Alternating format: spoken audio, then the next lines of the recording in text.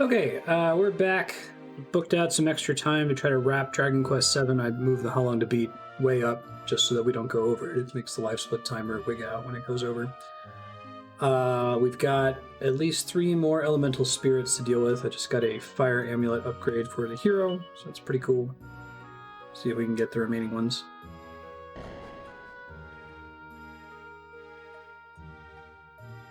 Just make sure there's nothing in the back of this room. I came in here and did a boss fight and suspended right after last week.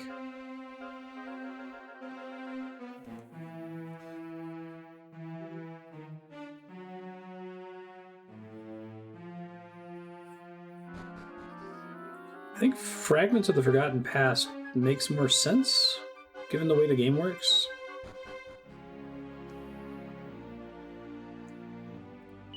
See if it lets me evac out of here. It would be great.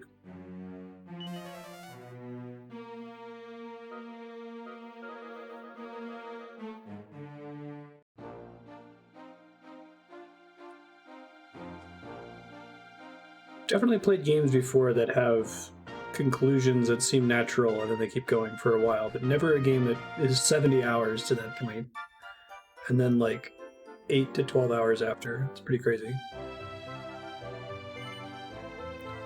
Heading off soon, you know it.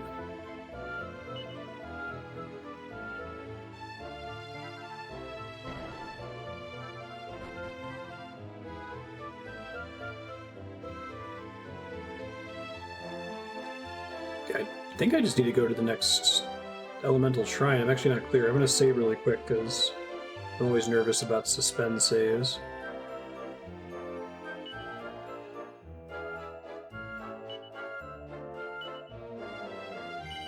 Sure. I want to overwrite my main save file.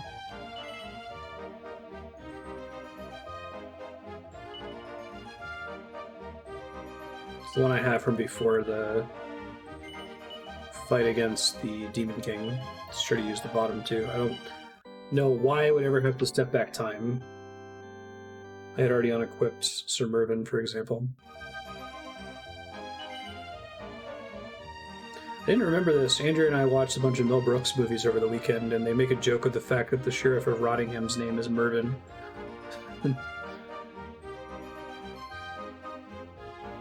Works out for Dragon Quest.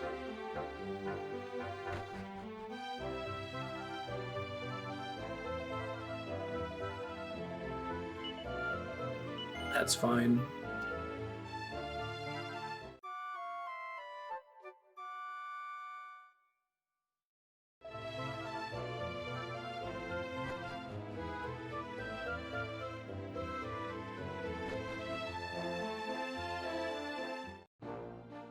So I think, I'm not sure, but I think to get back home, I can just go the normal way instead of having to use the portal that's in the volcano.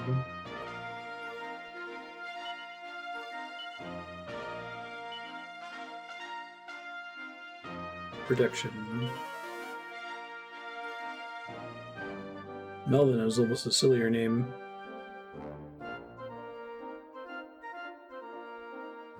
Mervyn is at the Tower of the Almighty. It turns out that God is the bad guy. Shock and awe.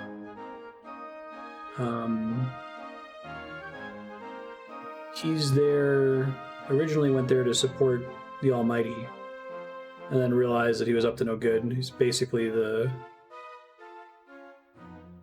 Judeo-Christian Abrahamic God, so he's a huge asshole. So he's trying to, like, rebel against God from that point of view. It looks like the portal back is gone, so I have to use the one in the volcano. I'll head back now. There you go. It actually is somewhat shocking for Dragon Quest, where the religion's usually not evil.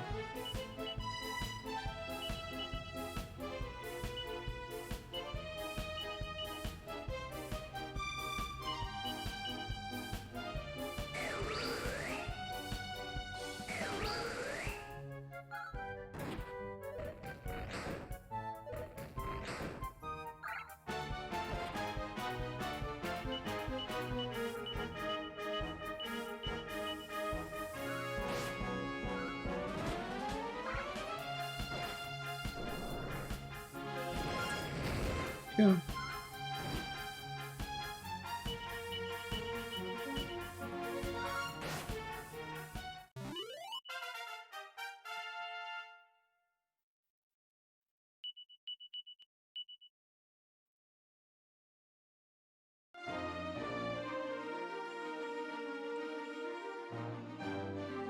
Don't actually remember where the portal was in the volcano, so I'm gonna have to snoop around a bit and track it down. I thought maybe I'd have a normal portal back.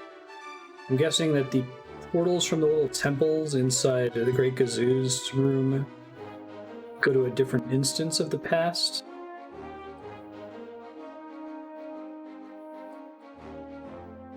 Maybe a slightly different stage in the timeline that I should still be able to go here via the mysterious fragments, I assume.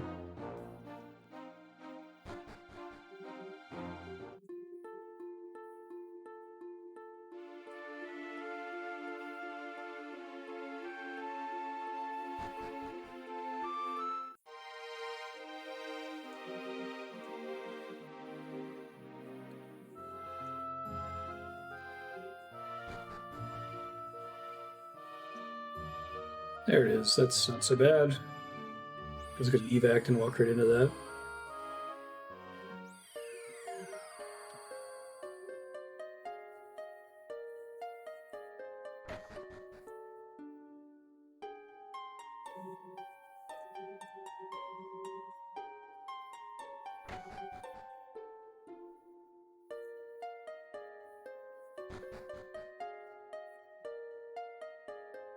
Might be that I have to go back and get this flame again, right? Although maybe changing things in the past means I can access the flame in the present.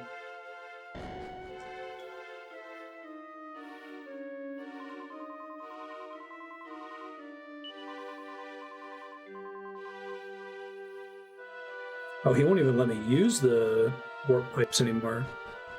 Interesting. Okay, I guess that explains why there's no portal back there then. What does recent developments say?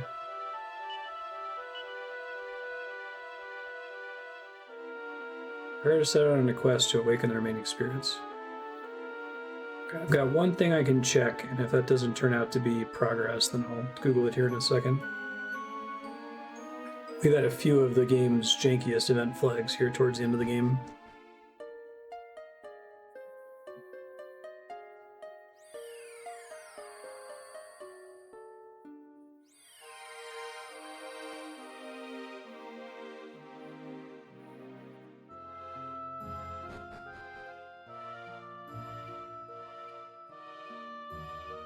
You specified it was because of the barrier. Okay. So I guess if you didn't get all the stuff from those places, like, if you didn't unlock everything, you're just kind of SOL.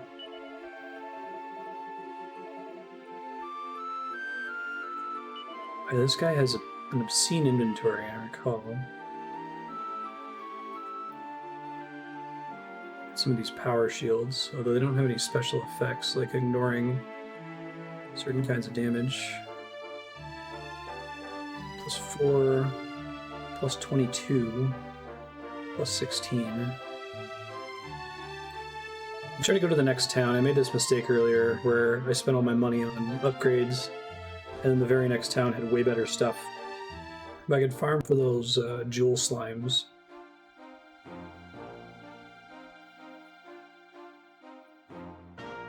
There you go. Because we know God is actually the amalgamation of the 4 elemental spirits or something. Very much an OBT dubs thing.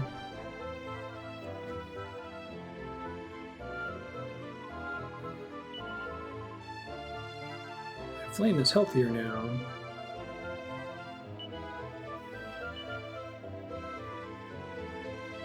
You gander in your crystal ball. What did you even come in here to sit at the table for? Okay. That's pretty silly.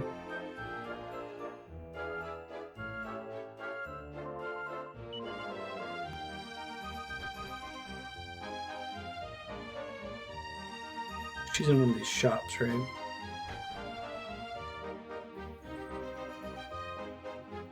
Yo.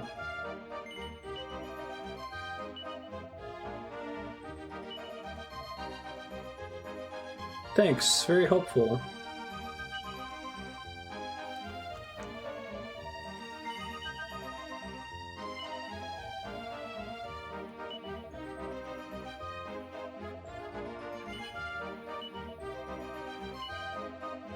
She's the same dialogue whether I say yes or no. Okay. I hope getting her to move to her room wasn't critical.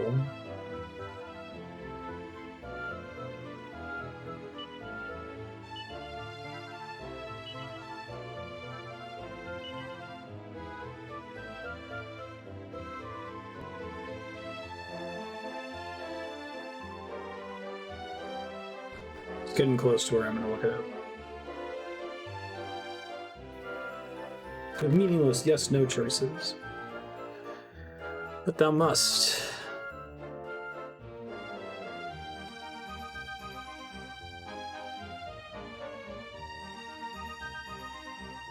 Fragments of the Forgotten Past.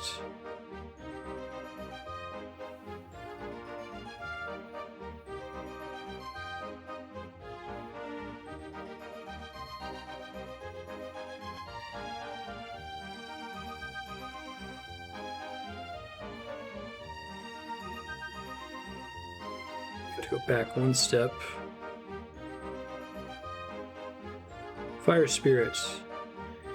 After the fight, you'll obtain the first of 4 elemental amulets. The Fire Amulet, leave Burnmont, return to Emberdale, pick the first choice, and head back to the Shrine of Mysteries via the teleportal. Okay.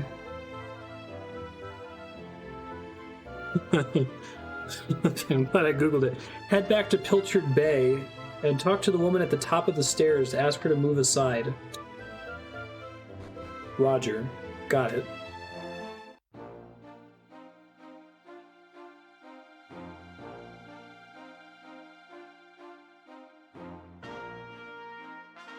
Back in the day when Japanese RPGs were first getting localized, and like the #1 hint or tip in the instruction manual was like, if you get stuck, make sure you talk to all the NPCs. But with Dragon Quest, like, no, literally. Literally talk to everyone.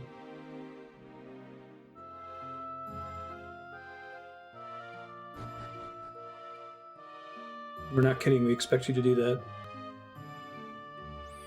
Yep. Repeatedly, after every conceivable event flag. I guess it's not like Trails of Cold Steel where every NPC gets new dialogue every time the main story moves forward, even like a micro step.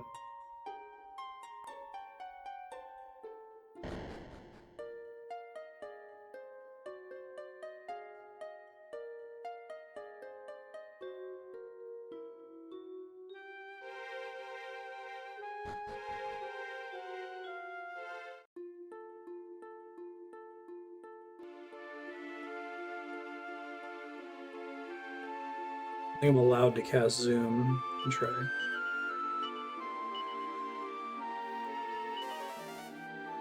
Nope.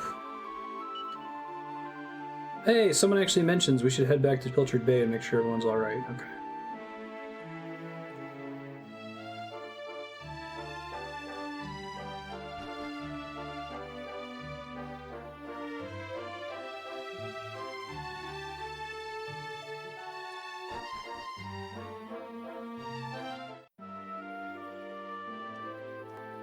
Yo. First it gets dark, then it gets light again, and now a strange ship turns up. Is our village cursed or something? I didn't mean to block your way. Seems like you existed specifically to block my way, to tell me that there's a ship here. Okay. It's no fishing boat. It's like a battleship. It's trying to lure us on board.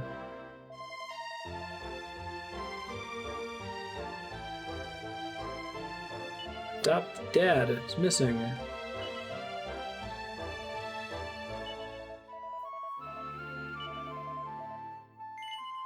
Sure.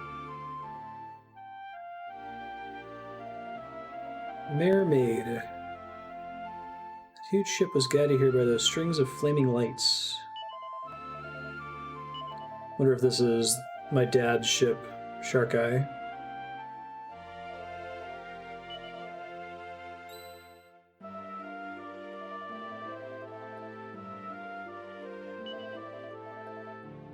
They're hostile when it comes to blows. It would be good to have a group of children.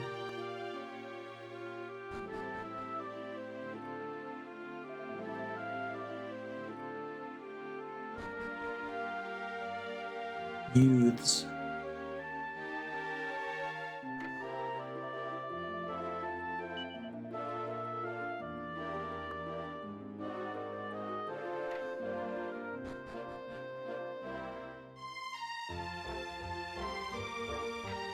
Yo, I'm ready. Let's go.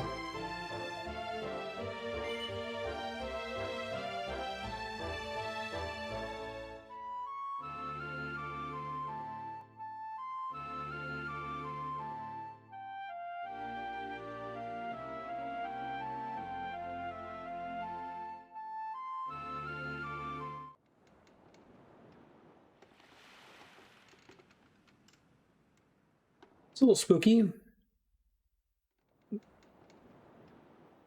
Everybody loves Rose of Ocean Fires, right?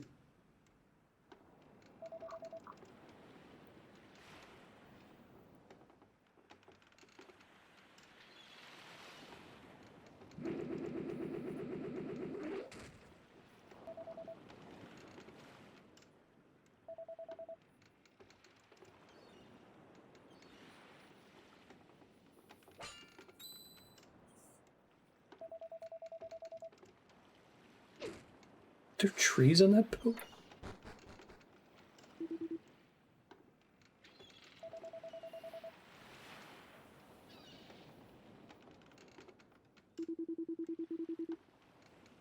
We lashed every last fiend in the water so they could be lashed no more.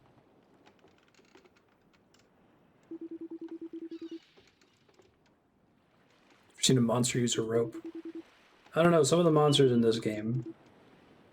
Hey, it is Shark Eye's ship. I forgot that it was called the Sea Dragon.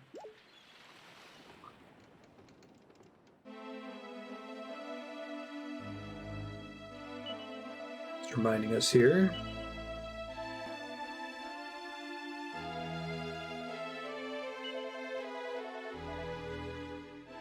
Only natural given the zeal with which Shark Eye has been eradicating monsters all over the ocean. Maybe his ship got defrozen after we killed the Demon King.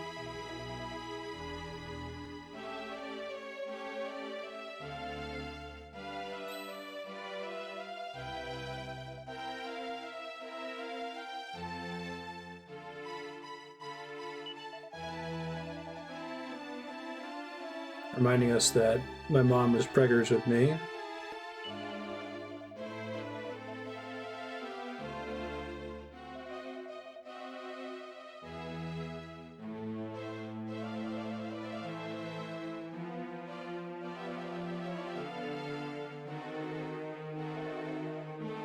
Shark Eye has to be our dad because no other character gets a unique model and so much time spent in flashback.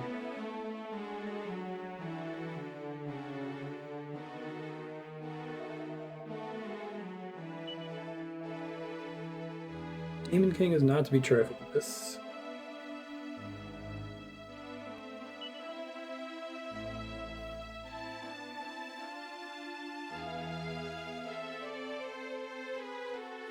kind of cool to be the son of a hero pirate.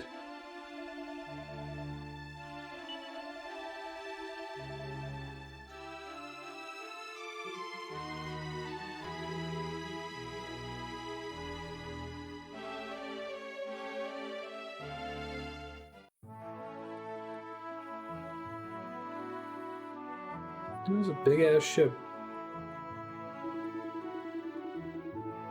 More of a floating island, I guess.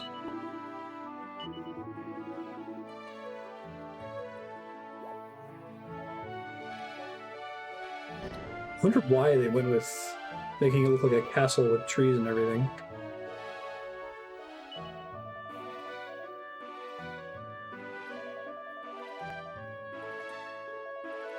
Them boys are a stubborn bunch. Demon King possesses a power beyond all reckoning.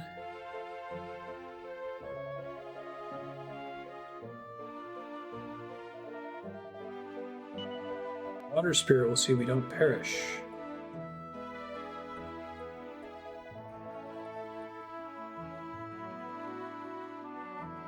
Hey, Six Gun, how you doing?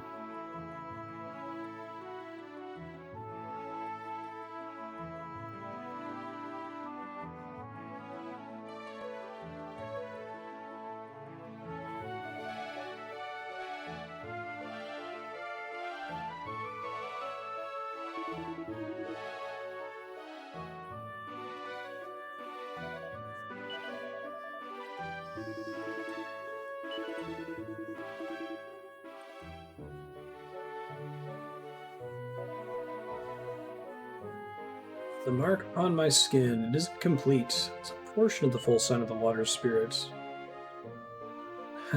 Because my son's gonna have the full sign.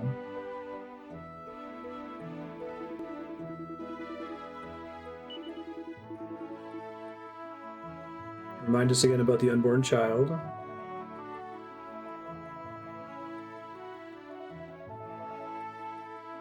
Only hope one day my boy will take the helm in my place.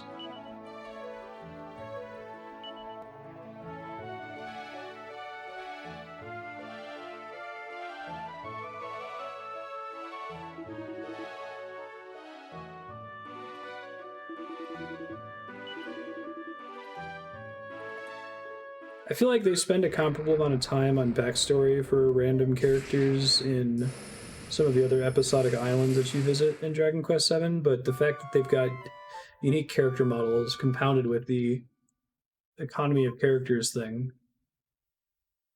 I think it's meant to give it away, though. I don't know. I kind of get the sense in a lot of Japanese media, it's like you're supposed to revel in the dramatic irony of having figured something out before the characters do, but I hate it.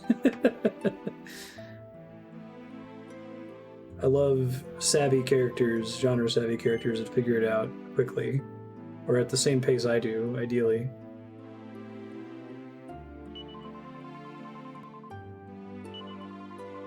Dreaming about my dad.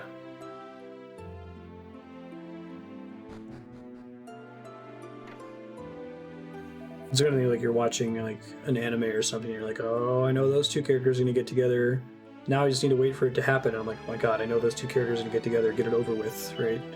You gave it away.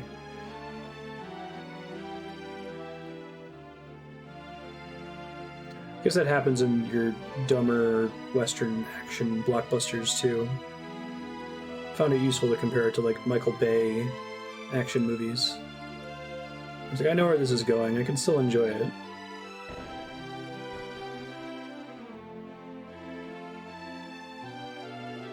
Right.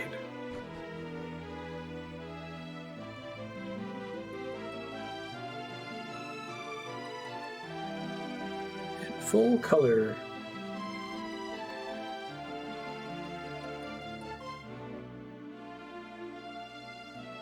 He's alive in the present, which is interesting.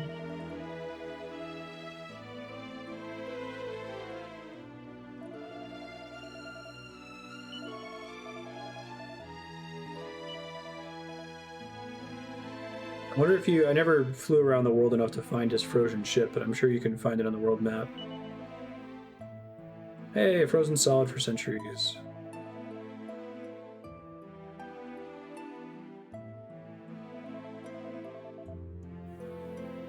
Heard you made quite a habit of saving all the places of the world from peril. You saved Buckingham, right?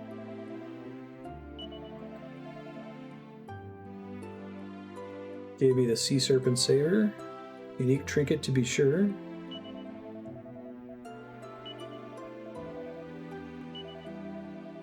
Could you show it to me? Sure. Do you want to check the tattoo on my arm too?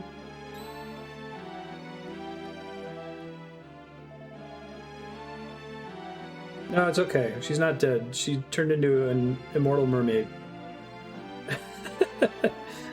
God, that's so convoluted and contrived. Just put her on the ship with him.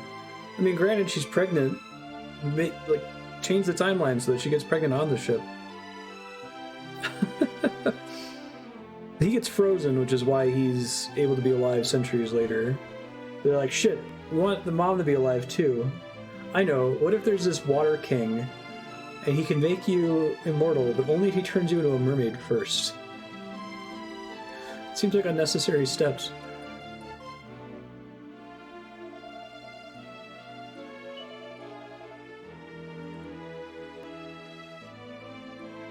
All doom and gloom. There's no longer frozen solid.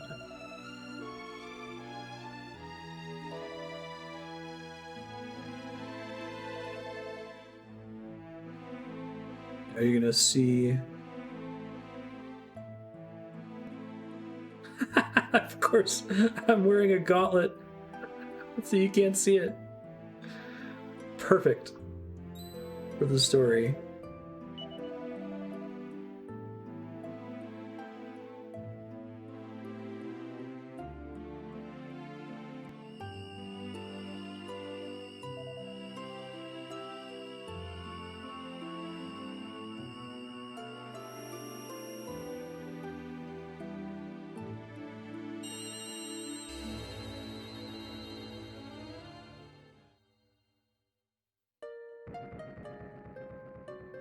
Oh, okay. Sure. The Earth door is open now. What? Oh, all of them are open. Okay, that's slightly less silly. Water spirits and Ascian. Oh, just those two. The water spirit didn't open the water door. Hear me, you who are the last hope of the Almighty.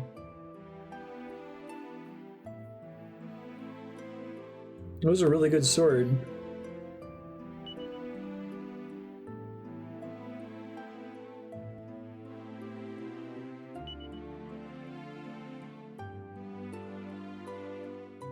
Fire, earth, and wind. Wake first, my fellow spirits, from their slumber. You've done so, come to Rainbow Cove. Sea serpent in hand. Oh, it's okay. The saber's not been destroyed.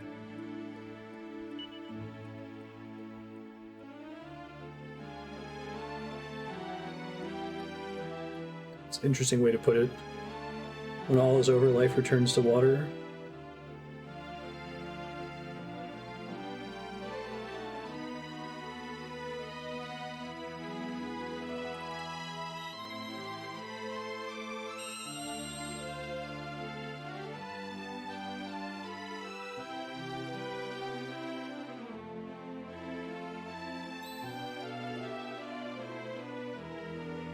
The mark on my arm up and disappeared.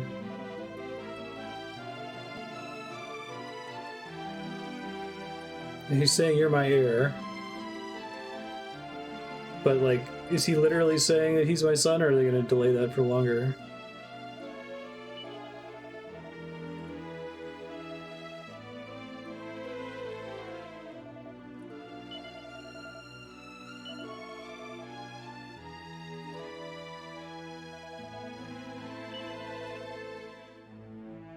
Yeah, he's like, oh, also, you're literally my son. Cool.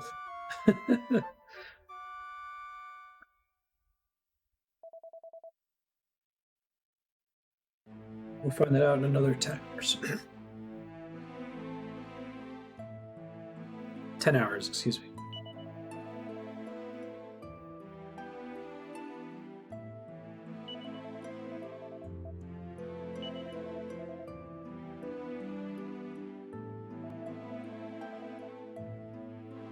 Name's Riggin.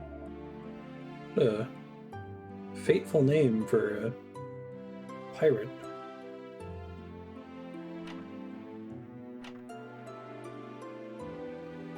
$68.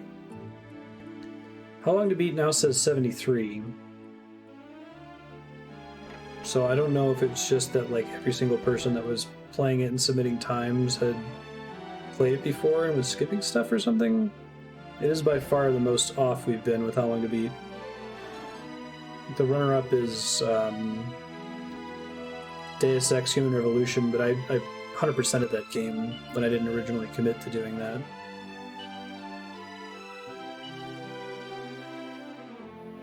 Don't they have to give us moon?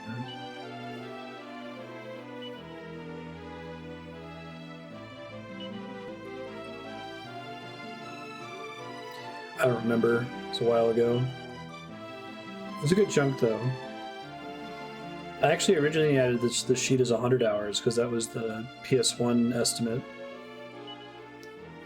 And we knew that this was supposed to shorten that by quite a bit, and it still has, like, even if it takes us to 85.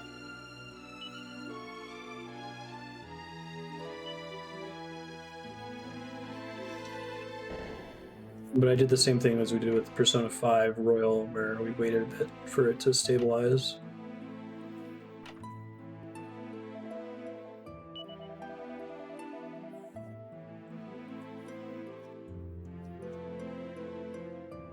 It's not that people were counting fighting the Demon King as the ending either, because there's not like the fake credits or anything.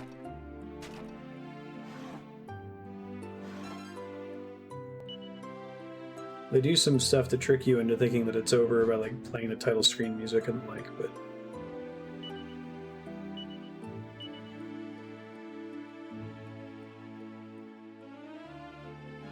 yeah, this ship is a town. It's crazy.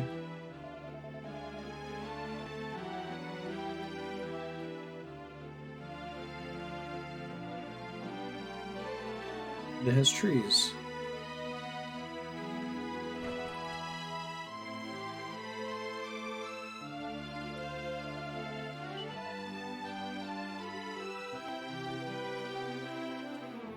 Falcon knife earrings.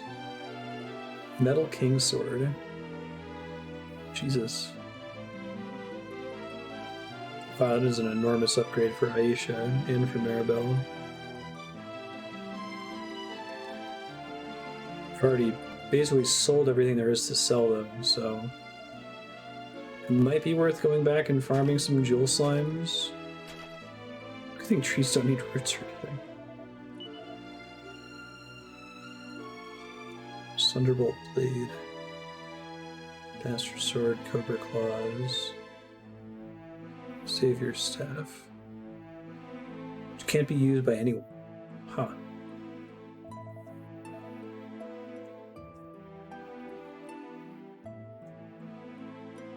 And to only be used as an item in battle, I guess. He never saw his child. Oh my god.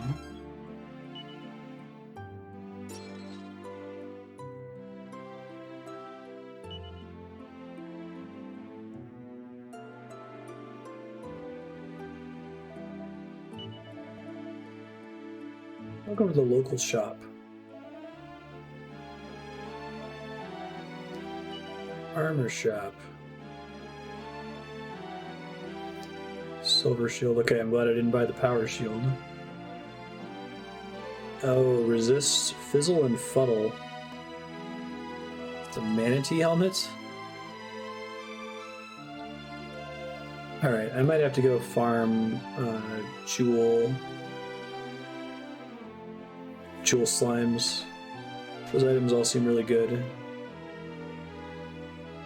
It's really weird. I guess if I buy it here, Mervin can use it when I switch to him. If they make me do more solo stuff with him. Dragon Robe.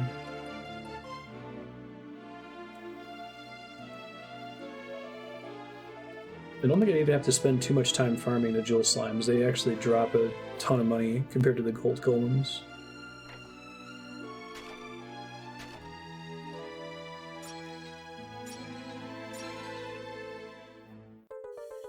The Savior staff have an added effect as it like uses Zing or something when it's used as an item.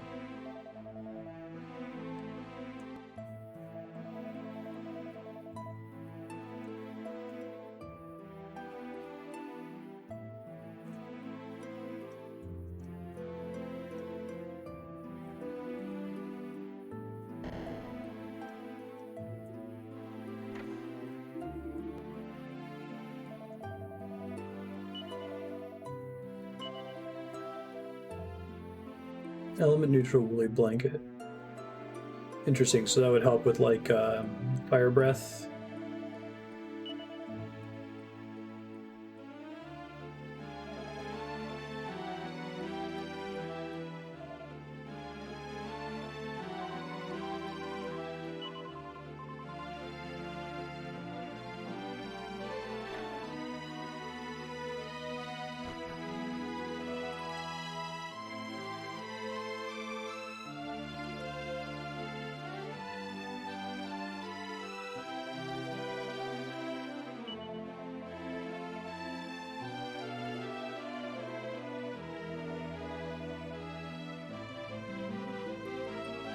Thanks for checking.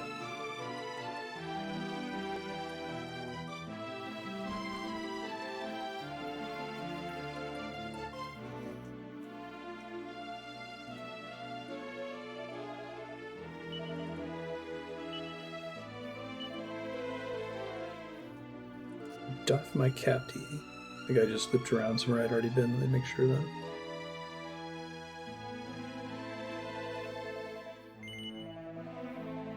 Maybe not. No, they word me out of here before.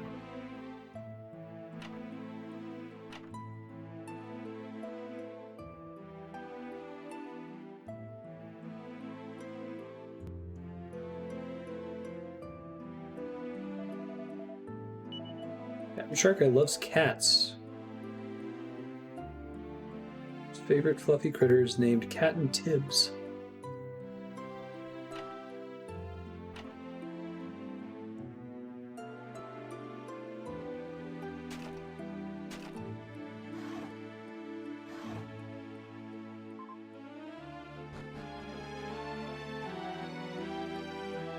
Sounds like we've got monsoon thunderstorms outside. Just a heads up. I don't think it'll take out the stream, but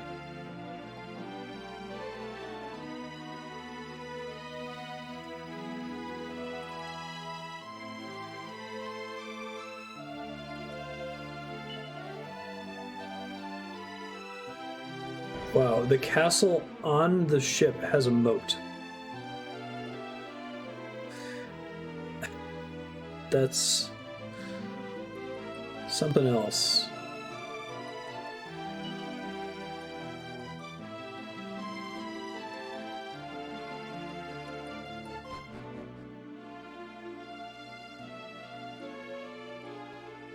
This game just passively has the most ridiculous boat ever. No one ever really seems to address it from talking to all the townsfolk.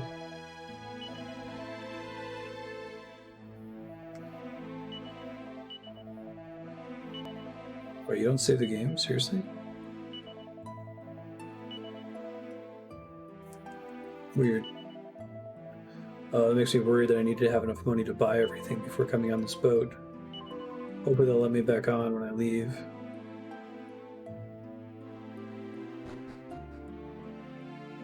It looks like their shop sells some of the best equipment in the game. And it's so expensive, it's basically saying, hey, go spend an hour farming jewel slimes. Maybe you can buy half of these.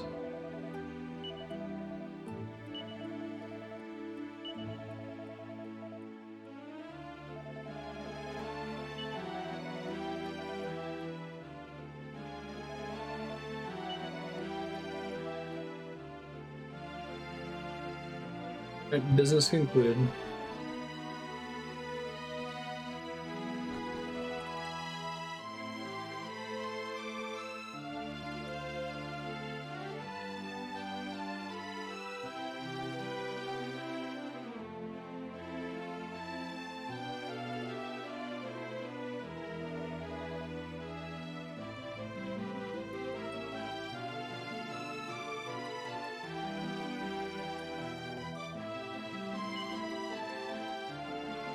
Vessel's our kingdom.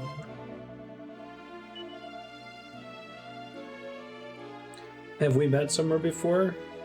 You look just like Shark Eye. Both of you look like Goku. I wouldn't think anything of it, though.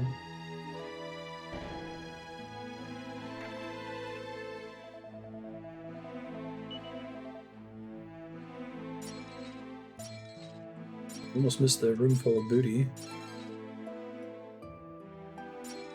Gonna get like a pointed hat. Oh my god, they're farming here? What?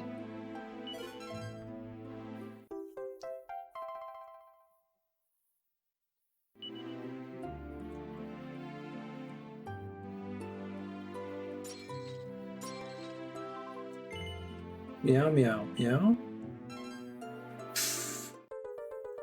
Hey, that was... The other NPC did refer to that. Oh yeah, they totally do that in this game. You'll open a chest in like an endgame dungeon, the one chest that you have to go way out of your way, and it's like, here's 37 gold coins. You're like, really?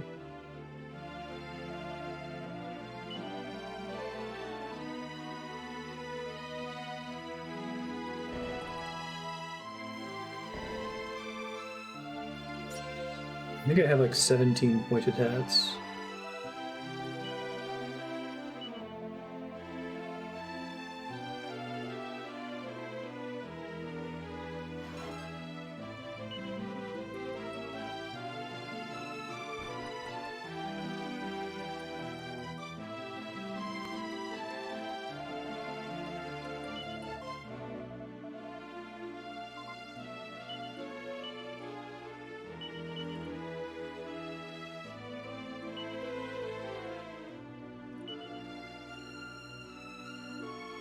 I had to go to Pilchard Bay.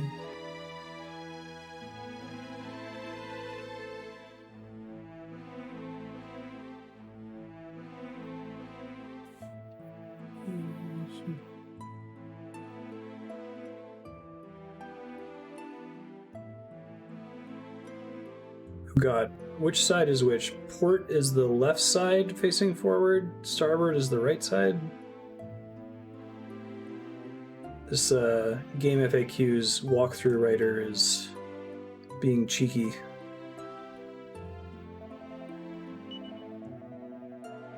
Pyramid ship already weighed anchor and set sail back to Pilchard Bay. I will be going ashore a while. Thank you.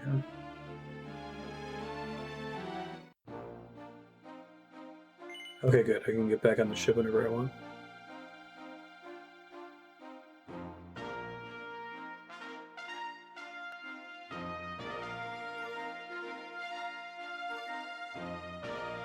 So I'm gonna go ahead and go to the next zone. I don't want to backtrack to fight jeweled slimes, but I'll certainly fight them in the past.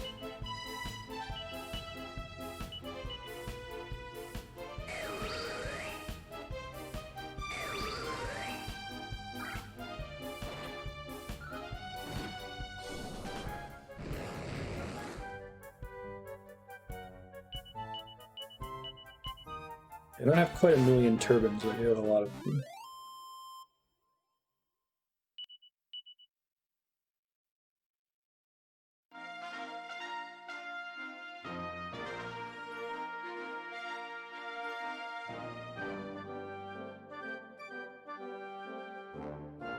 Wait, is this all Trades Abbey? Looks like it.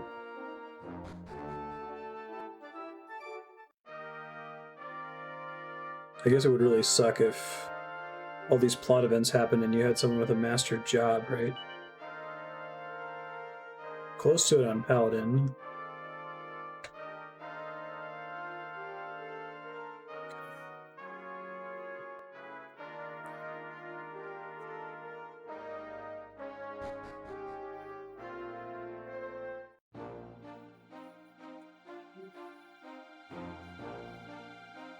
Oh, I guess there's something I need to do at All Trades Abbey. Hold on.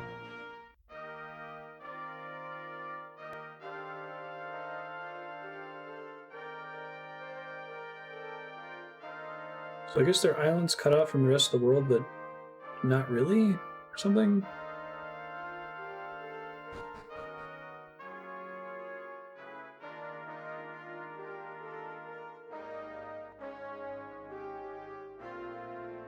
Whoa, I haven't moved around. I think I've only ever gone to the priest who changes your job in All Trades Abbey for like the last 40 hours.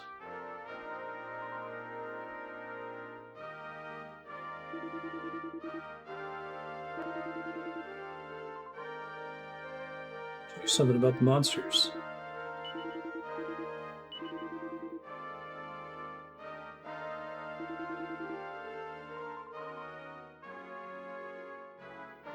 I thought you could only change jobs in the present version of All Trades Abbey, where there are no monsters under normal circumstances.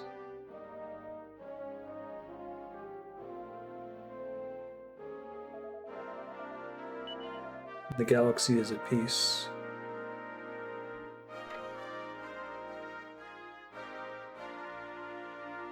How many mini medals am I up to? Let me check. 76. We need 9 more for the last mysterious fragment. Don't think we'll get it.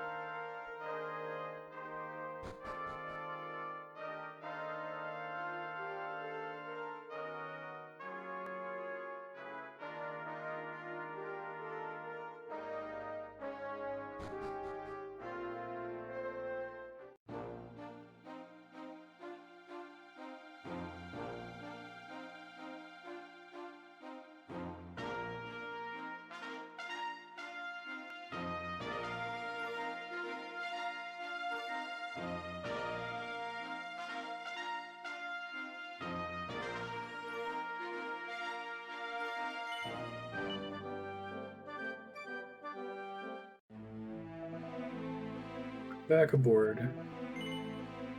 No?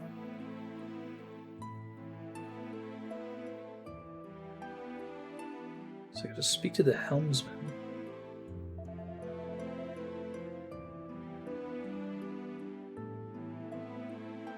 Hey, how's it going, Aki?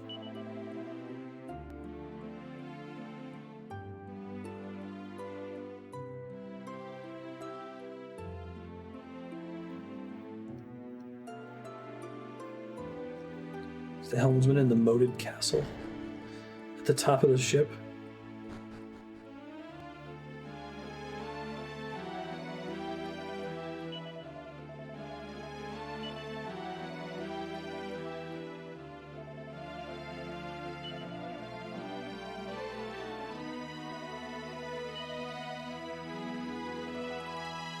Talk to Tar and he'll let you know where he's going. I'm gonna see if I can find him.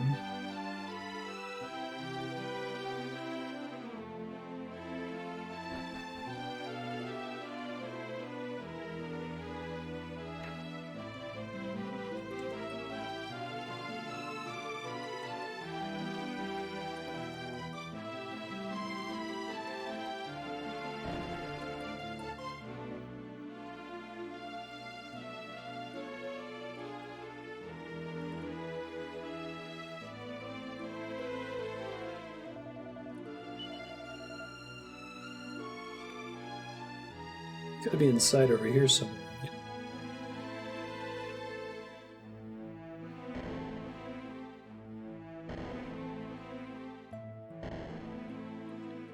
Maybe not.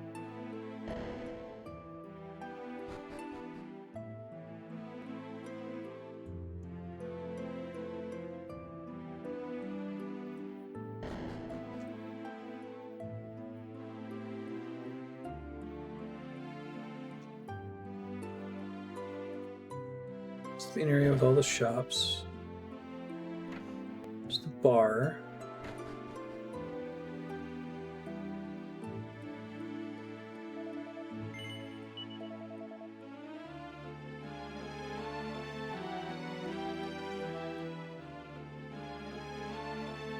I have no idea where the helmsman is. This absurd ship.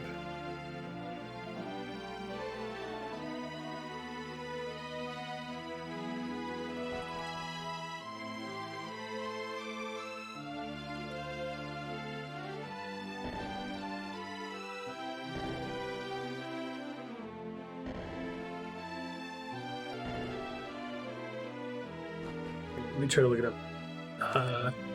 Dragon Quest 7, where is Tar?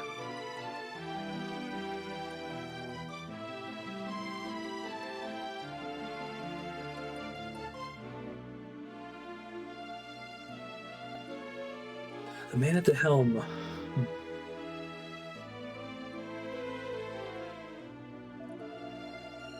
Should be down in the very front of the ship, but I didn't see anyone down there. Certainly didn't see a wheel.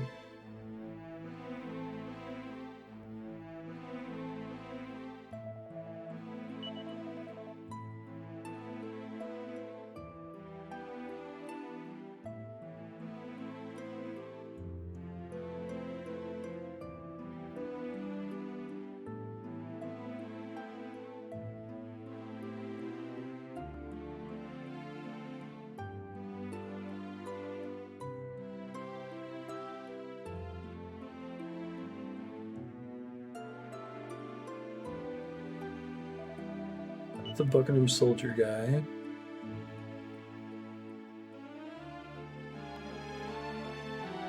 Up that long staircase in the back of the castle? I think that's probably it, actually. Progress, A. What's up, man?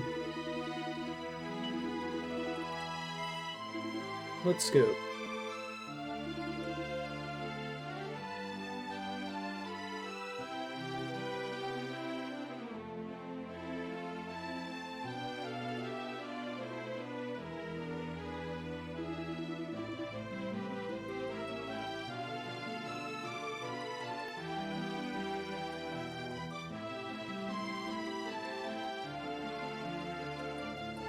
The exit's down in the southeast corner, we think.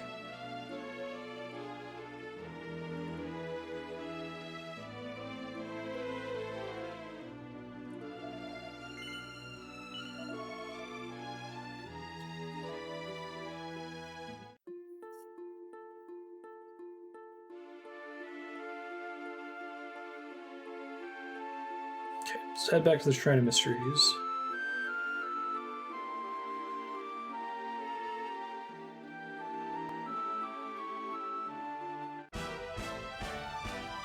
I think this is the wrong way.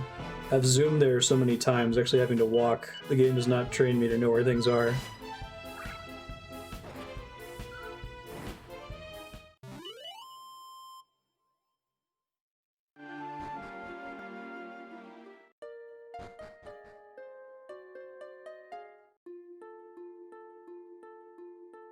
Do you see my whisper, Aki?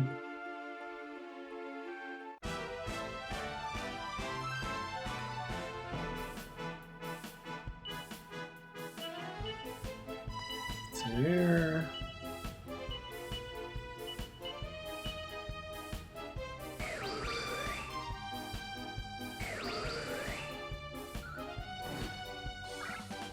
Thank you.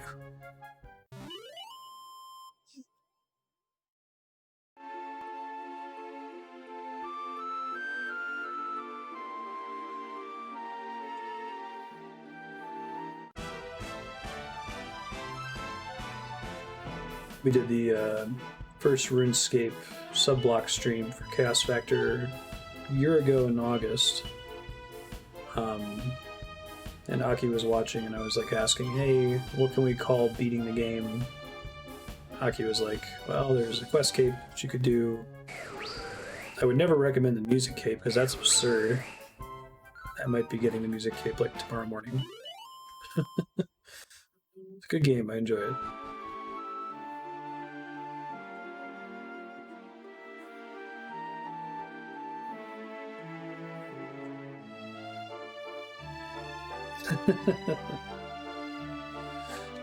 Actually, gonna end up with it before the diary cape, so there's that.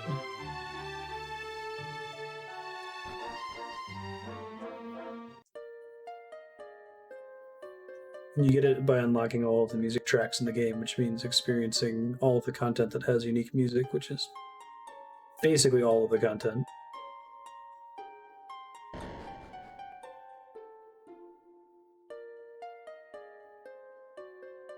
Alright, I've got green and yellow. I walked to yellow first, so let's do that first.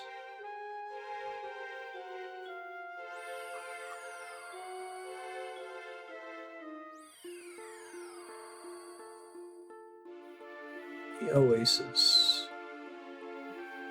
Oh man, I think I remember this general area a really long time ago.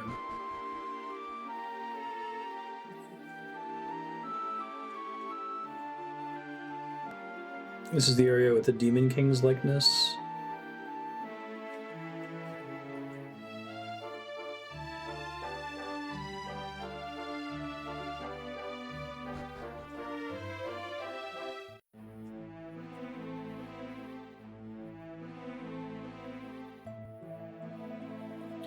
Welcome to Albalad. Apologies for my lack of enthusiasm. I did not expect to be greeting visitors at a time like this. Why has this been allowed to occur?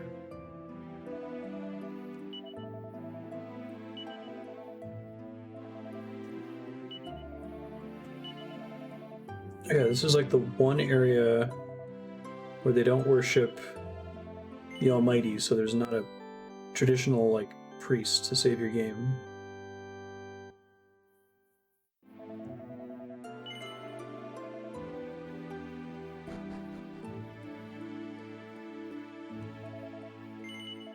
I think I'm fishing, yes?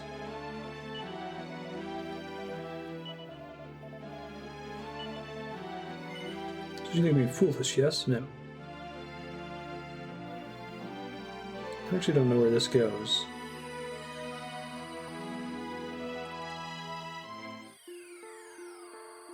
What the fuck is this?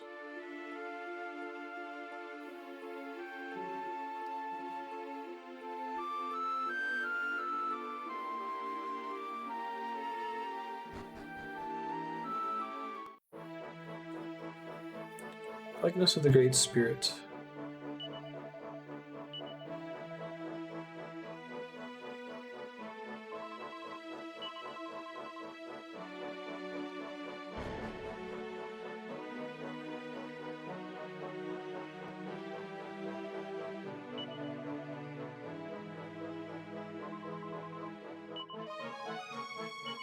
Serp, how you doing?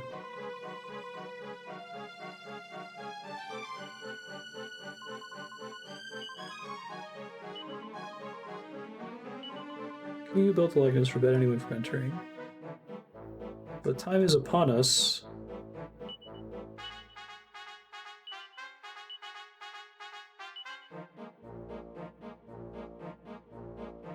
It's not very helpful. Is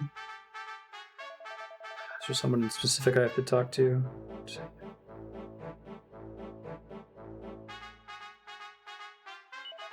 Talk to the Queen's attendants before you can do anything here. Okay.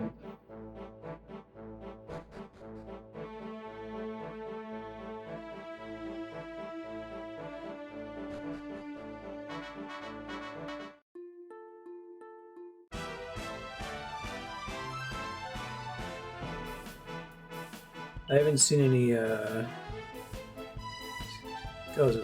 that's right. I haven't seen any more jewel slimes. So I might have to go back to the Emberdale area, farm them for a bit.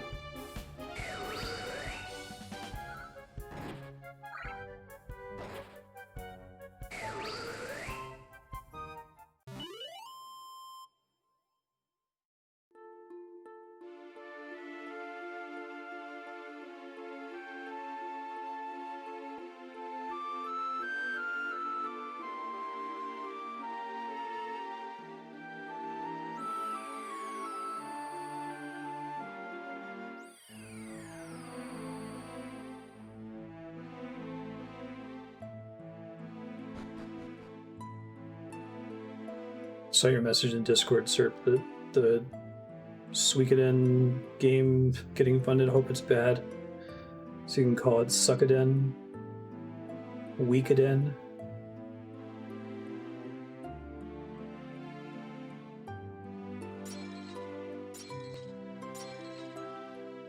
So I can't do anything in this town in the first place. And there's an arbitrary teleport inside the giant pot, which I think I need to use for progress. I don't know, let's go talk to the Queen's attendants, apparently. I hate being so dependent on walkthroughs for a blind playthrough, but the alternative is running in circles in every town.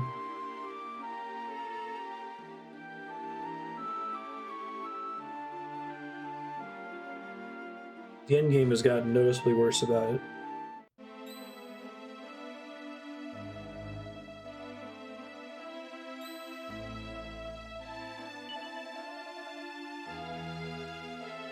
This is basically the only town where they remembered who we were in the present.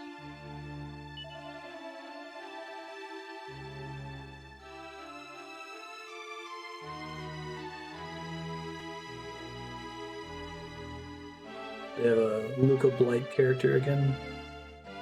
That's all I remember from Suikoden 2.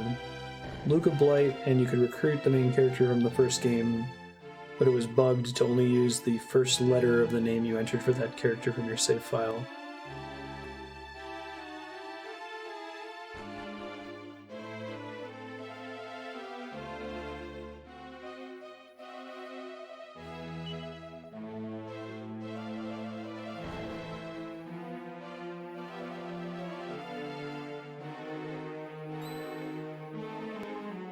By the sands, the savior of the sands.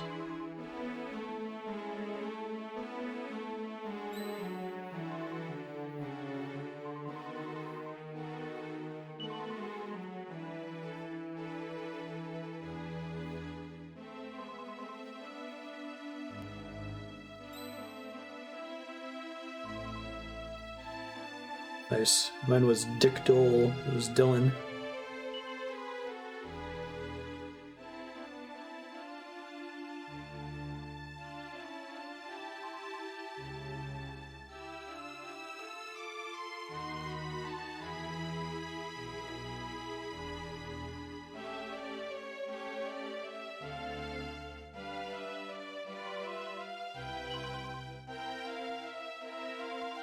So glad you're here. Last we met, the Almighty has been restored. The world's known peace again at last. But only for a couple minutes. Then he turned into a massive dick.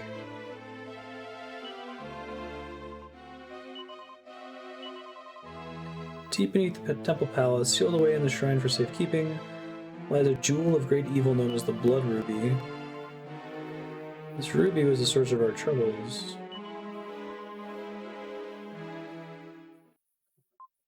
Oh, the music cut out. Dramatic. What I'm about to tell you may prove hard to believe. Do you promise to trust me?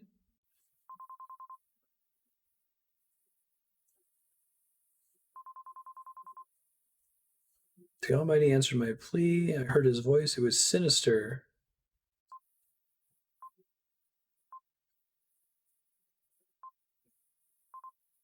So that is where it was hiding. Man, it's an unusual amount of dramatic flair for a Dragon Quest conversation.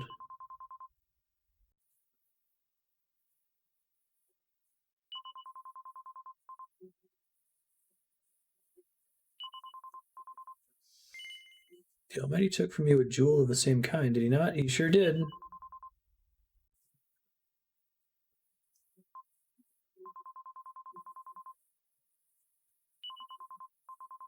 Who knew that random key item was super important to the main plot?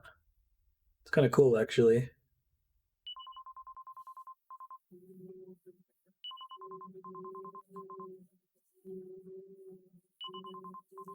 The spirit of the land must be awoken. There's a wise man in Albalad who claims to know how this can be done. Awaken him, save the desert from the darkness which threatens its existence once again. I guess if there's an arbitrary NPC I have to talk to be able to check out the dungeon, it being like the queen helps. It's a little bit better than it being, random attendant number 7.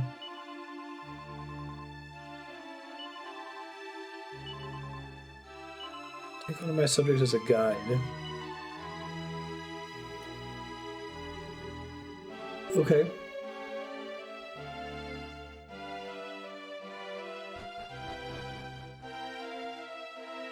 Right.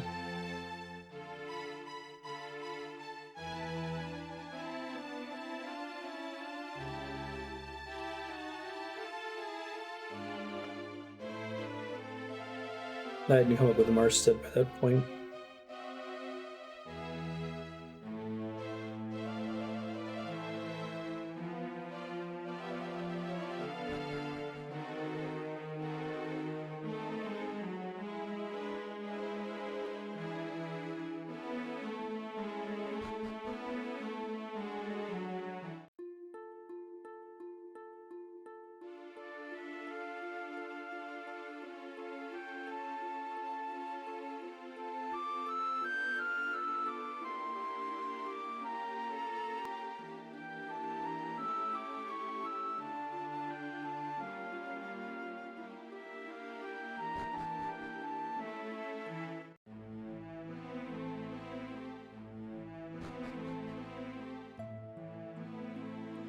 What's up?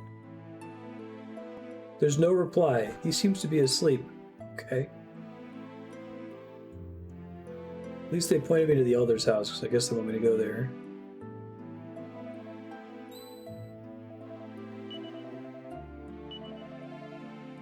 Elder and his sons are waiting inside. Okay. What's up? Looks like an old toad.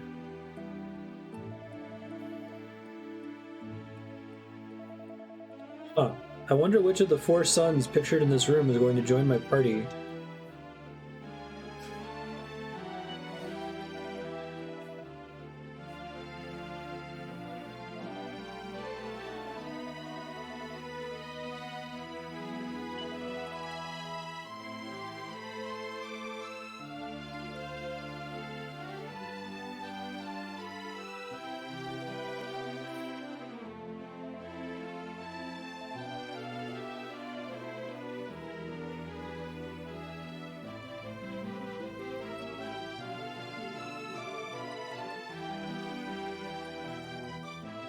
Yo. Elder guy.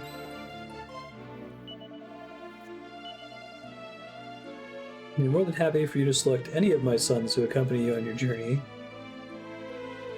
How about the guy that has a different character model from the other 3?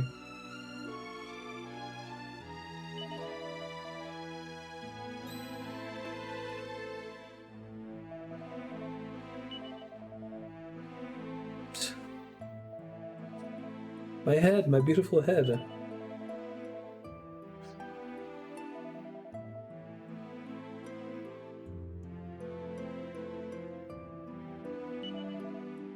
That's cool. I'll have to check out the Kickstarter. Wise not to go too crazy with stretch goals.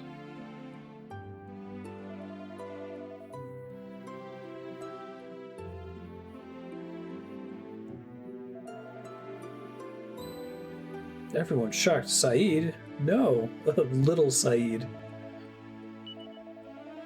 He looks older than the other brothers.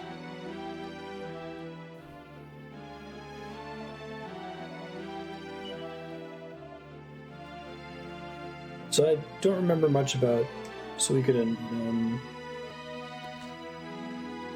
I seem to remember, like, of the 100-ish characters you could recruit, maybe a third of them were actually usable in combat, but the more interesting ones were the ones that were like town upgrades. Like getting a chef that unlocks something special for your town when you found them. I tend to round up, sir.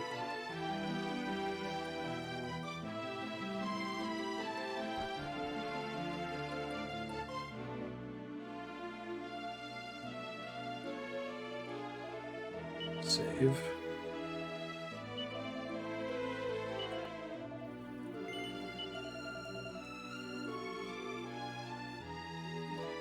For what it's worth, if someone has a partial sub-block or a partial launch stream or something, I also round up the discount.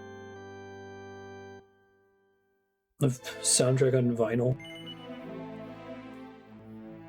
I saved over my pre-Demon King thing. I think it's fine though.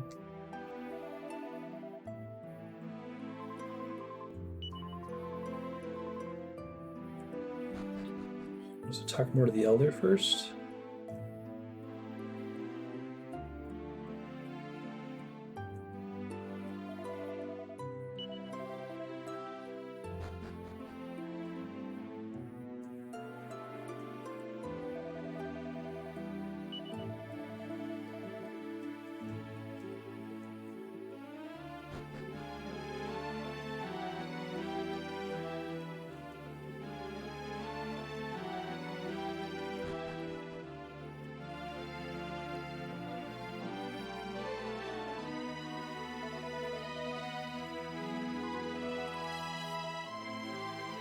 Poor kitty.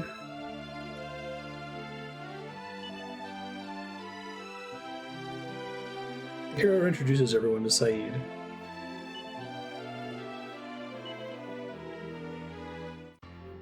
The wise man's in the giant urn. We'll let you go to Subcon.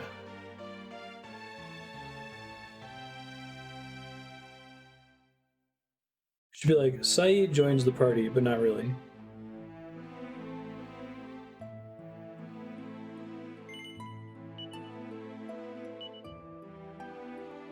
Really quick.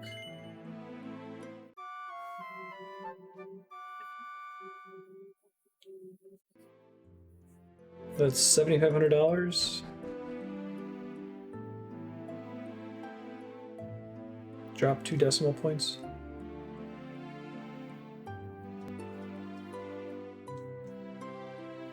Gotcha.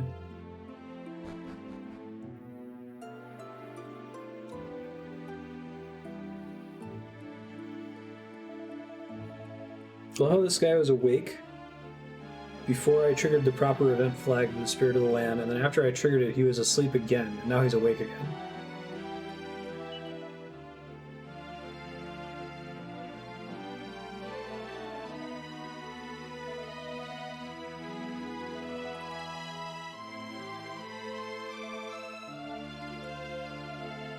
The land is everywhere, he's the very desert itself.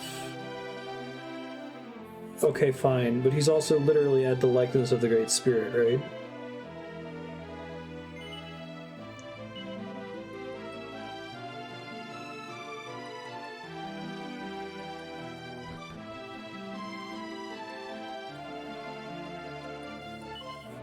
Perform a ritual. Fortunately for you, we wise men about the lot value the ancient secrets. Never forgotten how to perform this ritual.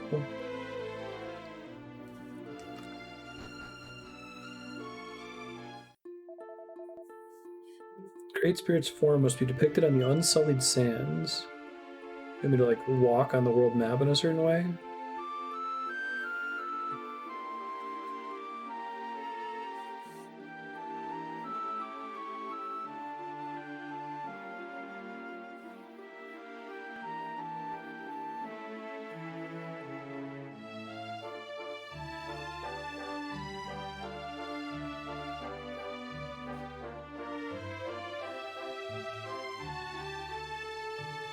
Oasis is protected by a great and holy power.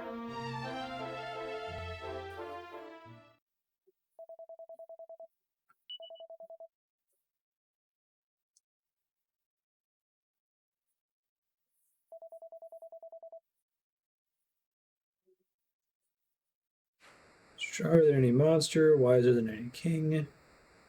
Oh damn, look at all this custom graphics work.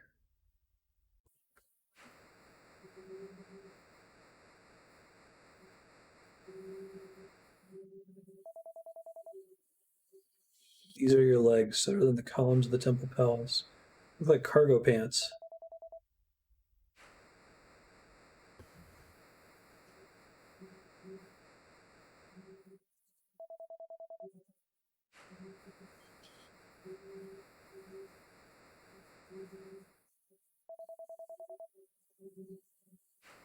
I really like the Nile River. Headless?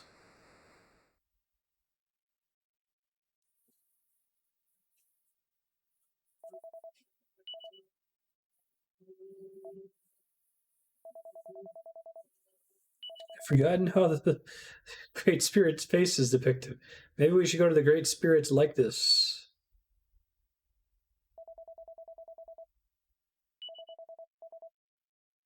Oh god, okay, let's go. Yeah, I get it. We gotta go to the like this.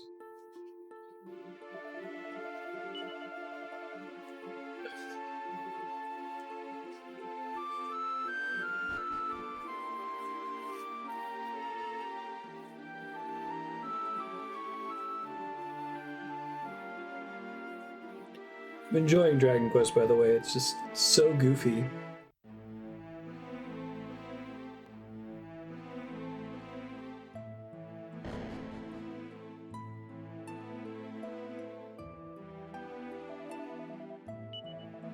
Face? I have no idea.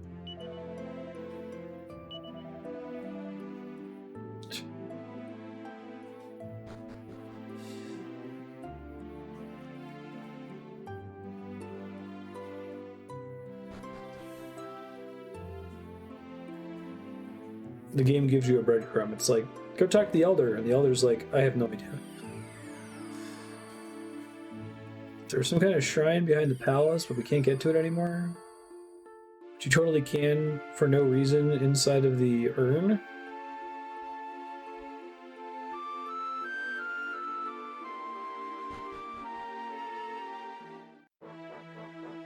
You know, Fire Spirit was a volcano.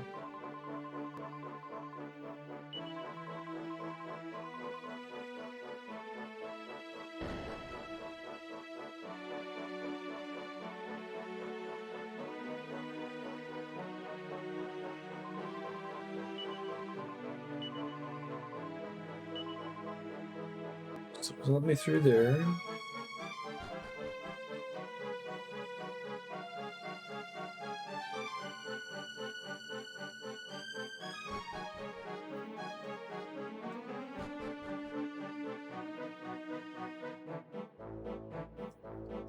Back to the Dwarven Mines. It'll be like my 7th or 8th trip there. It's pretty nutty.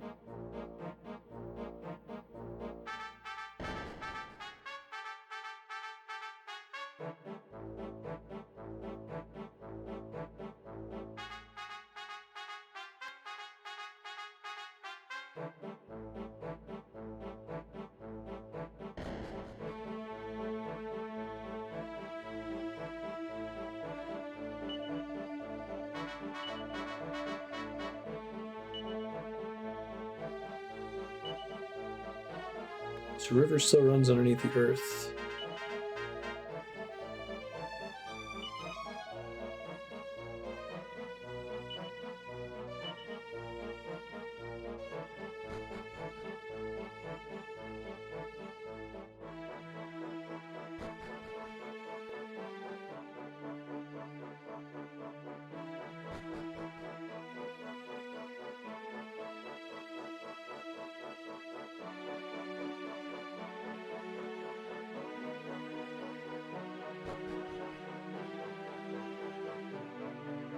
There, that's the Great Spirit's likeness.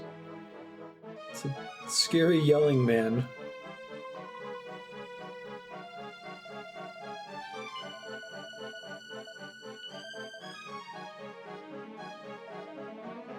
Some dialogue for Saeed. Okay, so I didn't get any scene when I came up here. So it must be something else. Let me look.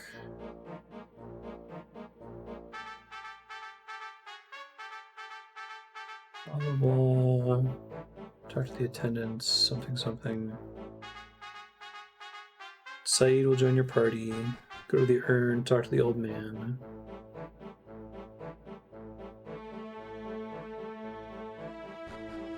Talk to the queen again.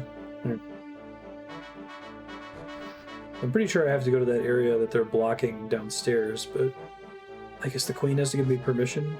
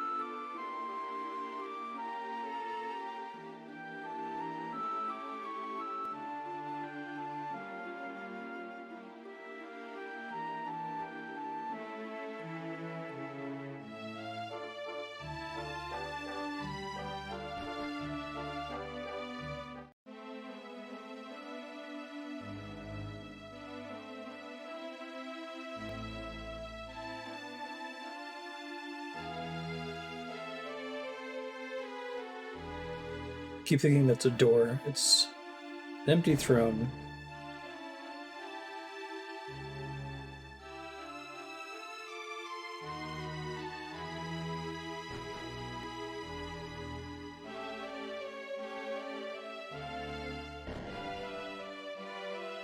Nefertiti, Neferta.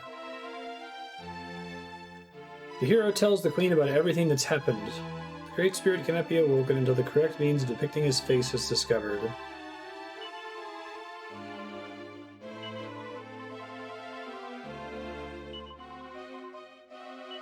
Send orders, the doors will be open to you. You must remain vigilant. Okay. Talking about here? Maybe it is here and not the likeness.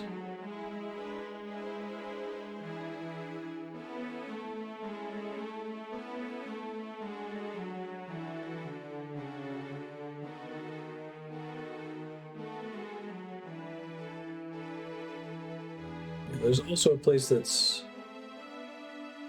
blocked off the likeness, but I guess we're not going to the likeness, which is like the literal visage of the thing whose face we're trying to access.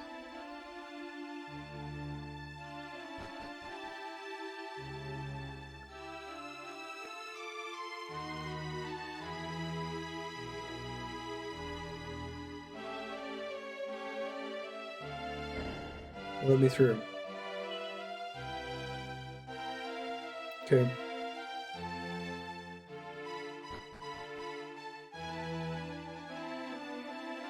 Just an artist rendition.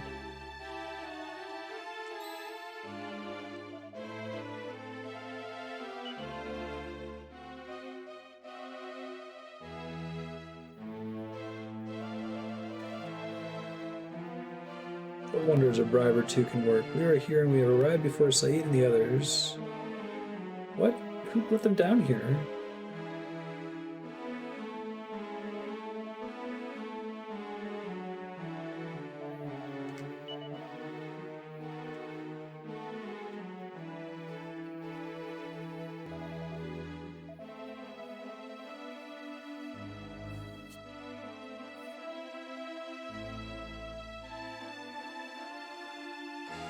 Whoa.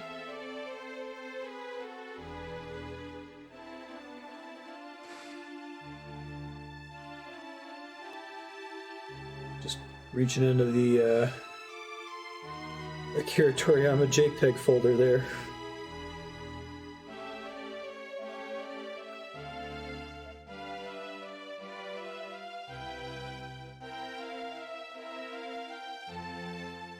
Marginally water related.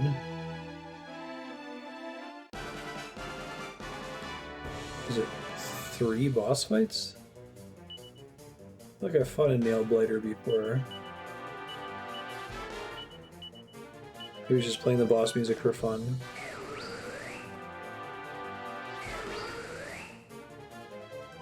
Nope, it's buffer than a usual one of these guys. Huh.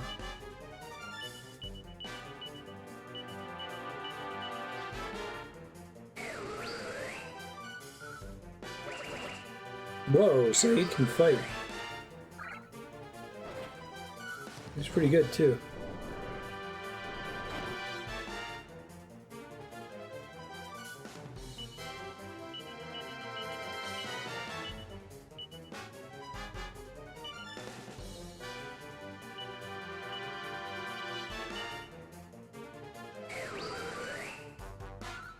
I think there's been one other guest character, but this is the first one that does like comparable damage to my party members.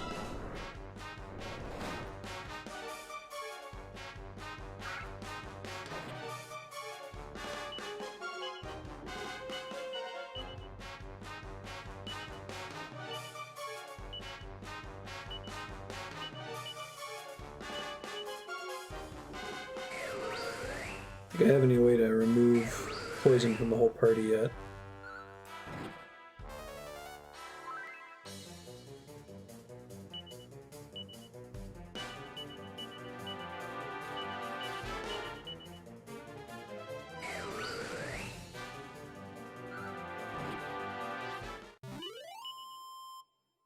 Weight, Falcon Slash, Metal Slash.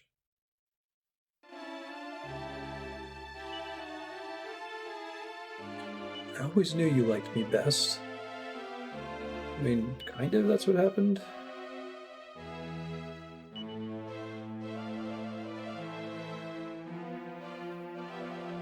Okay, 2 more levels on Pirate and Gladiator. 1 more on Paladin.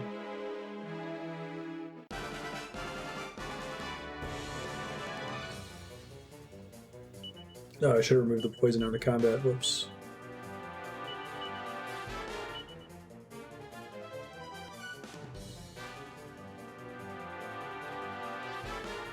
Clear the enemies, Fireball.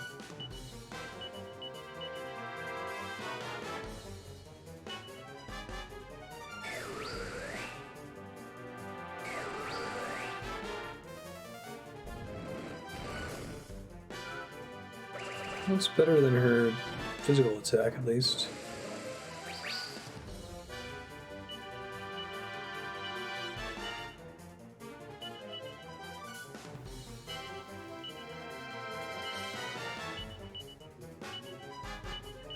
Let's at least use Falcon Slash with her.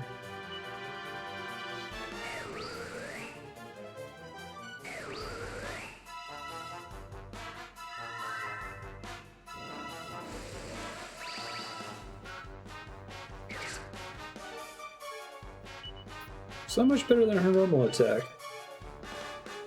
I guess it could be worse.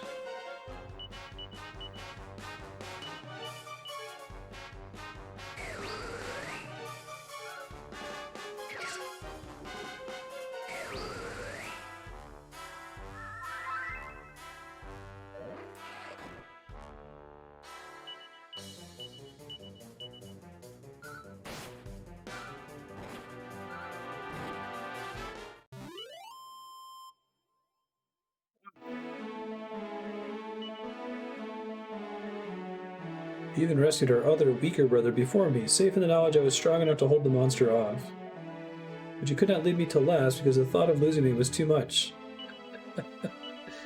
Wonder if they all have identical dialogue regardless of the order in which you save them.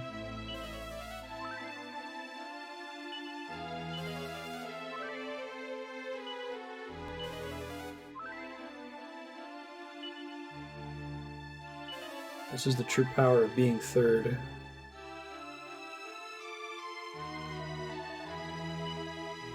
There's no time for idle shoegazing. Okay. Scarfish.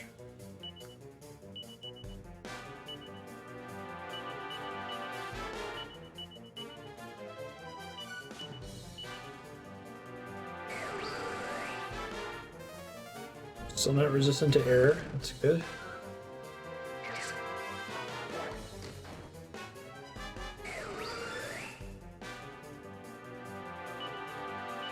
If I played another JRPG that has a elemental damage system, but one that's like mostly obfuscated. Like I think Frizzle and Crackle will do differing amounts of damage to different enemies.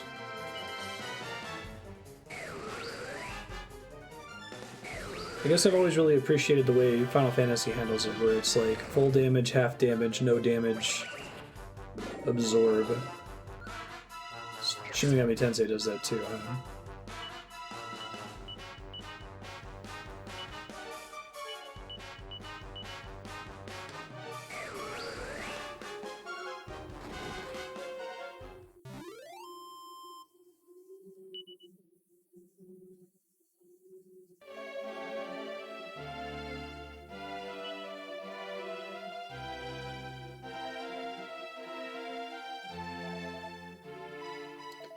Thank you to Honored Saviors.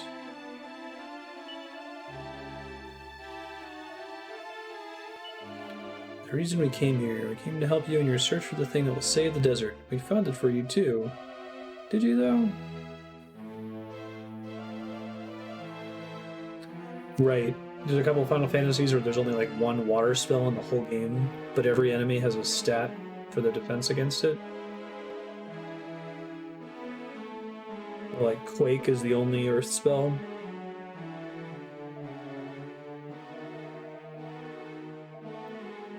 I promise you will never agree to become Elder of Albalad. What? You guys are assholes.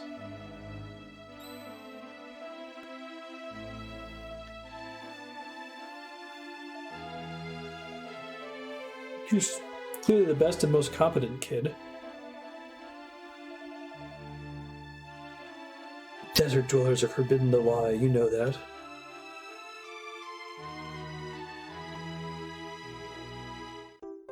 Royal Key.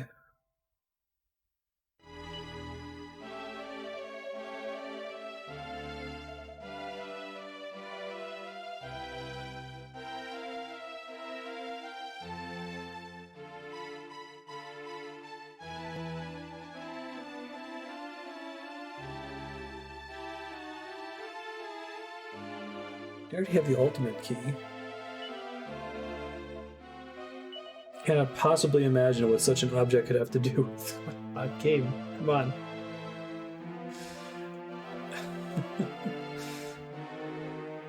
Dragon Quest.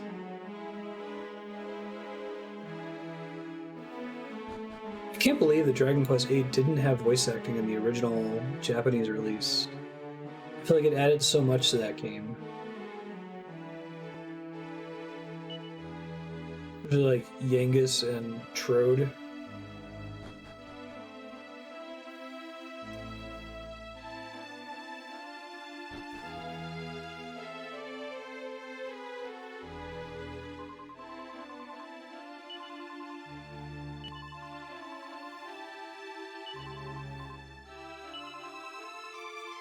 It's funny, I distinctly remember hearing that Final Fantasy X was going to have voice acting and being angry about it as a kid. So I was like, well, I always imagine their voices in my head.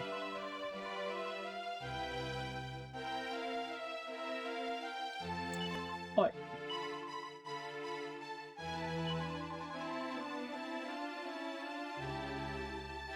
There's a lot of like animated jokes in Dragon Quest VIII where they'll shoot a scene almost like it's an anime, and I feel like that wouldn't work without voice acting.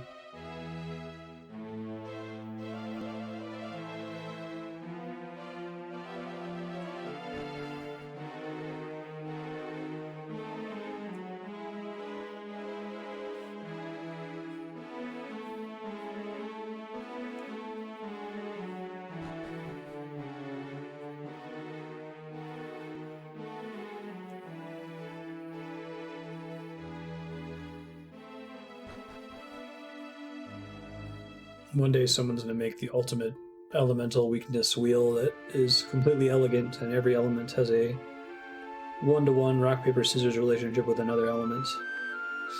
Talked about this before. The game that I played that came closest was Final Fantasy XI,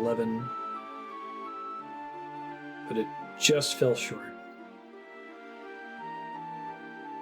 It's like the wheel was like wind beats earth because it blows the earth around. Okay, whatever. Earth beats lightning. Sure. Lightning beats water. I'm on board. Water beats fire. Absolutely. Fire beats ice. Okay, it's kind of weird that ice is a distinct element from water, but that's fine. The relationship between ice and water has always been rocky in Final Fantasy games. And then finally, ice beats wind. Fuck, that doesn't make any sense. They're so close. They almost had a perfect, elegant wheel. Like, how do you account for like poison? Is lightning is that its own element? You want to start including like the Chinese classical elements? Do wood and metal count?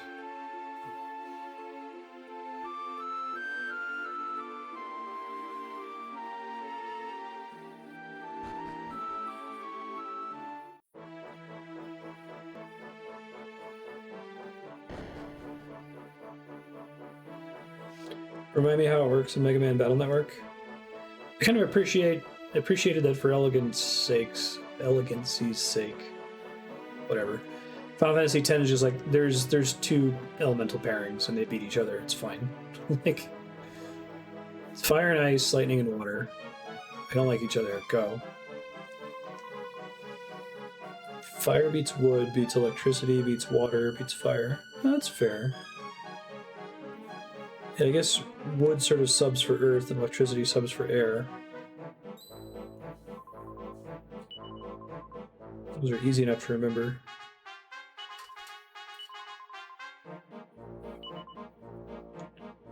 Oh, there's an NPC as an event flag to let you to a locked door.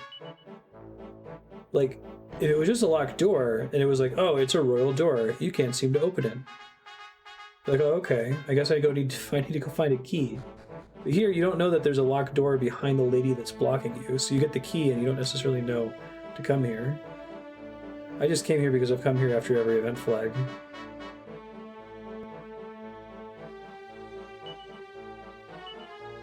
Two eyes to shine through the darkness. A mouth sealed so tight that only time will open it. Two ears born from the same heart. What? A nose to search high and very low indeed for secrets.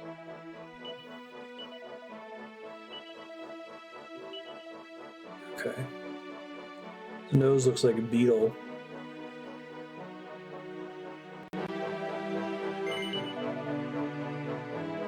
Whoa, the team volume just shut up.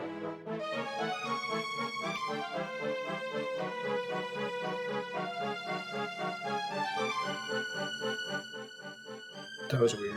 Turn it back down.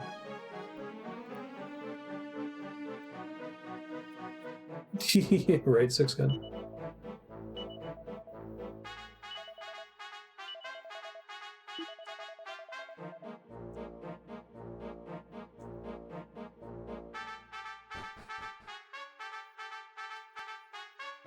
I'm actually curious to see if 11 keeps up the tradition. I get the sense that Square Enix is a little bit more concerned about the Western market now than they used to be. Mimic Heart. Which seems generally less tolerant of that kind of shenanigan. But then again, this is a 2016 re-release. I think this came out on 3DS much sooner in Japan. It took them a while to localize it. Probably because it's 85 hours long or something.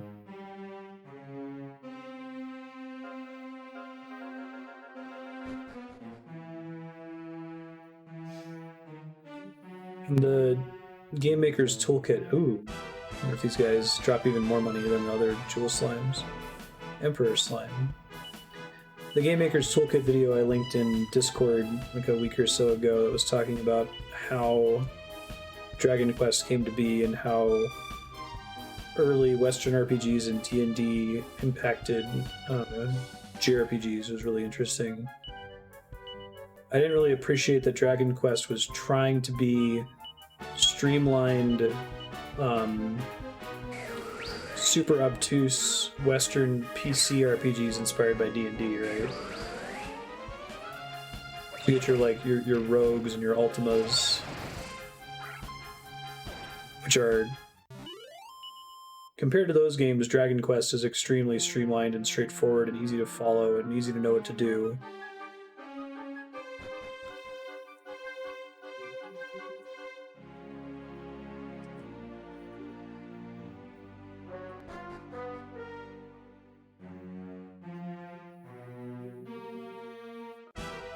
Very low bar to clear.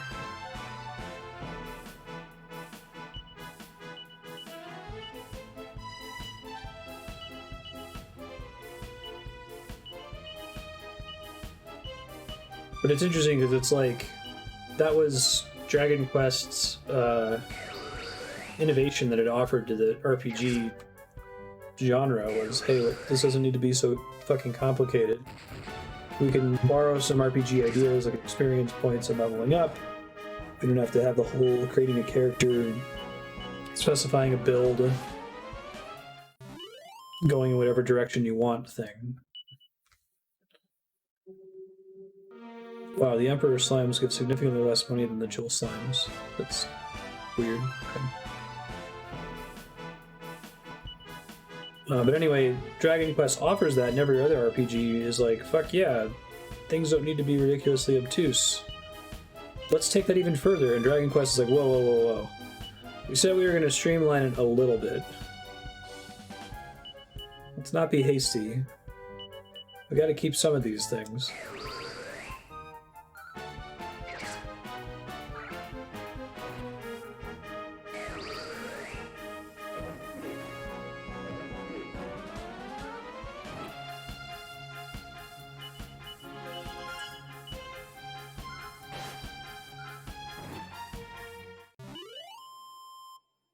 I know it took Final Fantasy a while to get there. I feel like the early Final Fantasies still have a lot of bullshit in them. It's not until around 5 and 6 that it's like, okay, let's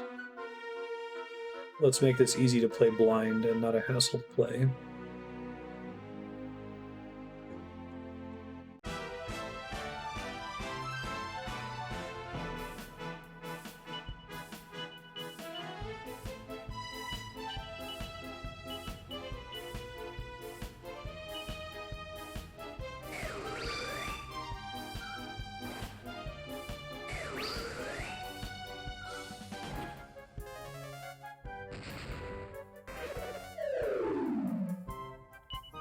Four's a little bit better, but there's a couple places in 4 that are extremely janky in the original version of the game.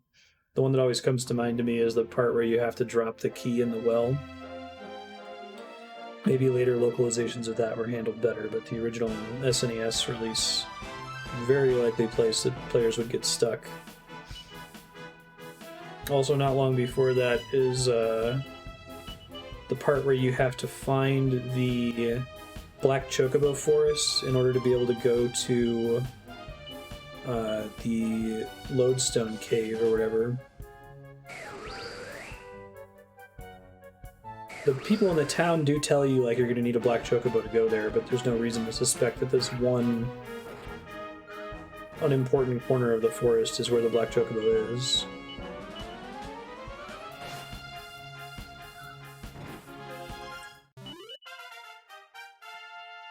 Yeah, I would say Final Fantasy had a pretty solid identity until Sakaguchi left.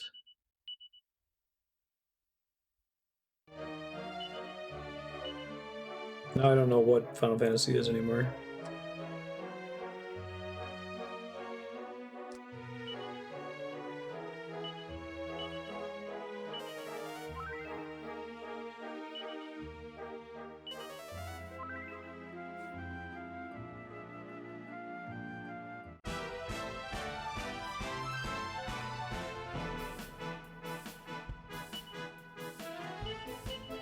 Mm-hmm. 1 to 6 and 9. 9 kind of feels more like 1 to 6.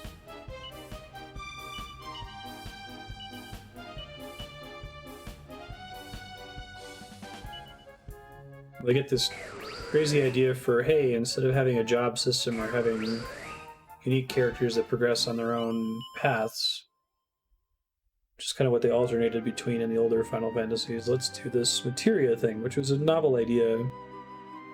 They kind of kept a similar concept in Final Fantasy VIII, where the only thing distinguishing characters was their limit breaks. Otherwise, they were all basically carbon copies mechanically. I felt like the sphere grid in 9 or in 10 was a fun way to bridge that gap. If you really go crazy with the game, eventually they're all going to be the same, but except for Yuna.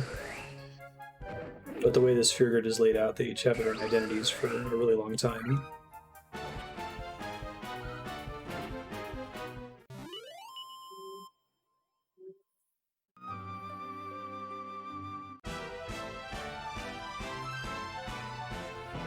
I think you could argue 6 is really the first departure rather than 7. Because 6 is where they got rid of crystals finally. I feel like I might be making this up, but I thought there was like some marketing for that in Japan for 6. They kind of made a point of like, this one's not about crystals.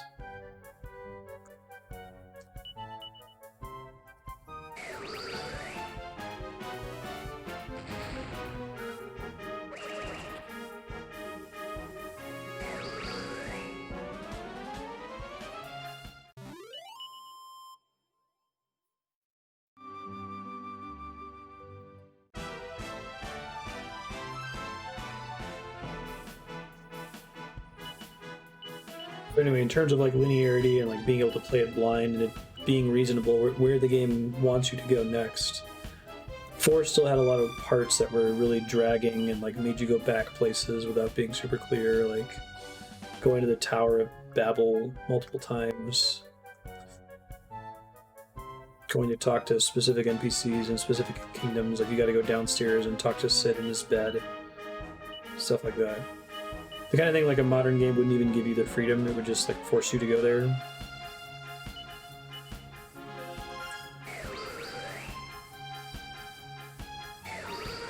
Yeah, I've said this before, but I wish the sphere grid lets you tell it a destination and it would just put the character on the path to that destination until automatically after every battle, so you don't have to micromanage it after every combat.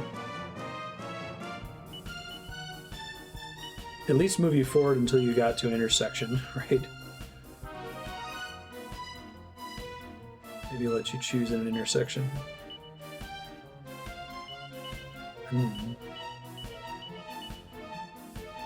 No, it's great.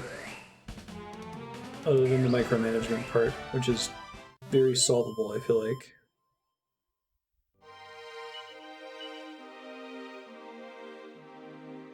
There's a sphere grid in Ring Fit Adventure. Second.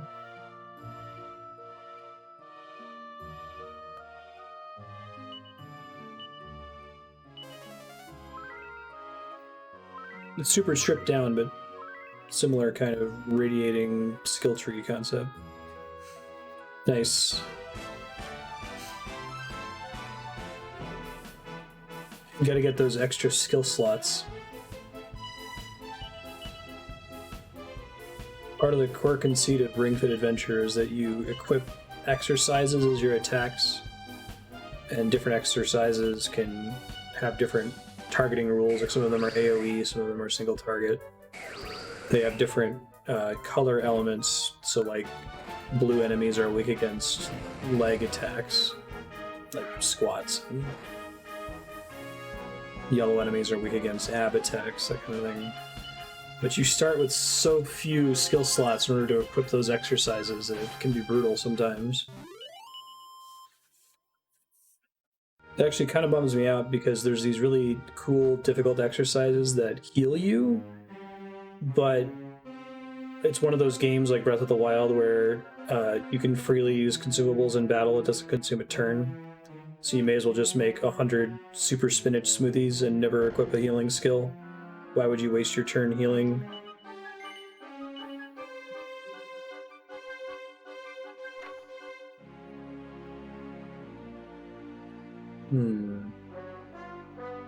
Some kind of weird puzzle room.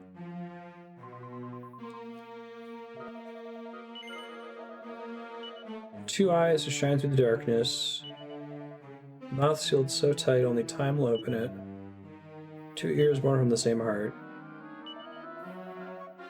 Okay, so maybe I have to leave two of these open.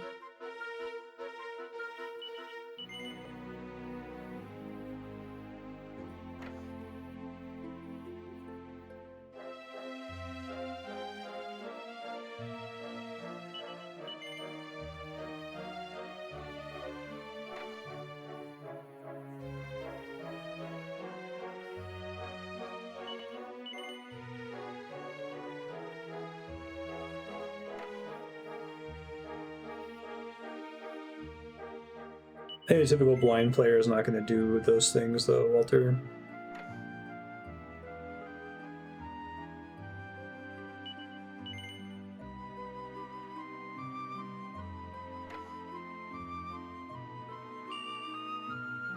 Room is plunged into total darkness.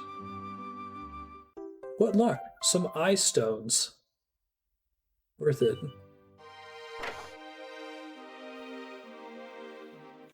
Guess that's a puzzle. A vile creature. Just saw that.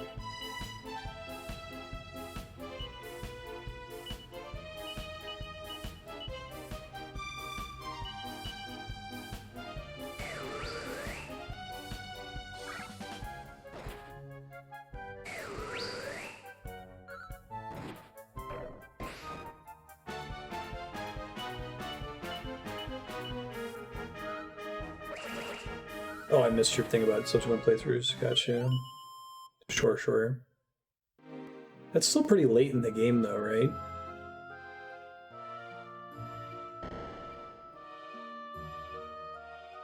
Unless if you're like specifically trying to 100% it. How many really areas are there after Calmlands? Is Calmlands, Mount Gagazet, Xanarkand, Sin, pretty much, right? And then all the optional areas.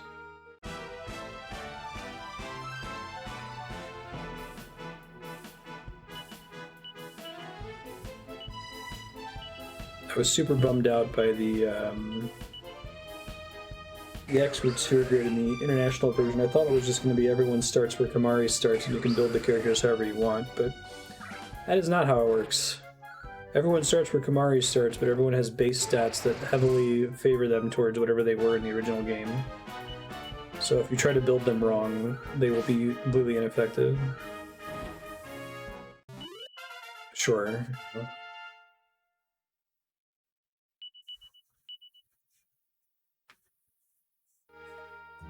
I guess post-game in Final Fantasy X is before you go... No, not even before you go inside Sin. Before you pass the point of no return. Because there's still a lot of good stuff to do inside Sin. Unlocks that you want.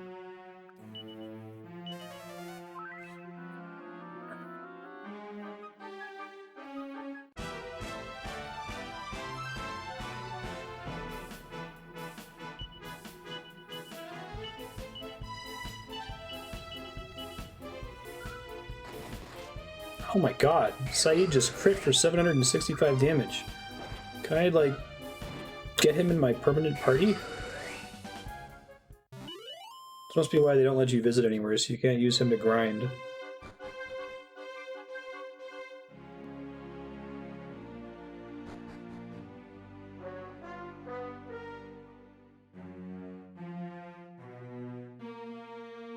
Right, because most of the desert is inaccessible. Saeed's the one guy who already maxed those classes.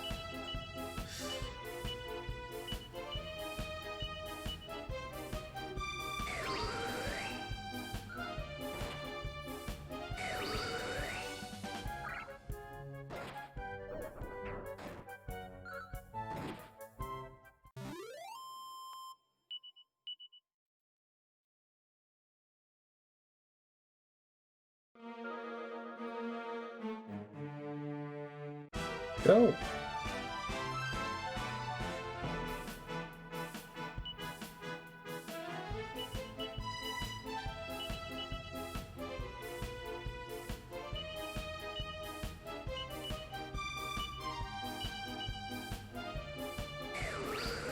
Yeah, the guests there, if you're watching, very proud of you for having leveled all the jobs up so early in this game, and your dedication to sharing that on people's YouTube videos. Well done.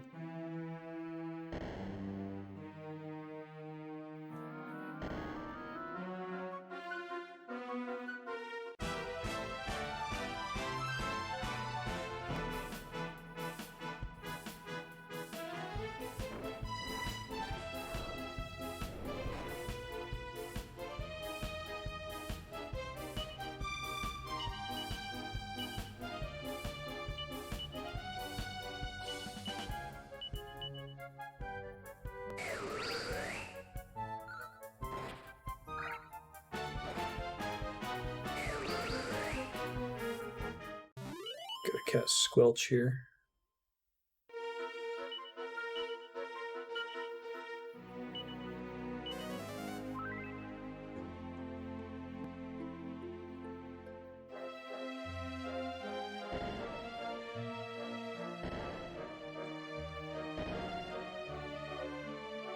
This is a room that we're in right now.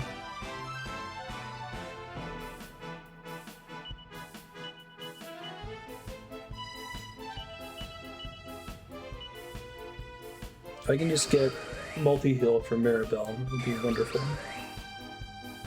Oh geez, since I don't have Zoom anymore, if I master a job, I think what has to happen is I have to evac out of here.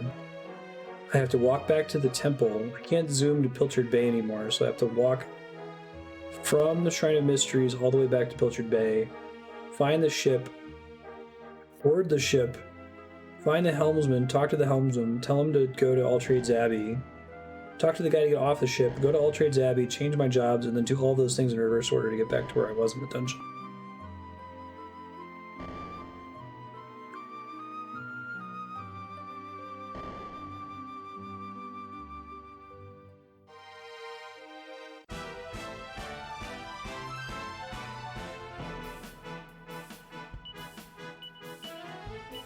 Expert Sphere is so dumb.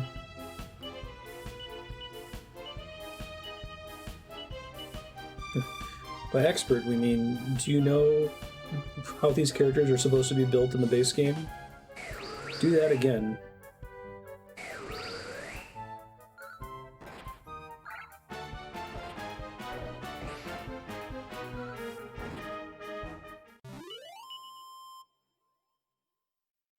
They'll get enough money coming out of here, even though the jewel slimes don't drop that much.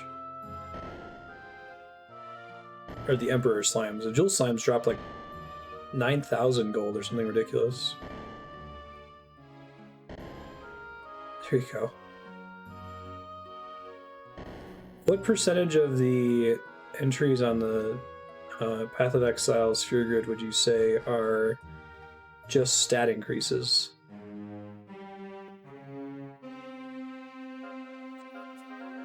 I don't know, some of them are ability-like things or special procs, right?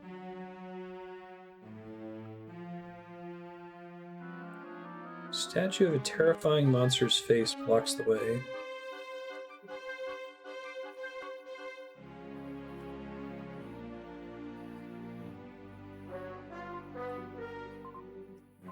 Wait, I want to talk to Saeed because he reminds me what they said. Hold on.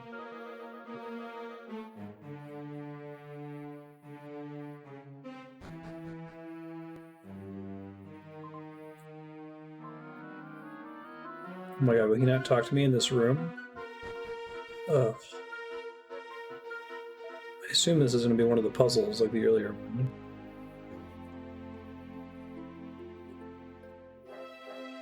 I'll try to go further down and see if it pops up later.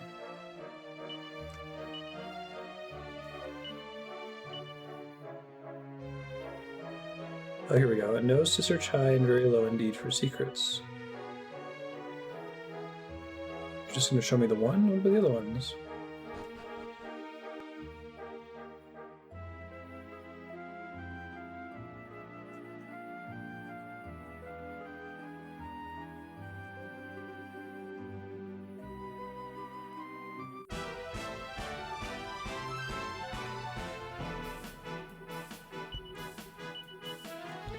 Demon Deacon.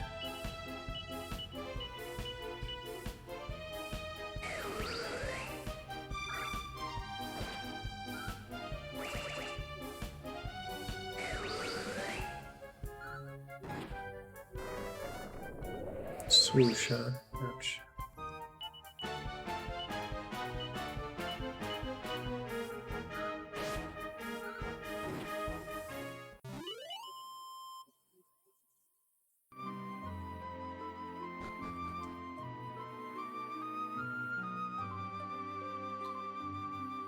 I have to look up what those things say, don't I? Since he won't talk to me anymore.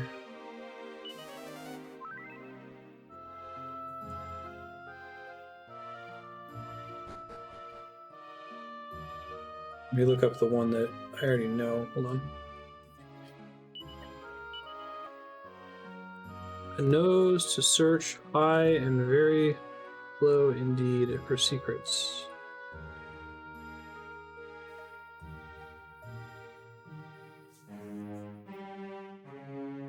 Google, don't tell me no one has transcribed this. Hey, I found one. I had to put it in quotes.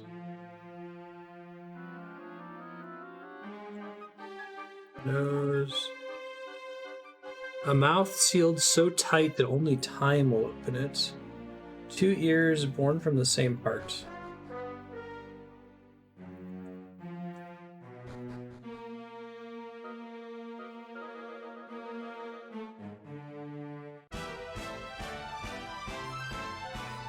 Heading back up to the mask thing, I assume it's one of these.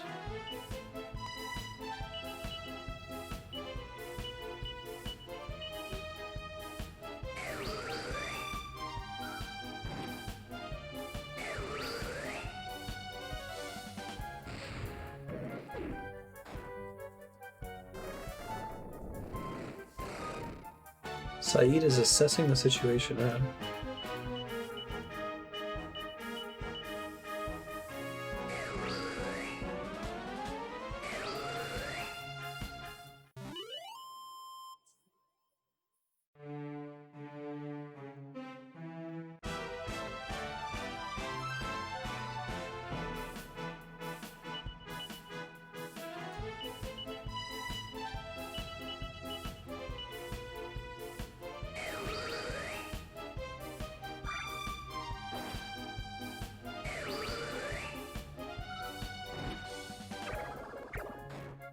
Hell.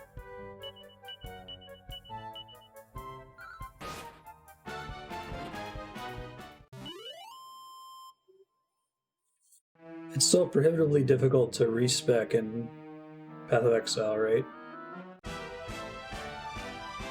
That's why you have to follow a guide to know what you're gonna choose from the board.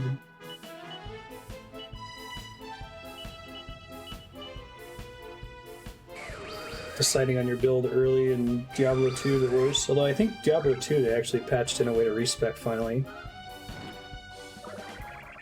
15 years later.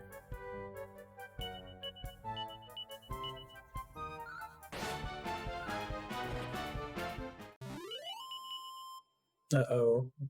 Aisha may have just maxed Gladiator.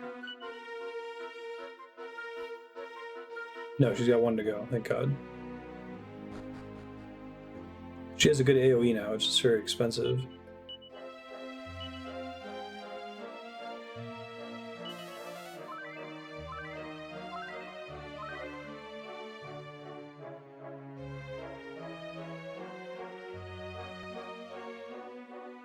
Statue of a terrifying monster's face blocks the way. Okay. I already did 2 eyes to shine through the darkness. Mouth sealed so tight that only time will open it. 2 ears born from the same heart.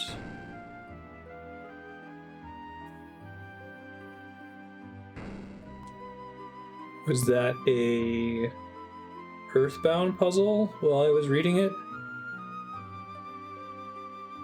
Had to wait a few seconds for it to open?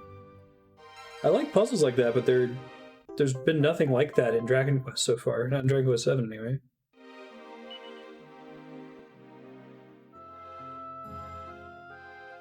A respec point lets you revert one decision, right? out of like several hundred on the board.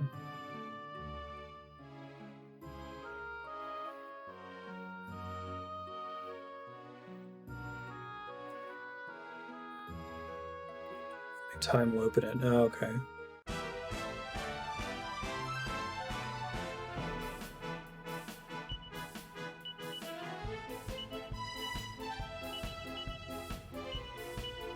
Cheap in endgame terms, rather than the early game. Gotcha.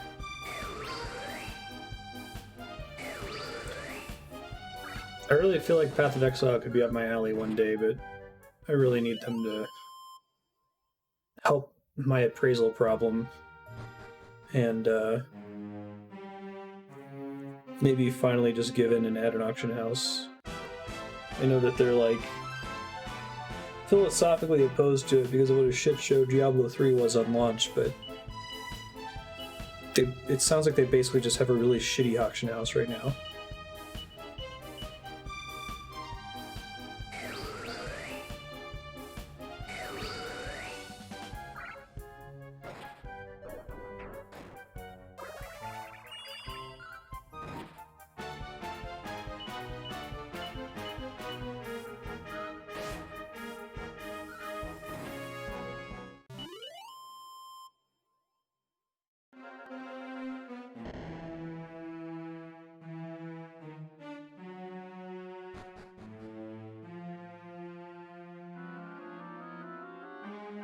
When we did Path of Exile for a few hours for Kami's subblock, like that was 60% of what I was feeling playing the game was not fun, it was appraisal anxiety. You got all these items, some of them might be good.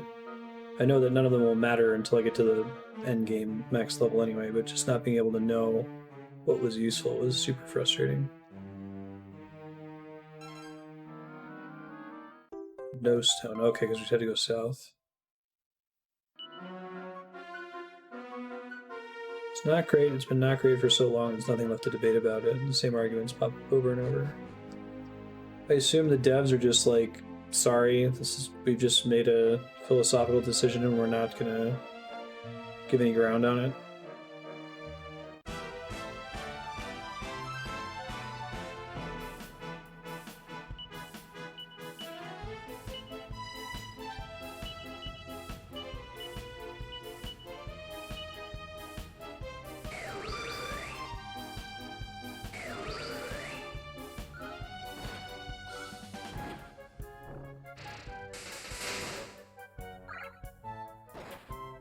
Trade manifesto 3 years ago.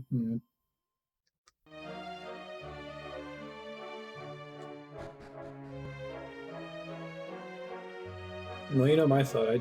I hate trading in online games in general, unless if it's from a very small community. Which I guess that's what you're trying to get with like a barter system, but it sounds like it's been externally automated so much that you're not really running around and asking people, hey, do you want this for that?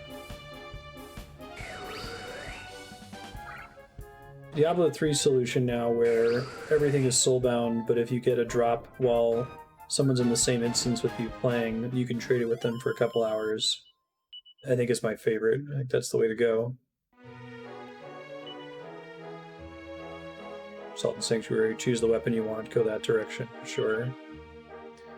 Well, the hero has maxed a job. It's such a long walk out of here that I'm just going to deal with it for now until at least one other person maxes. Aisha is somewhat close. Did you just give up on 2 of the puzzles? Like 2 of them had puzzles and the other 2 are just on the ground. Alright. That's fine. I'll make sure I don't need anything else in here before I start to leave.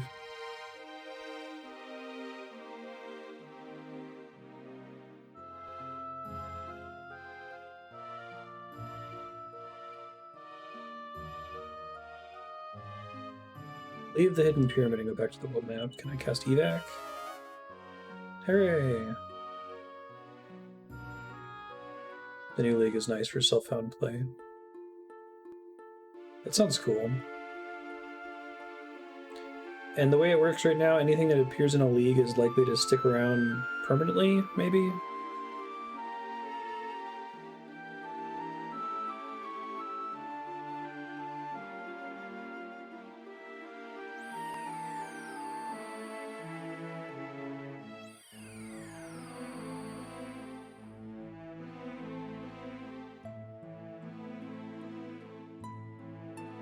Either they're unpopular or don't work very well.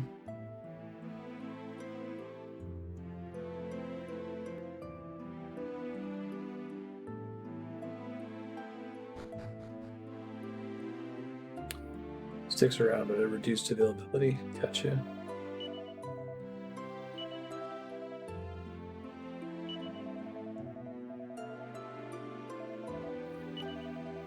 Business, not a charity, you say?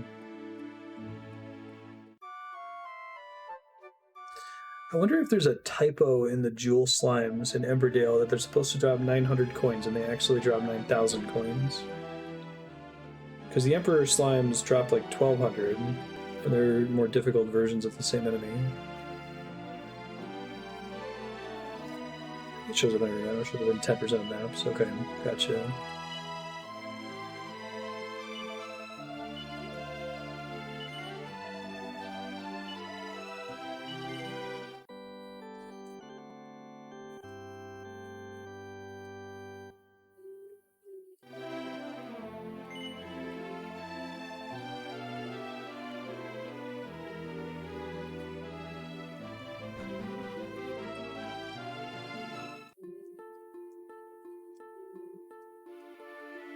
Back to the Oasis, I think.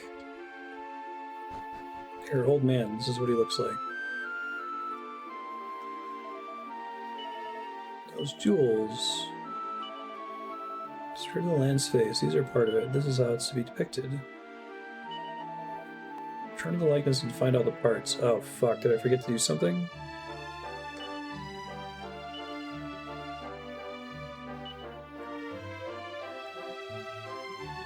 Eye, mouth, nose. Oh, I think I get it. Can I just like open it? Break the stone in two, yeah, because it said the ears were in the heart. Okay, good. I don't have to go back in there.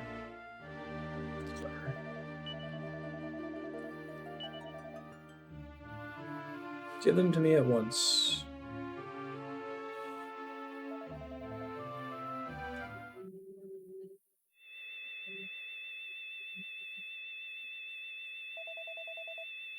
Spirit of the land, sleeper of the sands. Here is your depiction. Here is your awakening.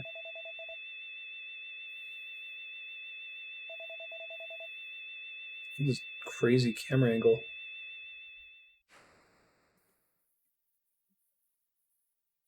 PS1 version of the Jewel Slime was 3,000. Slime Pro was 300. Weird. I'll go back and farm him for a bit. I don't want to spend more than like 30 minutes or so on it. I might do it to try to max out a couple other people's jobs here. Boss fight time. He's pretty cool looking. Very much Akira Toriyama.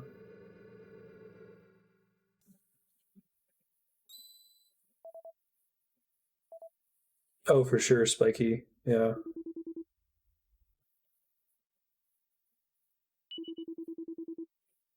There's a necklace from an extremely popular boss that is mildly useful because the boss is so popular. It's worth basically nothing, but it's technically a 1 in 1,000 drop from that boss, so I will probably never get it.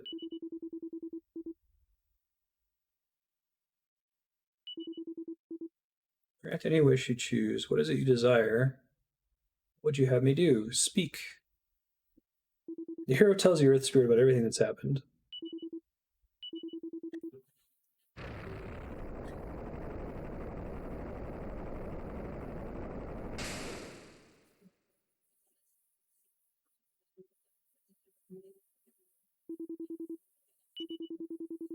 Cannot restore this island of the world, not alone. Such a feat can be performed only when all 4 great spirits join forces. Okay, got you. Await you at Voltrade's Abbey. Earth Amulet? Hey, I don't have to fight him as a boss. That's cool.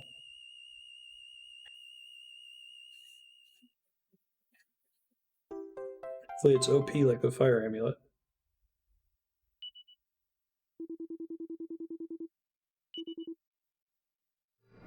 Forth and do not fail us. Cool.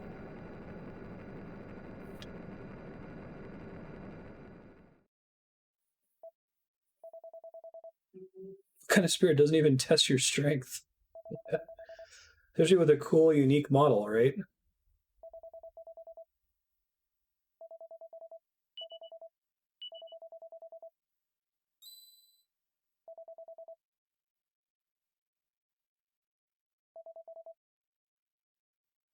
This is why Saeed leaves the party. Okay. Sorry I can't accompany you to save the world, even though I crit for 750 damage. Later, dude.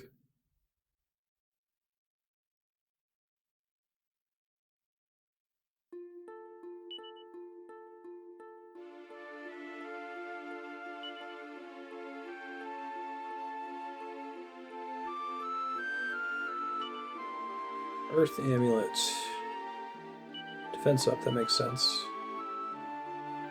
Let's give it to Maribel.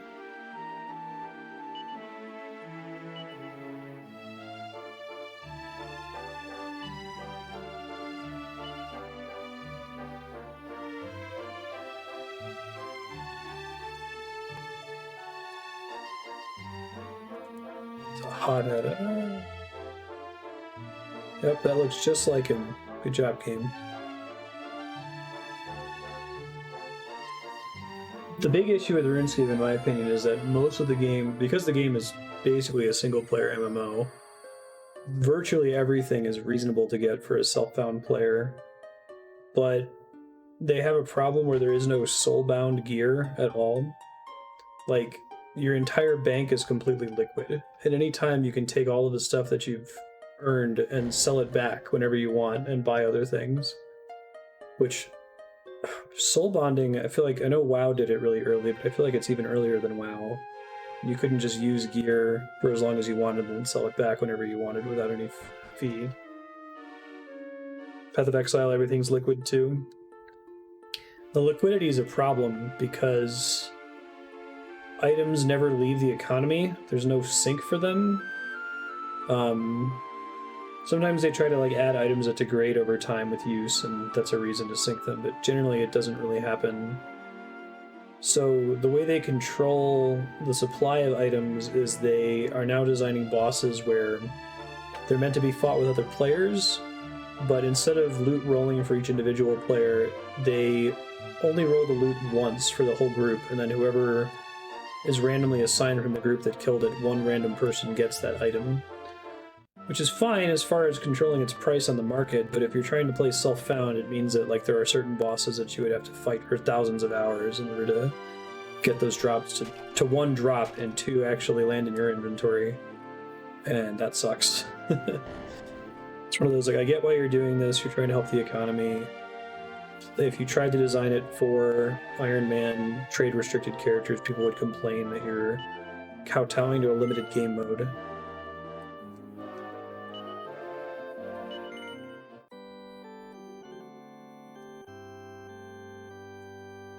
I guess if you didn't have soul bonding, the next best thing you could do is to have some sort of item sync. Like there's a pretty famous item in RuneScape called an Abyssal Whip, which is an enormous melee upgrade that pretty much every person gets at some point in their career. But they added an upgrade to the Abyssal Whip that consumes the whip and then degrades after a certain number of attacks. So that keeps the price on it pretty stable, even though, you know, people are incentivized to bot the enemies that drop it. There'll never be too much supply because people keep converting them into the upgraded item and then it degrades and is destroyed.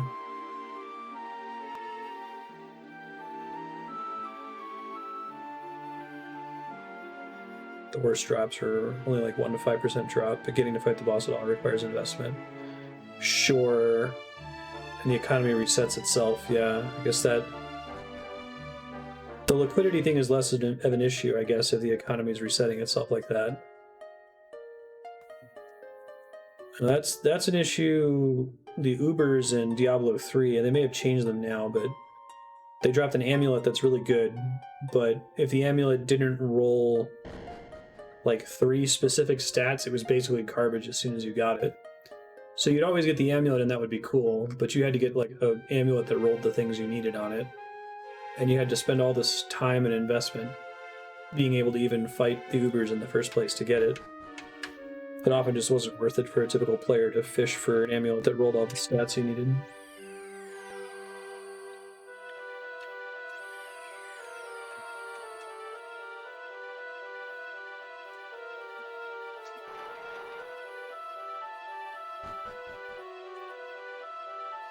The more I think of it, I just don't think I like appraisal as a gameplay loop, if it can even be called gameplay.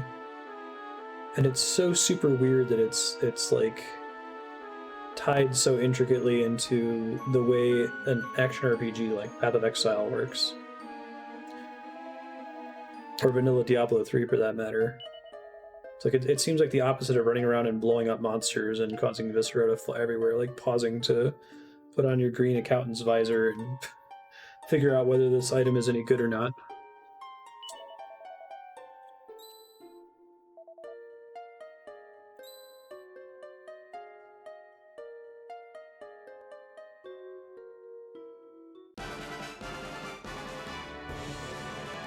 Biting Baboon.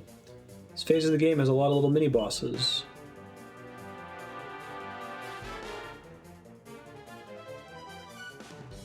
Let me try. I haven't tried Pearly Gates before.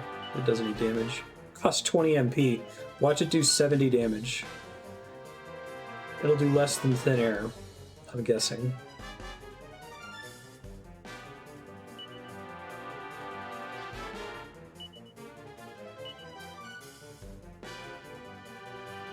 Oh no, Walter. Yeah, that sounds terrible. I knew Neo had Diablo-style loot, but I hadn't considered that it could be bad like that. Requiring you to stop and appraise.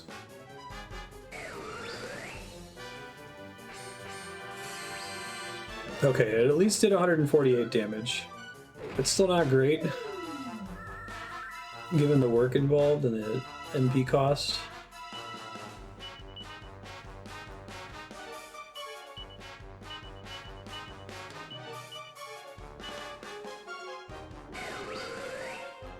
Cost of fighting the boss is based on the average return, which is skewed by rare drops. I see what you're saying.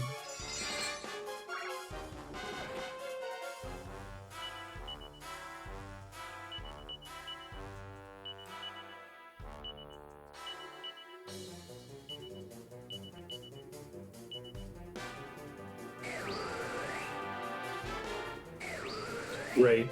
Exactly, Walter. I think I'm particularly opposed to it while streaming. I think it's probably the kind of thing that is less frustrating to me if I'm just playing a game at my own pace. But I remember it being stressful in Diablo 3, that in vanilla at least, when yellow's rares were all the rage. Most of the game was, let me go on a run, let me go back to town, out my inventory's full, and let me stop playing the game for a couple minutes to do my homework and decide whether any of this is garbage or not. Or no, let me sift through the 99.9% of the items which are certain to be garbage for the one that might be awesome. And risk that if I don't pay close enough attention that I might throw out an awesome item.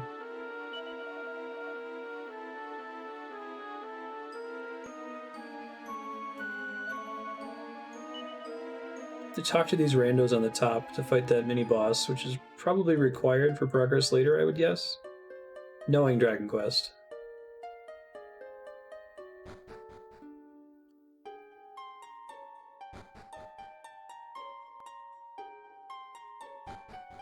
Yeah, that's how it works in Reaper of Souls Diablo 3. You get to a point where all you care about is uniques, legendaries. And that's at least helpful. You might pick that stuff up to disenchant it, but you're never going to look at the tooltip and figure out what the stats are on it.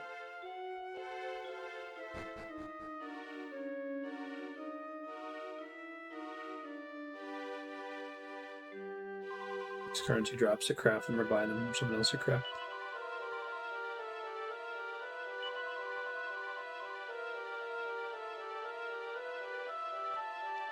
Come on.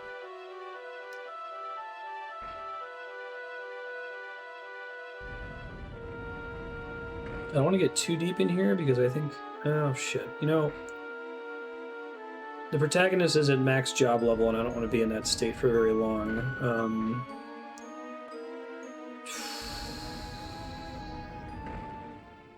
I also want money to get all that good gear. And I want to try to change everyone's jobs around the same time. So I'm actually going to leave here. Ben, please don't unplug my 3DS capture card. I'm going to leave here. I'm going to go back to Emberdale. I'm going to farm the Jewel Slimes for money and job points. But I'll set a stopping point as when Aisha and Ruff master their jobs. And we'll go to All Trades Abbey, go on that long, stupid walk, and swap them with something else. God, I wish this game just lets you switch jobs from the menu, like Final Fantasy V. It'd be so much nicer.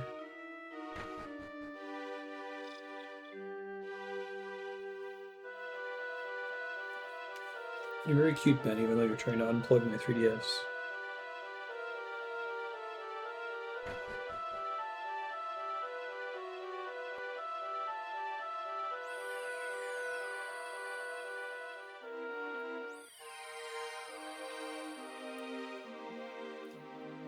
I think they just spawn in here.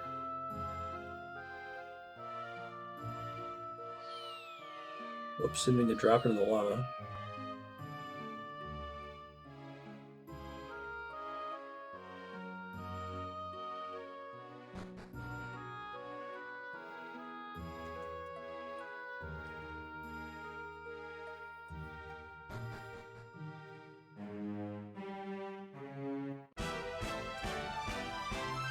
I don't remember if they spawned independently out here.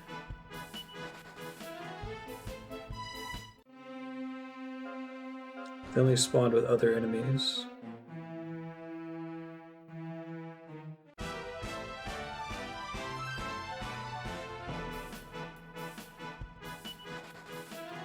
It might spawn on the world map too. I might check that out here in a second.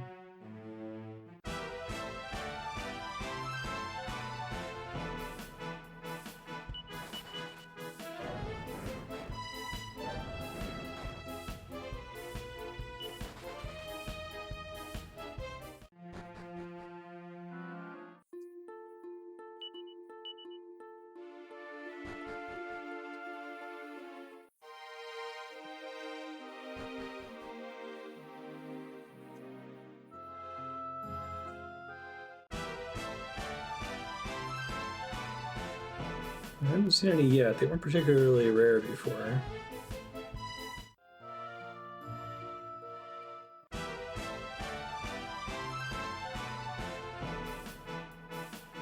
Mild headaches. There's enough of these, I'll fight them.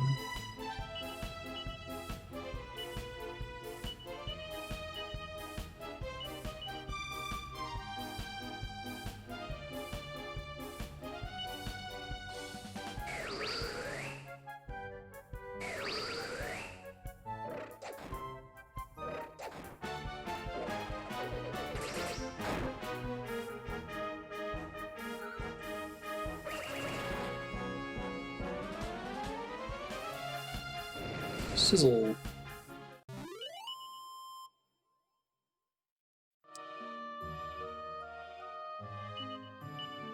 Let me see if they're outside. I don't see them in here right now.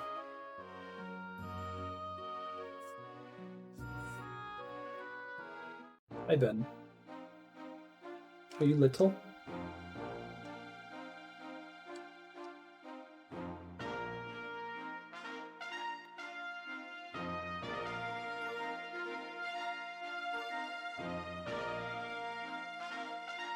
Maybe they actually spawned in the present.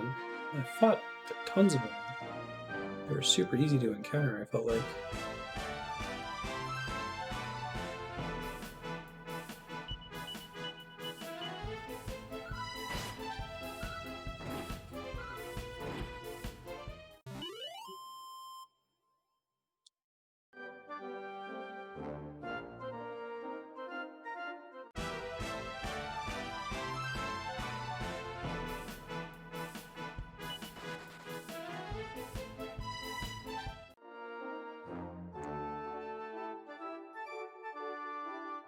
If anyone happens to be able to do this without it being a huge hassle, would someone mind Googling best place to fight Jewel Slimes, Dragon Quest VII? I would do it, but Ben is currently sitting in my arms, so I can't really move to type.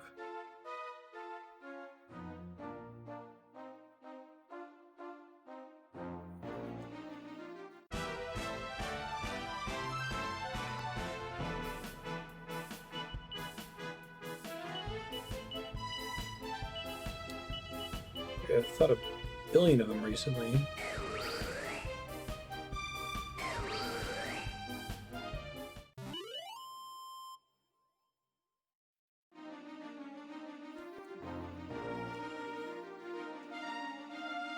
Well, the world map music doesn't change to become evil.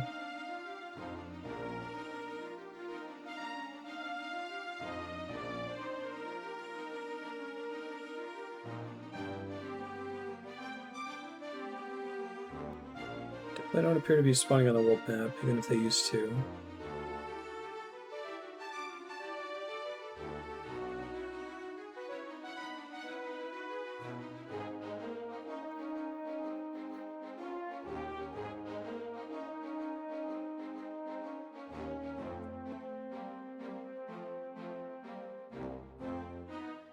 Depths of Burma. Okay, thank you.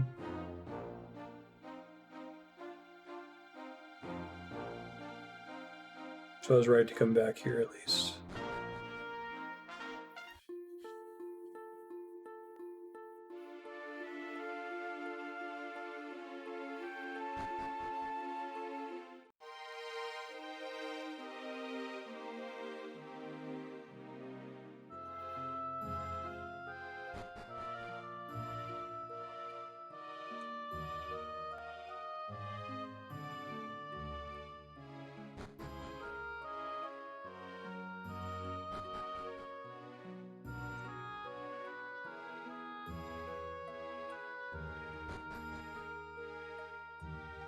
I felt like I was running into them constantly before.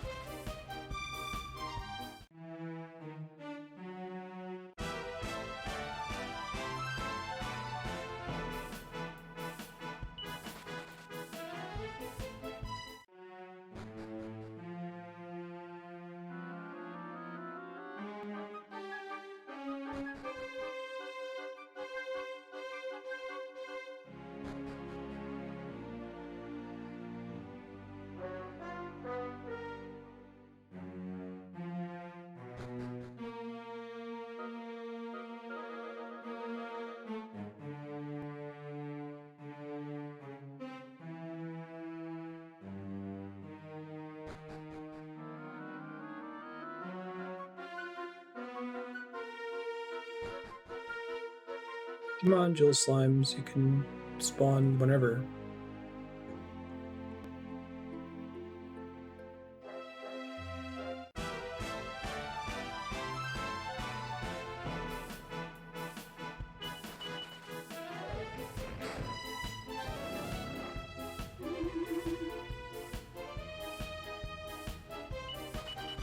You get a total party wipe because of that, huh? Okay, that wasn't so bad.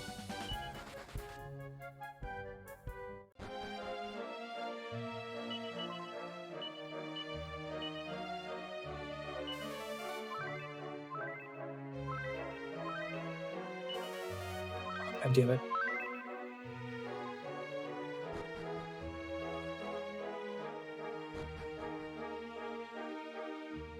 It's like the 7th or 8th time I've accidentally double cast multi-heal out of combat.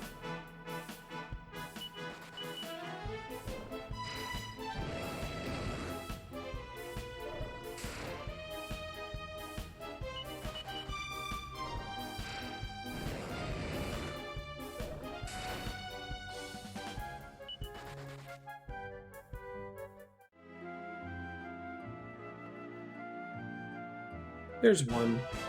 Alright, they do spawn on the map. It's a good sign. Just doing this until we get Maribel and Ruff mastered and we'll get out of here. I'll try to buy what I can afford after all that.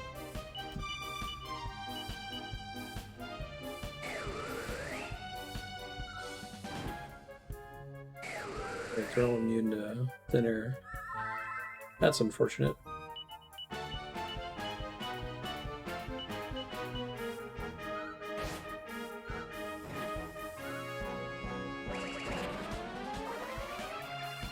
Multi-slice sucks, apparently.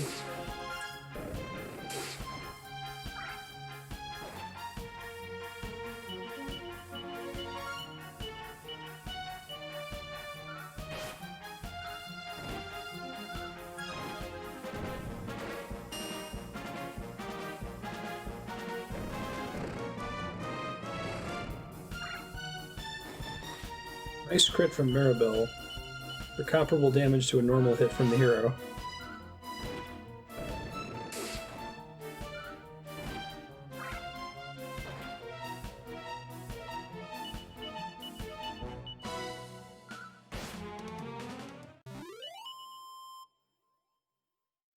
To make a tablet for gem slimes. You'll need to catch the one, I hope.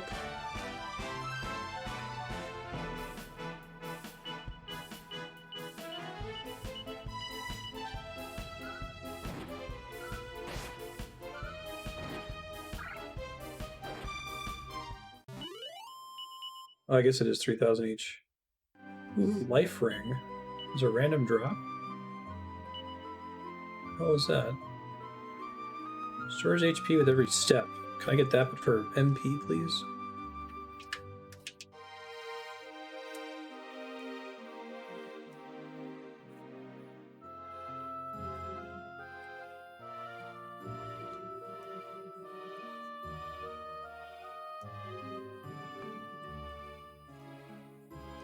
Tintinebar.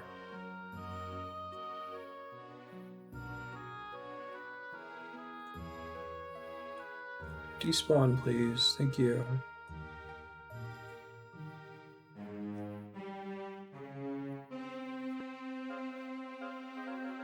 Yo. Nice. 9,000 coins in this fight here. Try some other my AoE options so I don't take damage from thin air. I'll try lightning. I also picked up Maelstrom, which I guess isn't an offensive ability? Huh.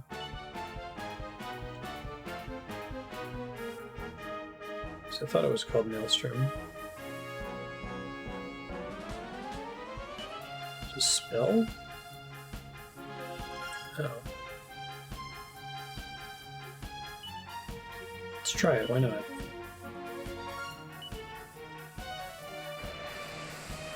Three captures get 100%. They're immune to it, okay. And Lampete sucks against them.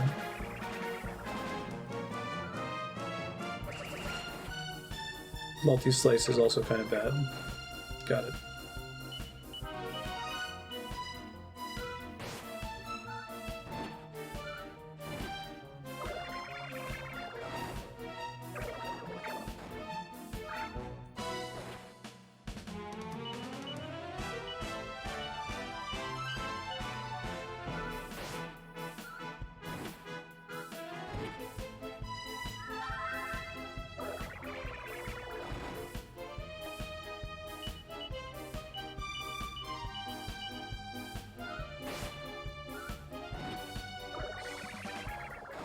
This one encounter represents 20 normal encounters in terms of the amount of gold I'm going to get from it.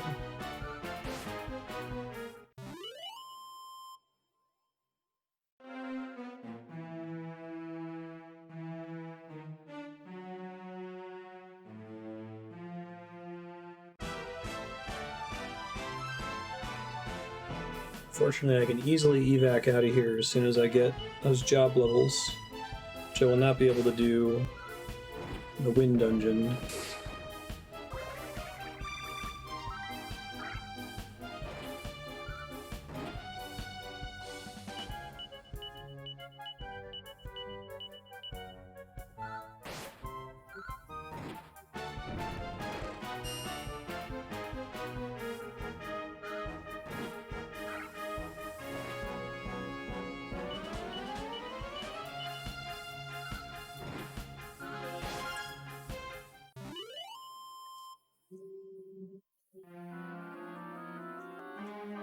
They've got to be close.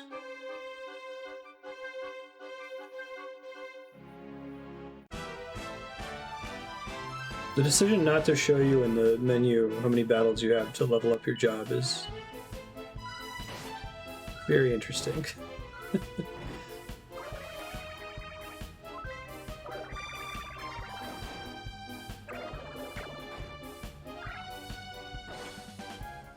guys are immune to magic, and they don't take very well to multi-target physical attacks.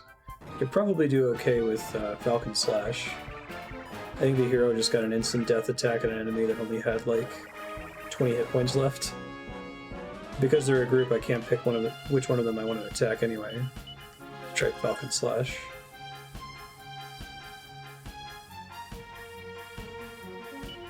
Helm Splitter might be good too.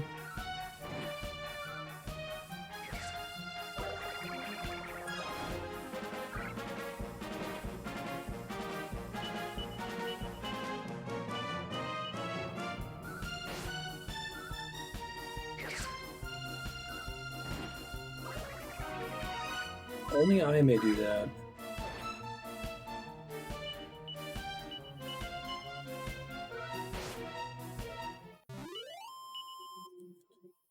$9,000 gold. Still no level up.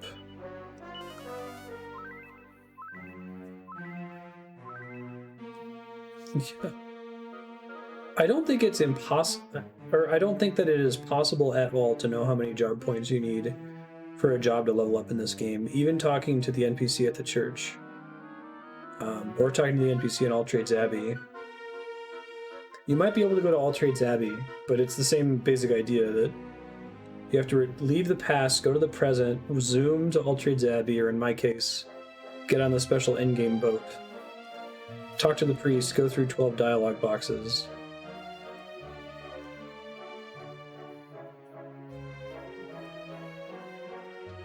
No!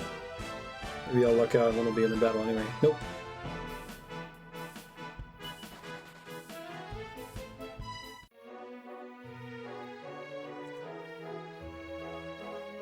This is like the perfect place for farming them here, because if you run around a circle, you can drop aggro on anything that attacked you.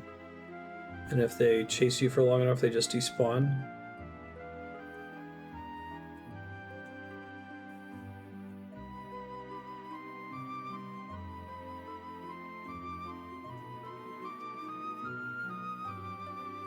There we go.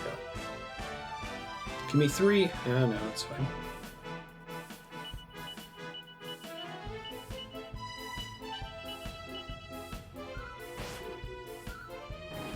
Yep, there's the holy damage insta-kills it. Pretty nice when that happens.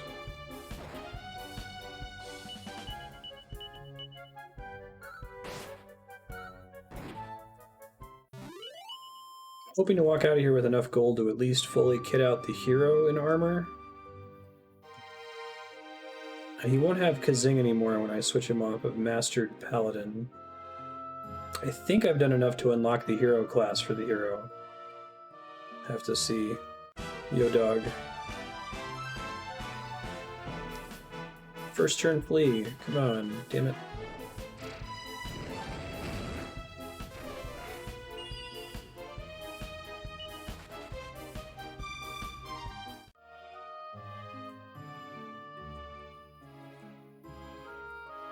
Hero's always a hero.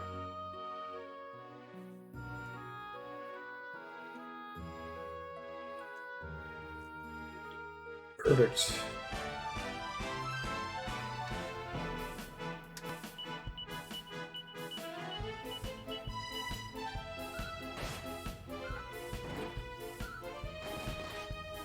Nice crit.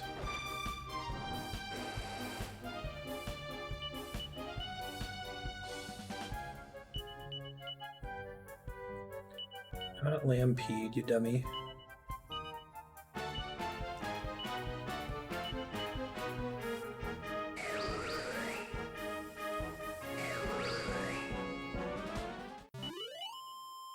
Alright, Ruff got his level up, so we just gotta get one for Aisha, and then I'm out of here. I got an ability called Sword Dance, it sounded like.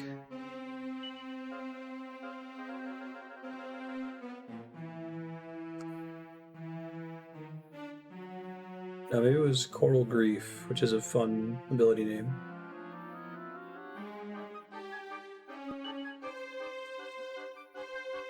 Aisha's got to be close. I think she got to the penultimate gladiator level before Ruff got to the penultimate pirate level.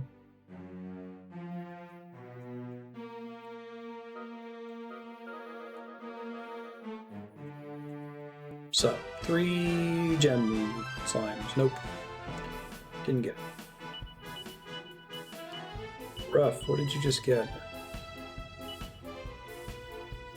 Was it Coral Grief? No, because that's cheaper than Maelstrom. What the hell was it then?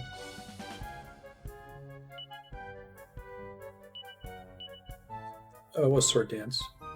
Attacks enemies randomly with successive sword slashes. I have a guess at how that's going to work.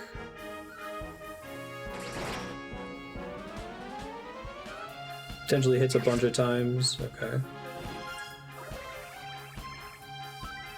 Stop that.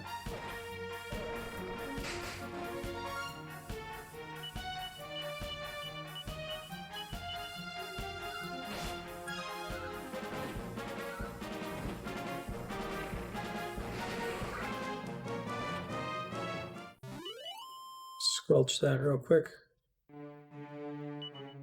One more job level for Aisha and we're gone.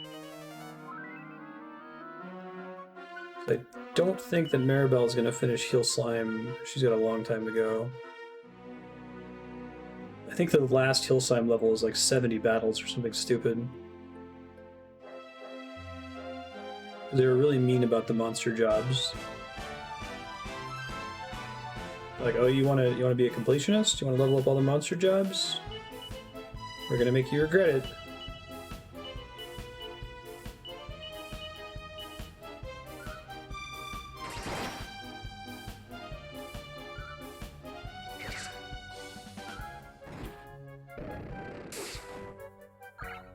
Yes, at least Sword Dance only costs 2.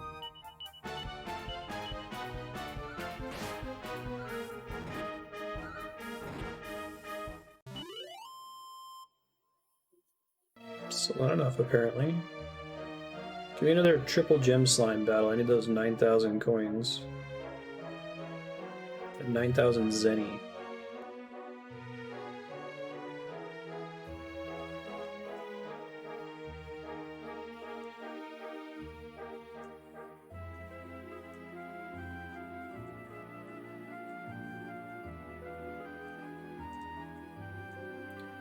What's the best video game currency name?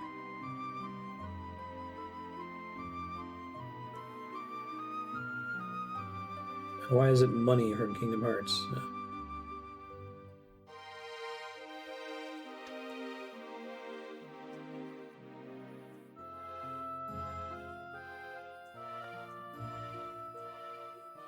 Talons.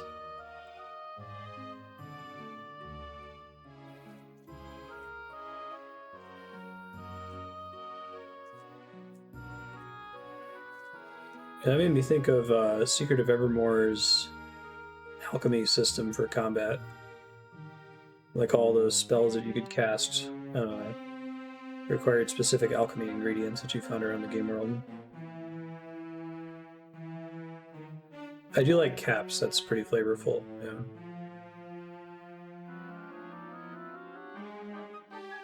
Come on guys, need some of y'all to despawn here. Metal Shards and Horizon Zero Dawn are also pretty flavorful.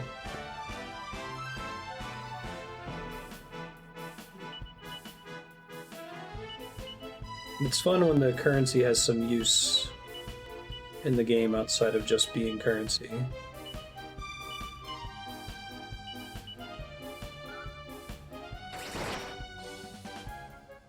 I see a couple games that play around with the design space of money, where like your classic GP toss, which is about as simple as you can get. But I feel like I've played at least one game where there's an artifact or something you can get that makes your money your hit points. I think Bravely Default or Bravely Second did some shenanigans like that. The merchant job.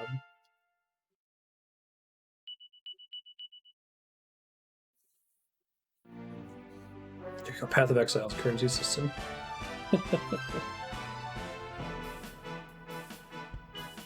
I very much like the idea of. I am philosophically so much on board with Path of Exile.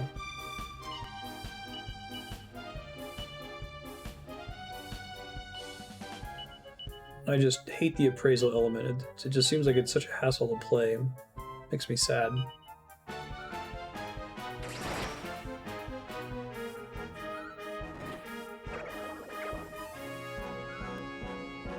How does it work in Dragonlance and Dark Sun, man?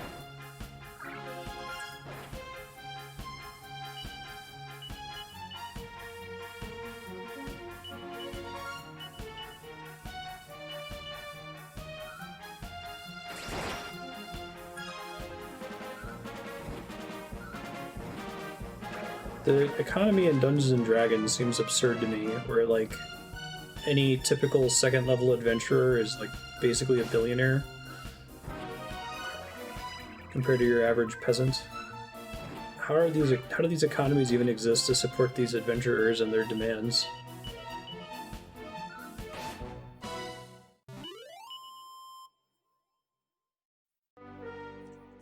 Ceramic pieces, oh, that's cool.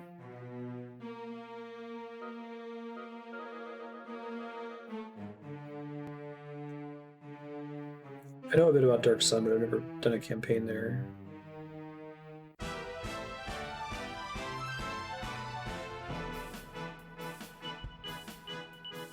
It's a parody of the economics of D&D. It's like a gold piece is more than a peasant will ever see in their lives, and you'll go into a dungeon and find like several hundred of them.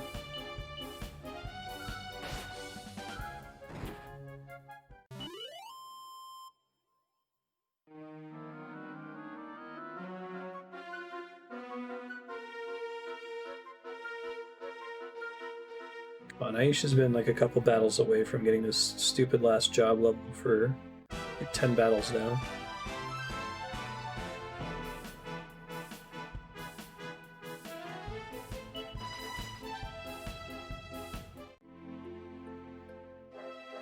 Gold from previous eras is around, but it's not useful.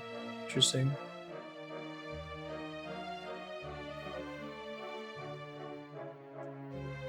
Stock market for bidding on loot futures. That's pretty great. I really like Path of Exile's idea of currency itself being consumable and having some kind of use that destroys it. Like, that's fucking great. It's my shit.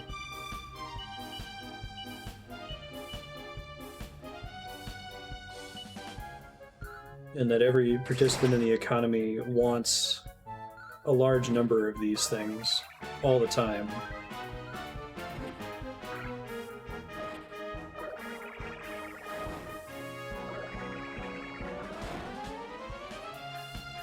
Koku, standard gold pieces pegged to the peasant economy, buys enough rice to feed a peasant for a year.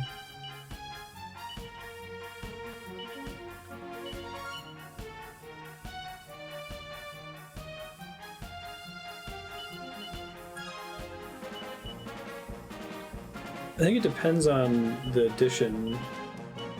Third edition would often describe peasants as operating in the realm of copper pieces, where 100 copper is a silver, and 100 silver is a gold, and 100 gold is a platinum, and that a peasant would never really encounter gold ever.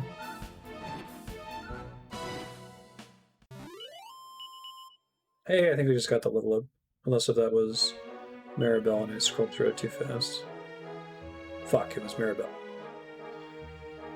Alright, we're not done yet. I'm sorry. At least we'll walk out of here with enough money. I've got like 130k right now, which is an insane amount of money for Dragon Quest. It's gonna buy me like 4 things.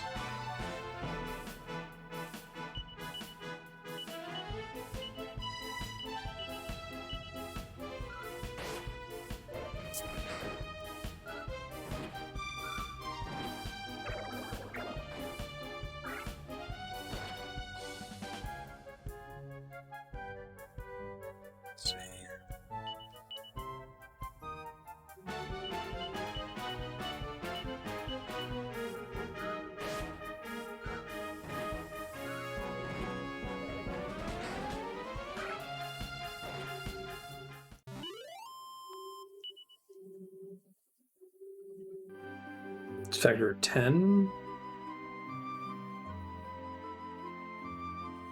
Sure.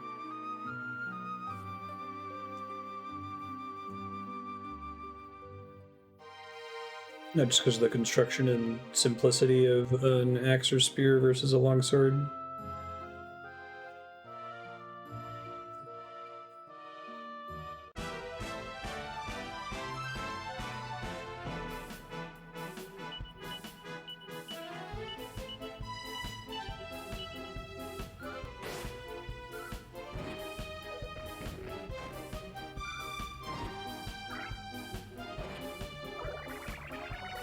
Like Electrum is an EP.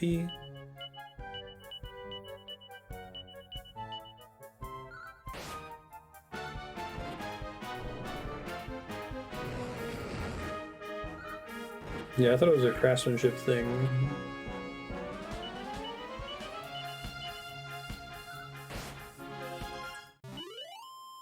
Spears pretty much put a sharp thing on a stick.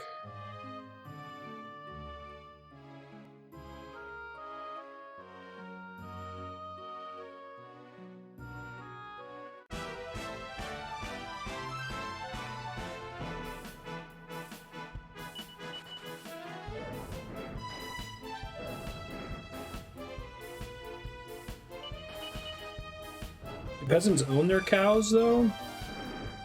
And their real estate? I thought that, like, D&D assumed a feudal system.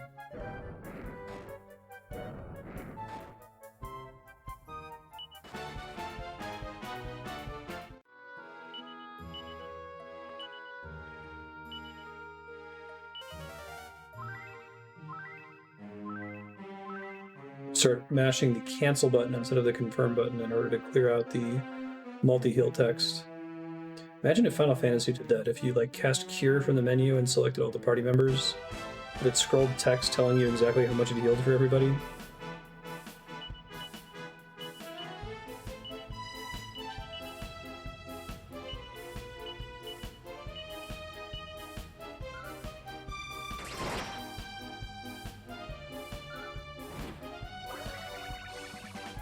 Stop casting heal.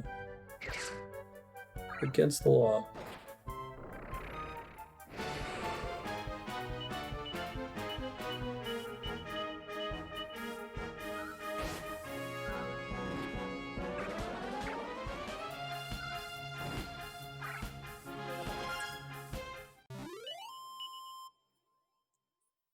Oh my god. Is Gladiator like one of the slowest final levels or something? It's not linear for every job either. There are certain levels for Heal Slime I remember that are just... Well, that one took twice as many as the previous level.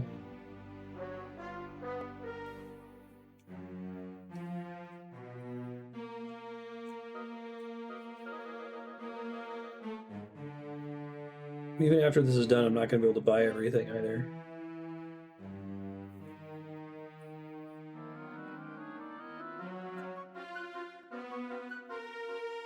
Because at least they got rid of random battles in this re-release of the game. I was just having to run in circles and hope that much worse. I guess I'm doing that now, hoping that it spawns on the overworld map, but it makes it easier for me to evade the ones I don't want. That thing just spawned in front of my face. Hey, turn one flee, God is real.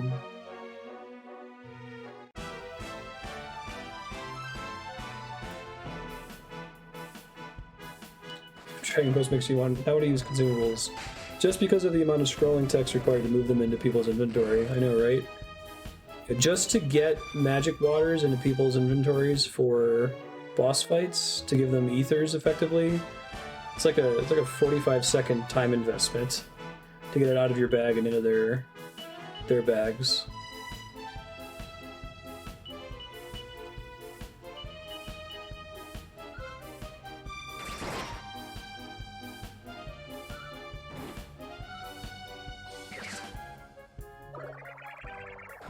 Hopefully this is the last battle, because this would be great to end on a 9,000 gold combat here. Please be nice to me, game. Please have how you should be done with Gladiator.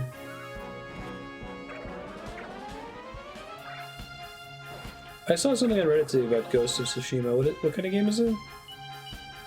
That's not the one from the Shadow Tactics devs, right?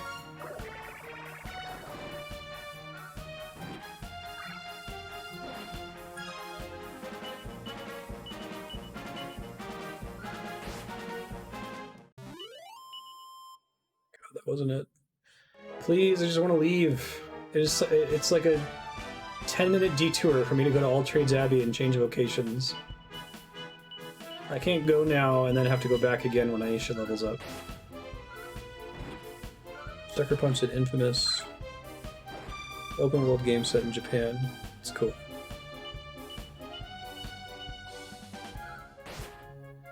Open world in like the style of something like Infamous.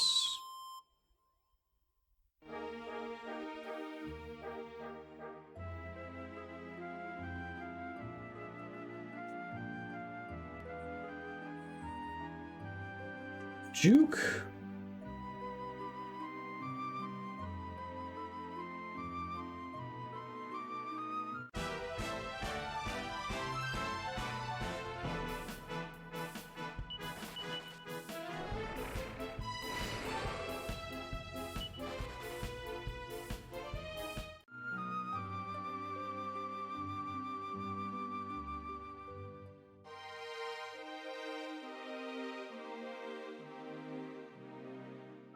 Come on, give me a gem slime. You know you want to.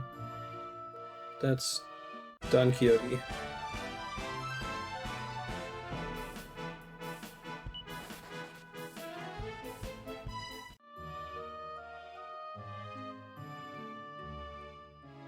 Is that a character build you chose, Leon? Like a background you set up?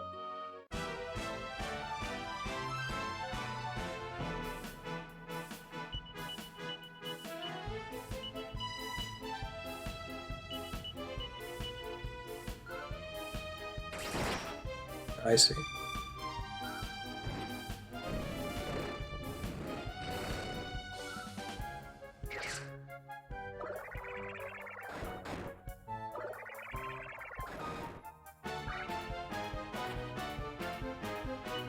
Is it based on Japan, or is it literally in Japan, or is it literally in Japan, but there's all kinds of crazy shit happening, like Sekiro? Kurosawa mode, black and white, film grain. Oh, that's kind of cool.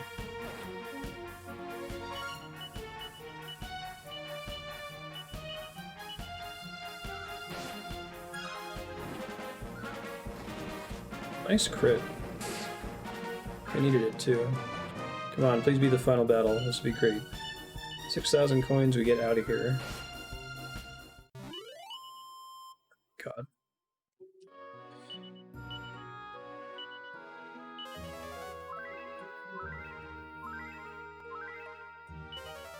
Oh no, I wasn't... It's fine. This is fine. It's fine. This is fine.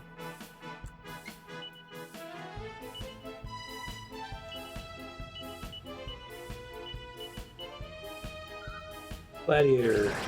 Dragon Quest Wiki. My Chromebook shit the bed last week, so I lost all of the wiki tabs I had pulled up for this game. 3DS abilities. Yeah. You need 24 battles. So here's the leveling curve for Gladiator, levels 1 through 8, which is the max level. 1 battle, 10 battles, 16 battles, 20 battles, 24 battles, 24 battles, 24 battles, 50 battles.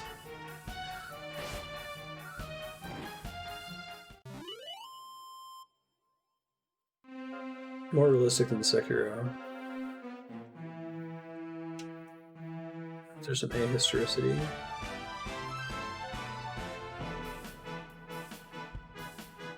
I see. So a lot of it's anachronism.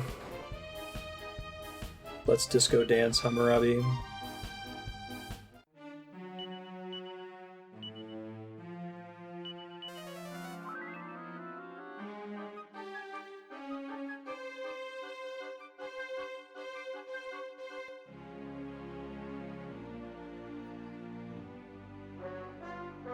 It's 50 battles. Jesus, how many am I into it already? Well, I guess the plus side is if I stay here all the way until Aisha levels up, then I'll probably have enough money to buy everything in the shop, which should make the rest of the game a relative breeze.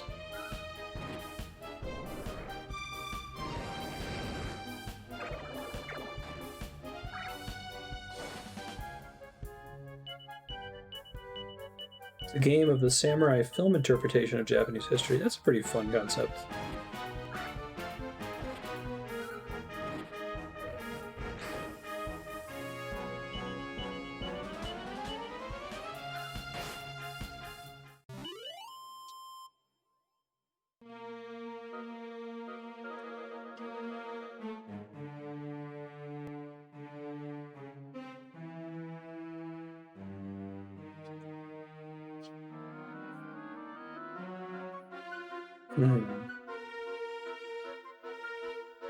I think a lot of stuff that it's offered in black and white doesn't look as good, other than the mist, which looks way better in black and white.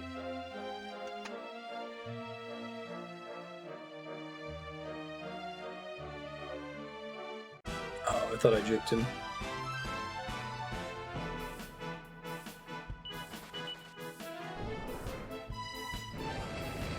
Fury Road's better in black and white, really? I didn't even realize there was an option for it. The movie's so good.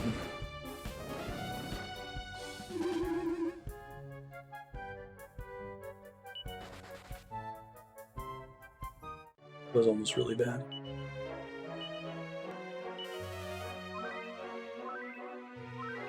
Wait, no dialogue. No dialogue I could totally see.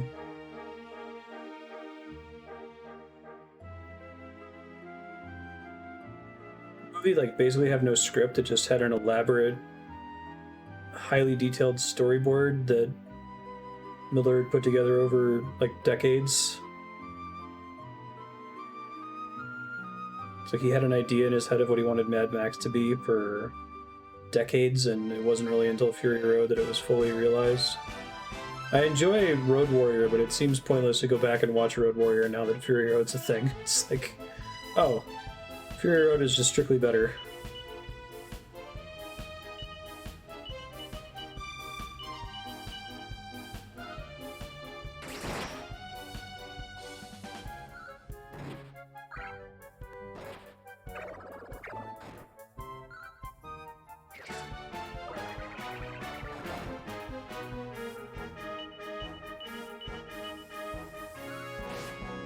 Only guess how long I've been here for Aisha.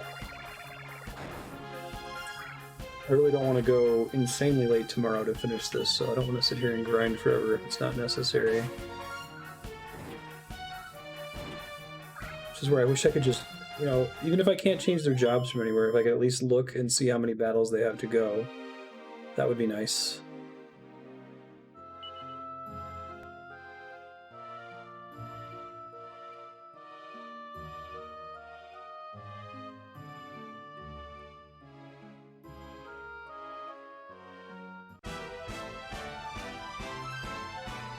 Published by Sony, made by an American studio.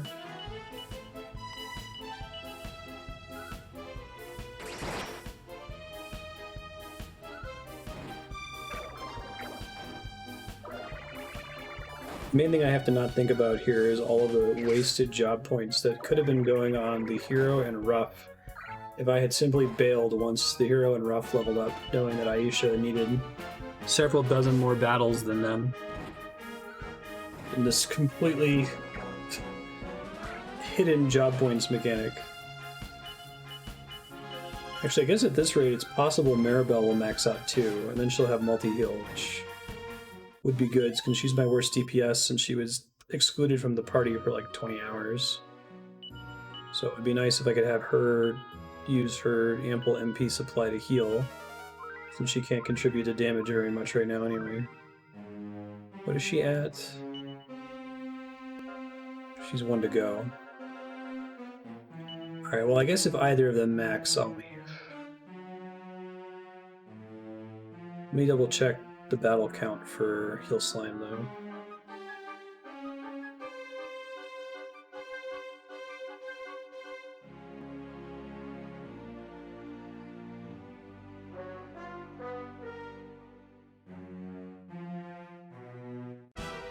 And for fast forward.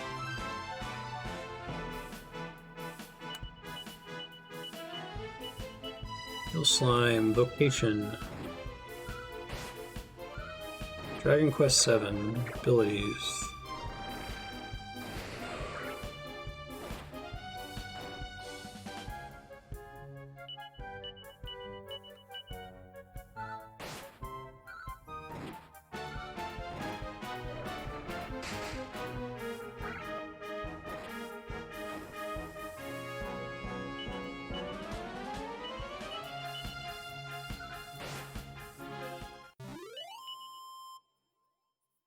This actually only shows the PlayStation 1 battle count, which I don't think is accurate. It looks like it should be 27 battles if it's the same as the PS1.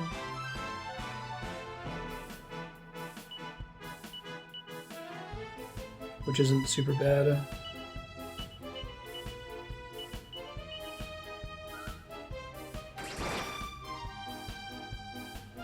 Platinum Placator.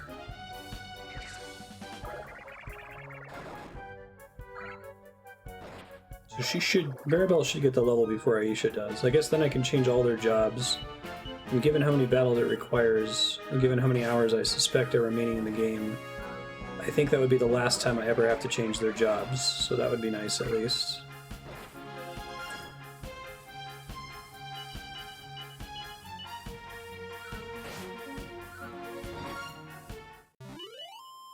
Holy damage kills the gem slime.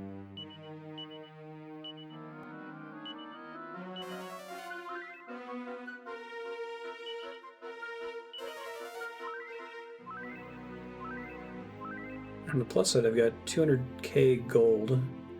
So I'm trying to remember what was in the shop. There were a couple things that were costing in the range of like 75,000, like the metal slime sword, which I think was a pretty big upgrade for Maribel and Aisha. I don't remember if there were any pieces that cost more than 100k.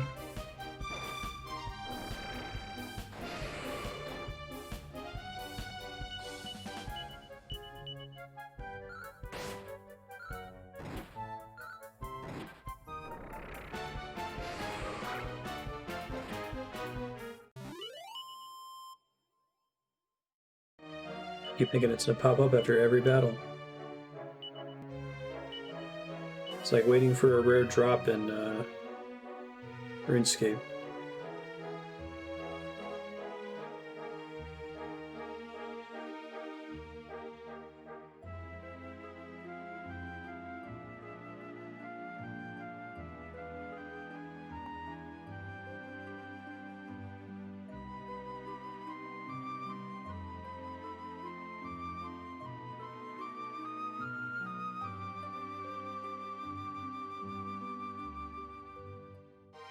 I gotta fight one of these guys, I think, just to get him to despawn.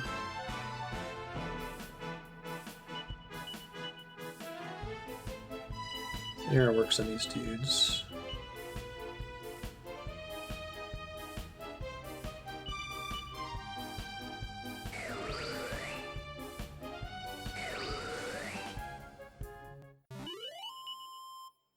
Whoa, I got a Seed of Resilience as a random drop. Those are the permanent stat boost items. I assume that those are like insanely rare. 1 in 256 rare.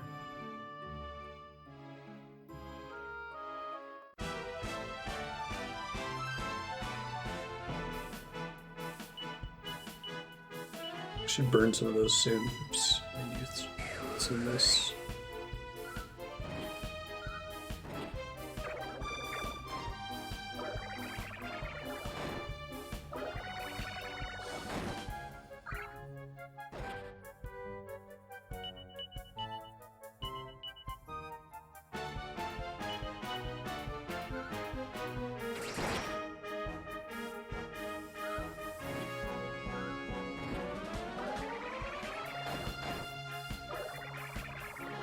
At least they're not casting mid-heal.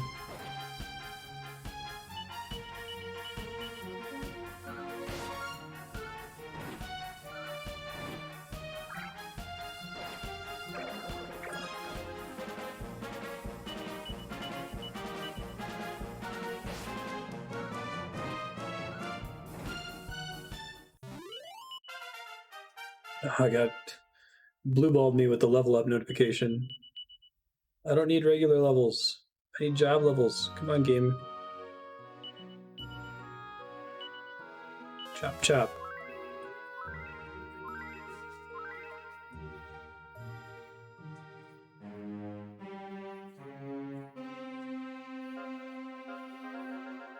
Maribel or Aisha?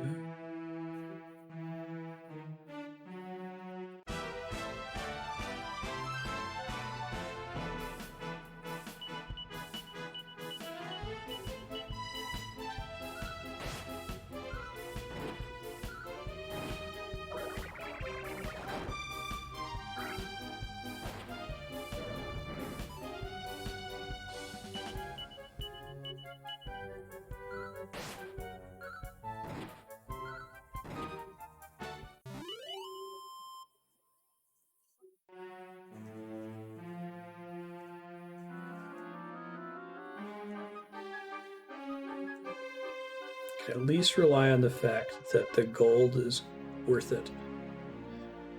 If I was doing this with just like regular enemies that were dropping like 200 gold per kill and giving a fiddling amount of XP, it would feel much worse. But a lot of those like endgame shields make you ignore most elemental damage. I think I have one of them equipped on rough right now. Whenever enemies use like fire breath, it just says it doesn't affect rough.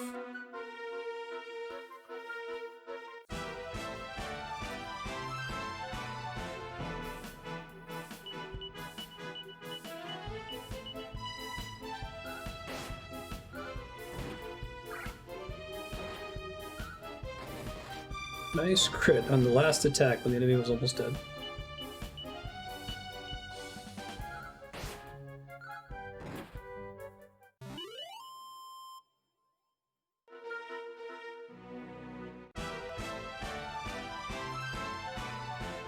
So just for context, I came in here and Aisha was already at the penultimate level for Gladiator. Now, I didn't look at the time to see how many battles she needed, because I naively assumed that it was a reasonable number, like, 10, 15, or 20, like it was for Paladin.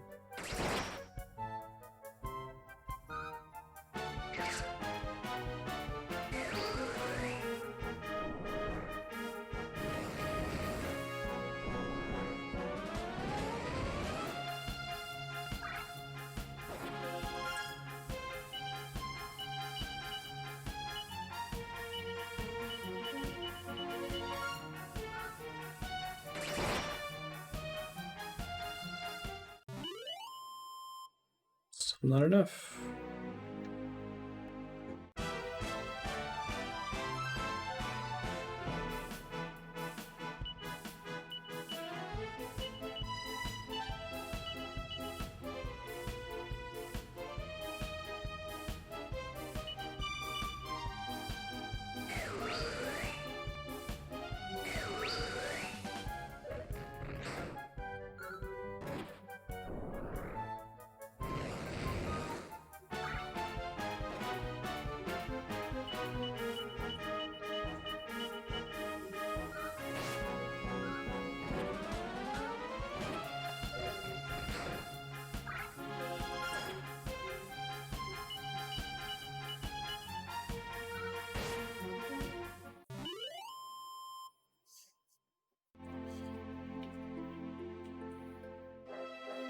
I wonder if I would have hated that more if they would just made it so that instead of it being 50 battles to level up, it was just you had a 1 in 50 chance of the job advancing at the end of every battle. That might be worse. At least now I can feel like every battle is getting me closer to it.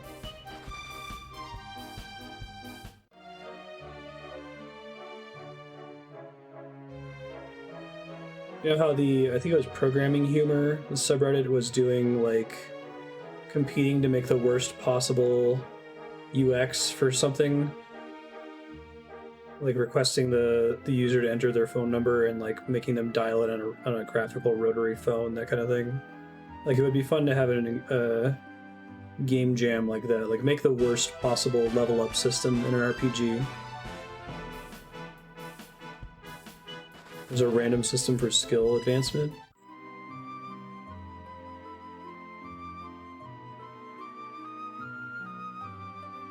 I have to see if someone made an archive of all of those. There's some really good ones. Really, like, truly awful UX ideas.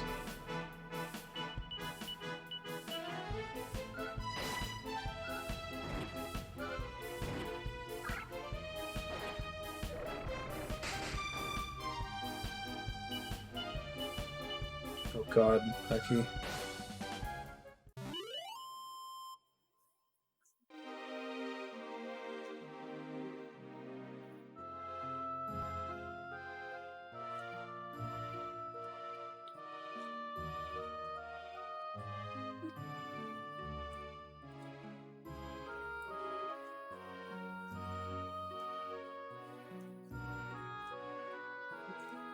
Something about it being a set number of points per battle feels so bad, even if it degenerates to working the same way in Final Fantasy game with AP. Right, if you tell me, hey, you can get this Master Thief ability if you get 250 AP, and it turns out that most of the enemies at that stage in the game give 5 AP each, it works out the same, but I still have to do 50 battles. But at least I can pretend in my mind, like, oh, if I go to certain areas, maybe I'll fight enemies that give slightly more AP, or maybe I'll run into a magic pot or something.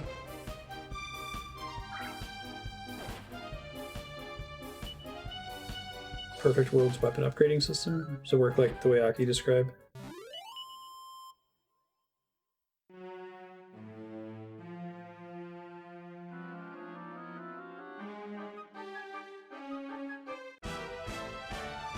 Random stat changes, including stats possibly going down based on your luck stat. Don't know this and equip enough luck gear while grinding, you're crippled permanently. Let's make it worse that the luck stat is only relevant at the moment you level up, and that the stat is garbage at any other time. So you have to know to equip the luck bonus gear right before the battle that causes you to level up. Like games like this and Shadow Hearts, where using stat up seeds has a random range, so technically to play optimally you should save before you use it, and then load the game repeatedly until you get the highest possible roll on each seed. Fire Emblem level ups are a thing. They're so bad, too. Earthbound has them, and they're pretty awful. Luck gear has scary side effects, bad other stats. You gotta combine it with the Dragon Quest VII. I don't know how many job points I need to level too, right? So not only do you only want the luck gear on the battle immediately before you level, but the amount of XP needed to level up is not made visible to the player. And the amount of XP per battle is not made visible to the player. Let's just go crazy.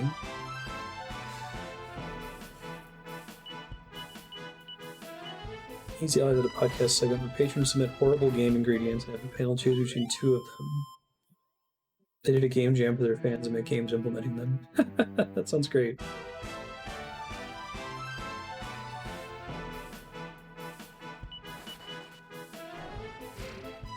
Most 70 levels in the SNES or GBA versions of FF4 could still give negatives to some stats. Fuck.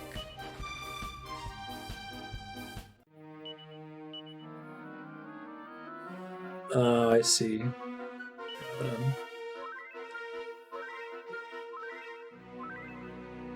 XP per level varies by up to 20% from the standard table.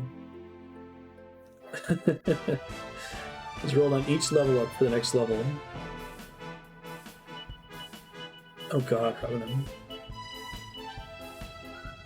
Every town is a mandatory bad hot springs segment. Be a fun challenge to actually try to make that good.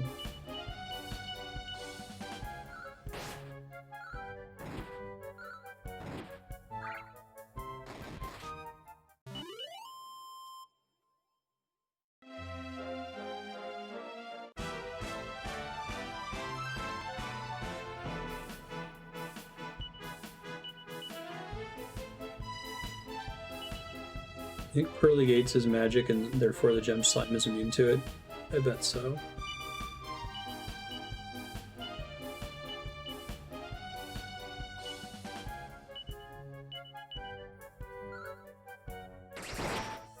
had to use a cash up item. God.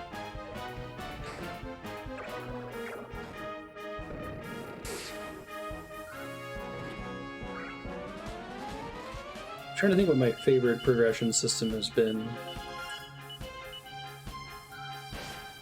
Probably Final Fantasy IX, honestly.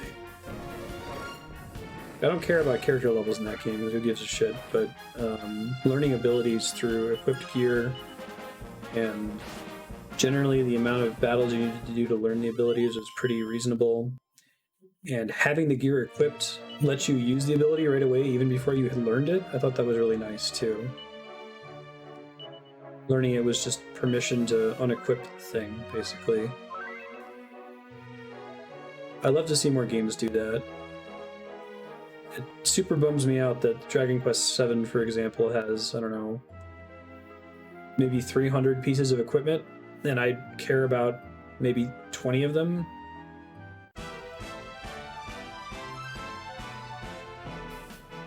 Don't know. Why is that, Walter? It's my favorite. I like wanting to collect everything. Like if I found a piece of gear in a treasure chest that had really good defensive stats, going to the next town, finding an item in the same slot that's not as good stat-wise, but has an ability that I want to learn.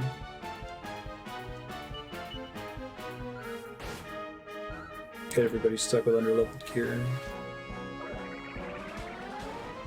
I'm trying to remember if I actively grinded in 9 in order to max stuff out.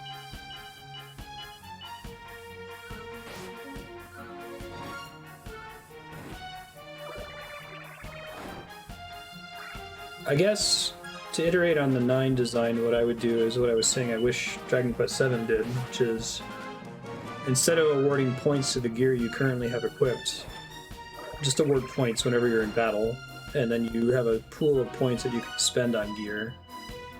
So you don't necessarily need to have it on you.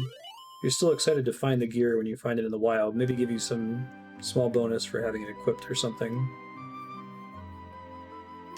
The same with this, if you just accrued job points and then you could spend the job points on the jobs you had equipped, instead of needing to have that party member in your party. That way when Maribel's like gone for 20 hours, she doesn't fall so far behind.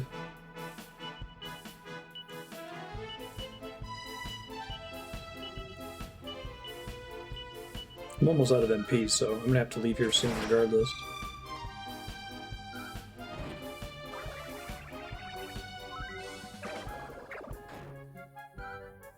Awesome, this name. I'll check it out. Thank you. Marduk is pretty cool. Is that on Congregate? Does it still exist? Has there been any solution to all those games that are going to disappear forever on Congregate? Alright, Maribel has multi-heal. That means that since coming in here, because she got Platinum Placator when we got in here, which was bizarrely 41 battles from Silver Soother, the previous level, and then it's only 27 battles from there to Diamond Doctor. So Aisha has to be close, right? Oh, I activated thin air by accident. Shit. I see. Is that going to break any games?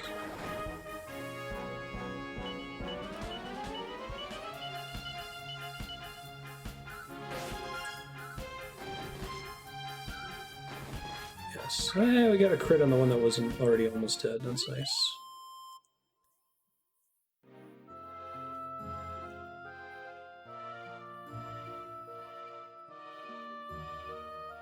Well, that lets me sustain a little bit longer, because now Maribel can cast multi-heal.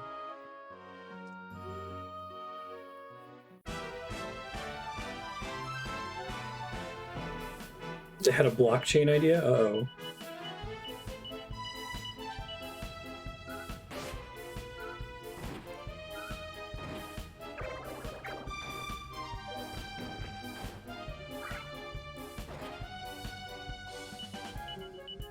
I wonder if blockchain would have been more impactful if it hadn't been ruined by speculation.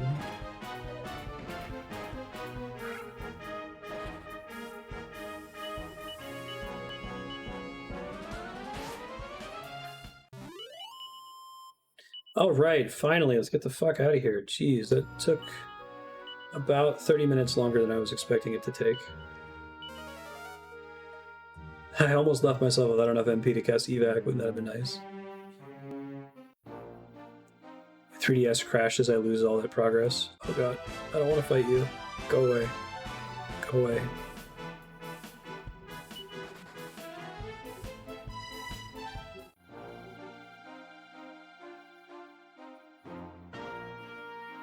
Try to reward points retroactively for past badge awards. And it broke the site's ability to award badge of the day at all. Well, I think that one is related to the other, that we got a million fucking currencies because everyone was trying to be the next Bitcoin and blow up and make $1 million out of nothing. It's cool tech.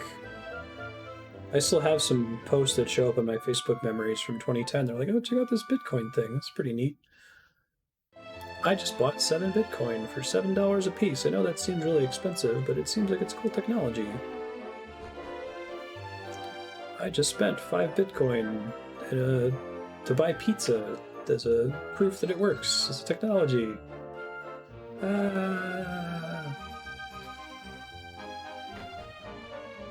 Kill me.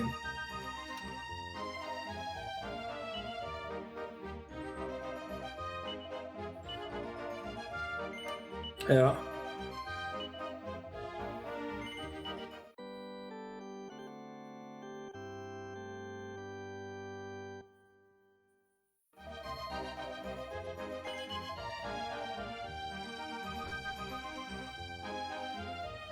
Really, the staff was out of the loop about the site getting shut down. That's a bummer. That's just like, guess again. I ended up with 2 Bitcoin left over. I sold one of them at peak price, whenever that was. It was right when Kat and Donovan moved out here. I think I told the story, but like, a lot of the people that were affected by the 2008 mortgage crash, included Kat and Donovan, their banks offered them a loan modification, which sounded like a free deal. Like, oh, we're gonna, reduce the balance you have to pay, which will effectively reduce the payment that you owe, and remove any outstanding late payments that are due. But what they actually did is they took the money and they made a secret second mortgage that becomes payable when the first mortgage is paid off, and shows up nowhere in the documentation for the first mortgage. So they moved out here to Los Alamos to live with us for a while to get a new start, and the first thing they found out when they sold their house is that they weren't going to get $7,000 back. They were going to have to pay $10,000. It's like, we learned this days after I had sold 1 Bitcoin at peak price. All their shit was already out here. There was no turning back. The house was already sold. It just wouldn't fund. Let's get back to the ship and let's spend 250,000 gold on a bunch of cool stuff. Then we'll go to All Trades Abbey and change jobs for what's hopefully the last time, if I'm projecting the amount of remaining time in the game correctly.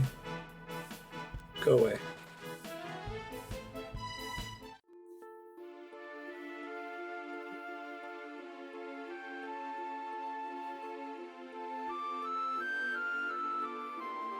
Mortgages are a scam. Don't ever get one. If you really want to get one, you want to know how you can get scammed, feel free to reach out to me. I worked in the mortgage call center and the mortgage department in the bank for years. I can tell you all the ways people got fucked. It will happen to you.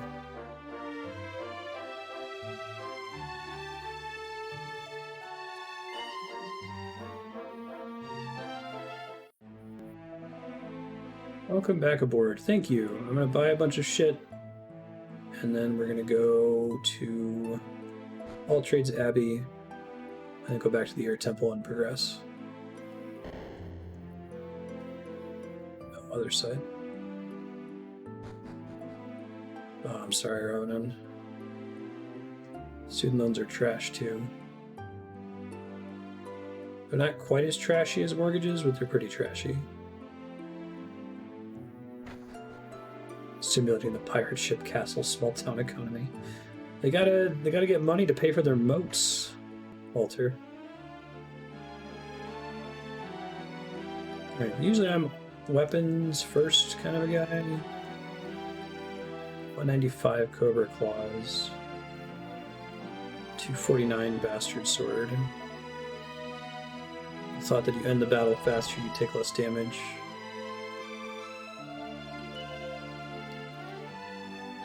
Okay.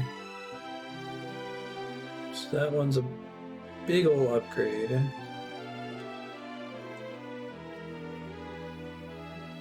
Equip these expedient earrings to strike twice in a single turn. Like, always? Because that seems nuts. If they mean always.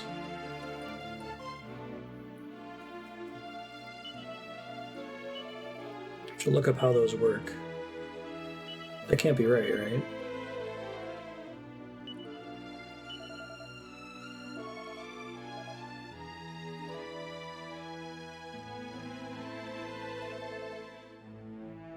DQ7 Falcon Knife Earrings.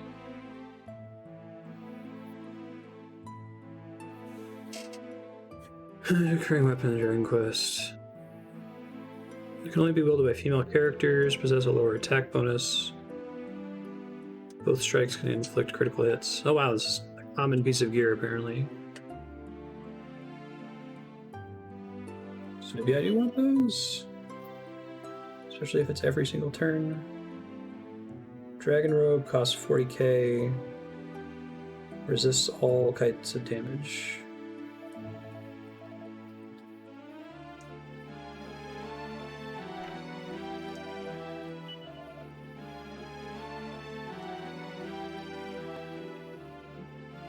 I think even though the stats are slightly worse, I think I want resistant to fizzle and fuddle. Those are both extremely bad things to happen.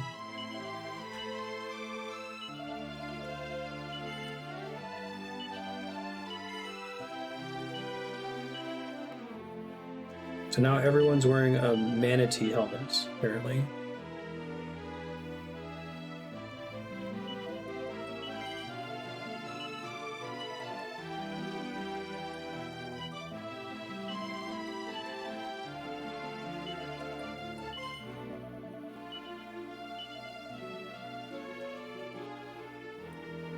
Silver Shield costs 33k, reduces damage from magic and fire. 232 defense on the hero.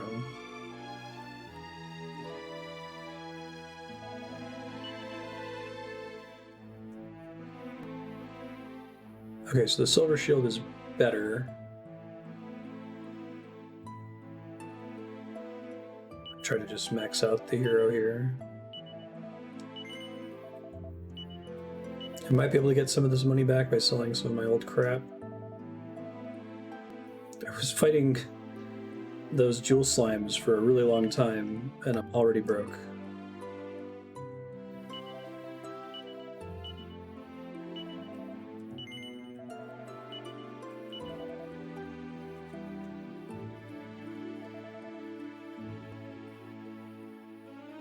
Power Shield casts mid-heal when used tonight. Oh, that's kind of cool. You saw that, you may never be able to get it back. Well, at least they warn you.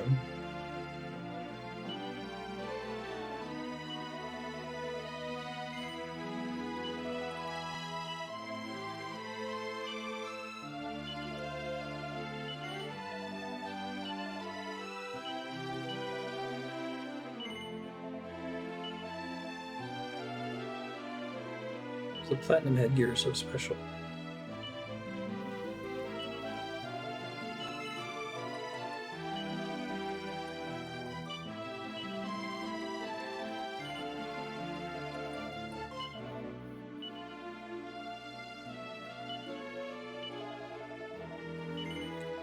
That's fine.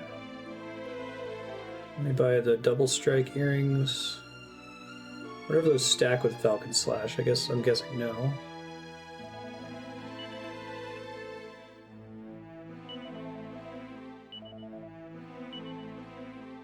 Isha.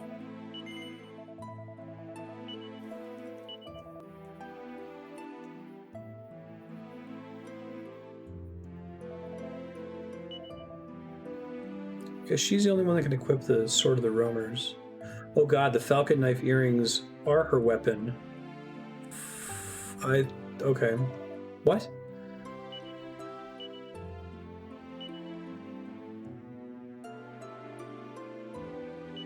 No.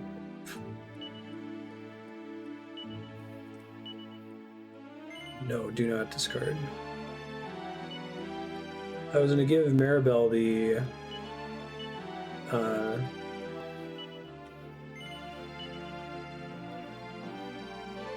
Metal King sword and have her use the Sword of the Roamers, since she's the only one who can.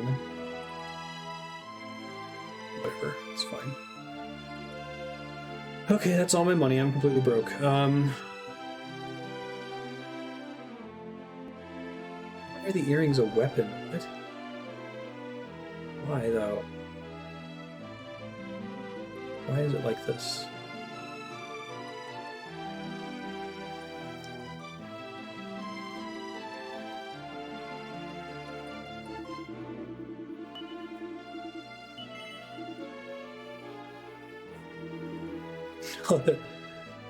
The main premise is that the island the hero grew up on is completely sealed off from everything, except for All-Trades Abbey, because we remember that that's really fucking important. And for whatever reason, we designed the game in such a way that you can't just change your job at will, like every other job game. So we'll break that just this once, or twice, or thrice, to let you sail here.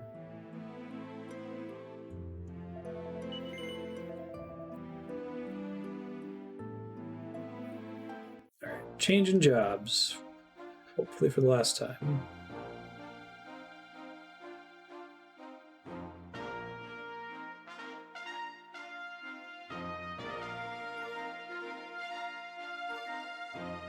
The hero is nigh invincible to elemental magic now with the silver shield and the dragon robe. And he's got the helmet that makes him resistant to silence effects.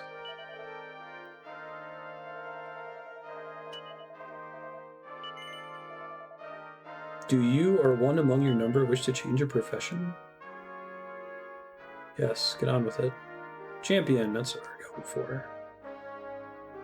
A soldier of heaven who boasts complete mastery of both armed and unarmed combat.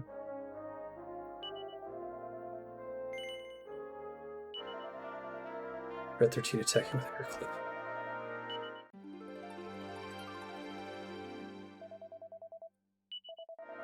I think the idea behind doing champion is that once you master champion, then you get access to hero, but I don't think that's going to happen. Right. Pirate Paladin. What is he missing? Oh, warrior. Shoot, that's right. Sage you can do, though. Spells cost less MP, including multi-heal, I assume. Nope, I'm good.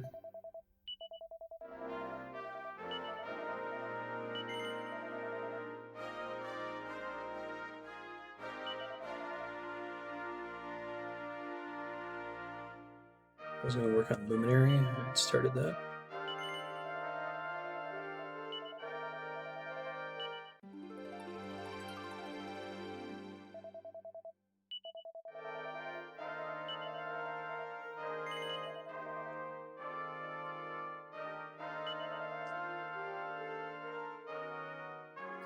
She can't do Paladin.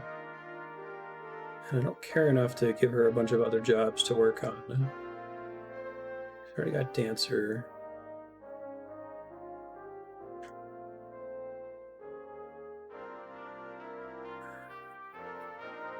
If I leave her on Gladiator, then she gets the maximum possible crit rate. I'm definitely not doing 2 jobs for her, and any other job I swap to is remarkably worse stats.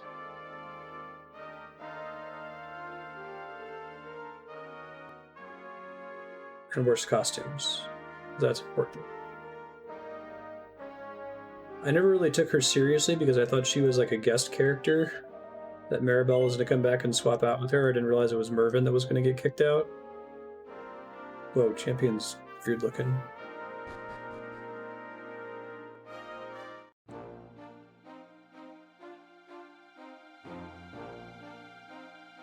Double check what abilities champion gets.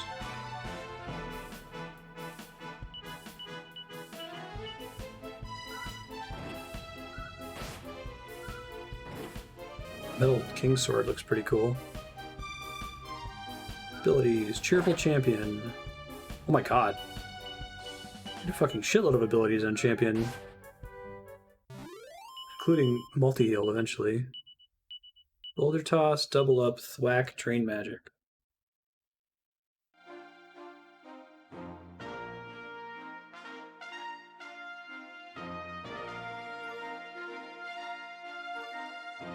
Slice soon.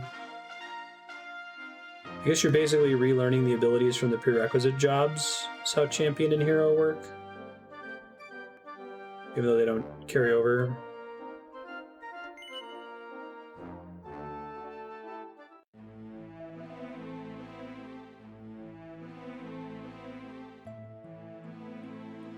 Back to Pilchard Bay, please.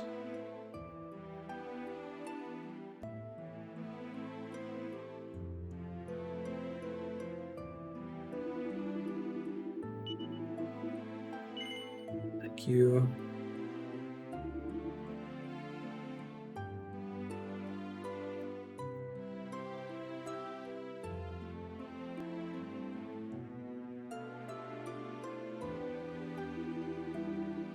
Back rooms look really weird in cutscenes. Yeah. We've already had costumes ruin several cutscenes.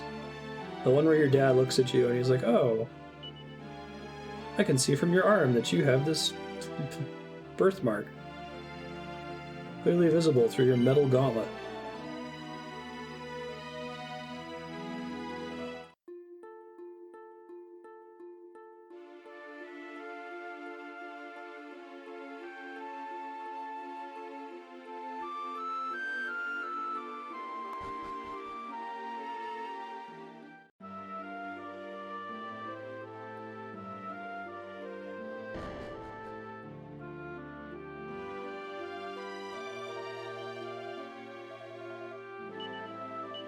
Got that whole, like, Bahamut ring behind your head thing going on.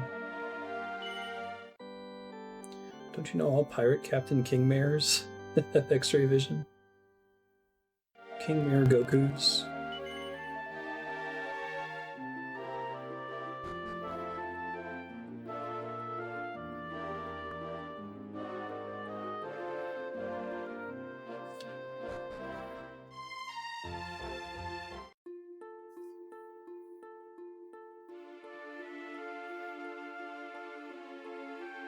And yet he's like, "Oh, you must be the heir to my power. Random child who looks exactly like me. Well, see ya."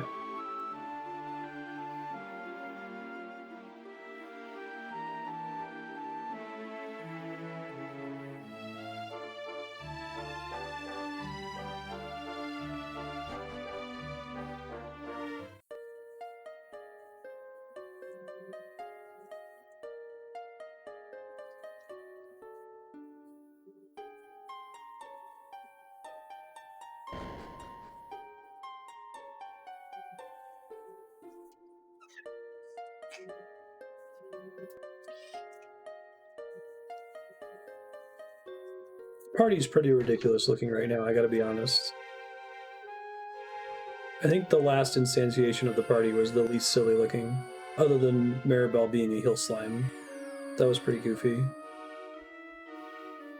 And when Sir Mervyn was in the party as a gladiator, Ruff looked a little silly as a pirate riding on a wolf. But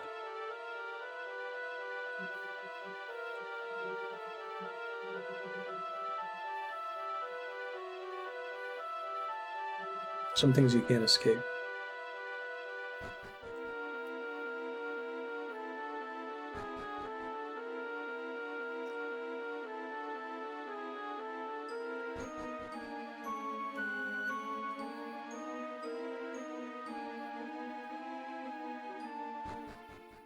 It's an intrinsic silliness floor. Yeah, I was like, what is the job that looks the least silly on him? Especially since his wolf inherits his headgear, right?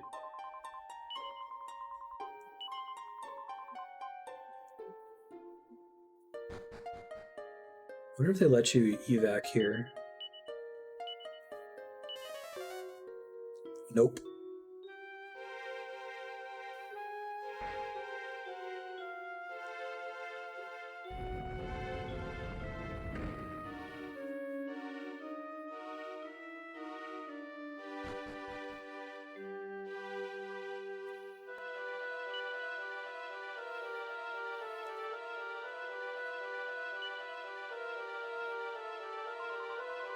Delia's form, when made complete, will raise the spirit from its sleep.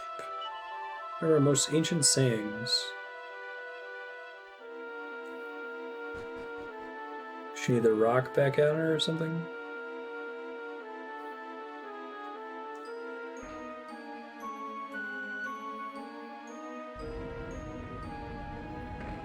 See if going straight up does anything interesting.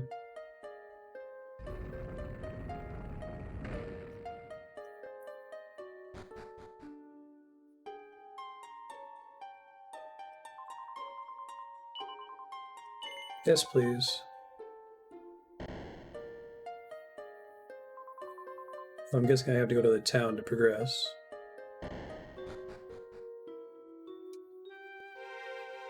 Oh, fuck. God. Alright, fine.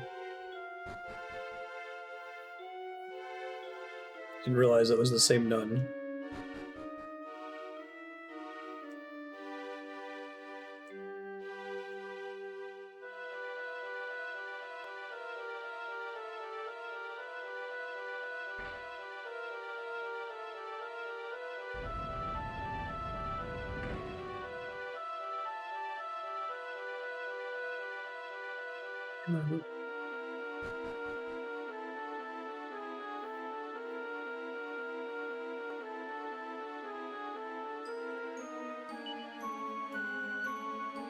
Here standeth she who bringeth the eternal wind.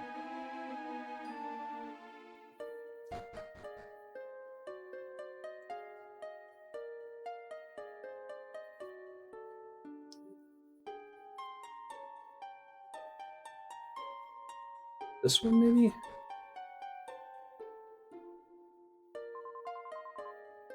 Fidelia, send us your blessings. Y'all know Fidelia was just like a person, right? I was like totally friends with her. She was a little kid.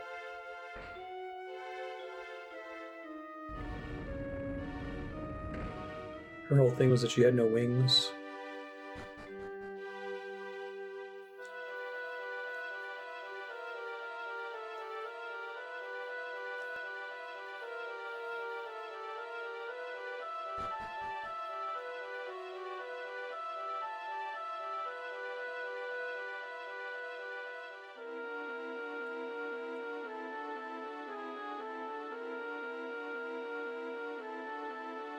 What's up? Oh, you can actually save the game. He's a real priest.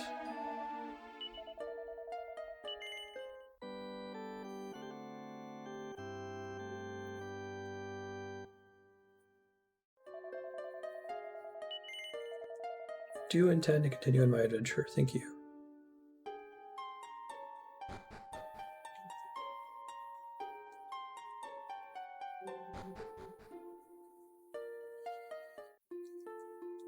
Oh, is that a metal heel slime? Oh, stink slimes. Never mind. So I didn't think that was a thing.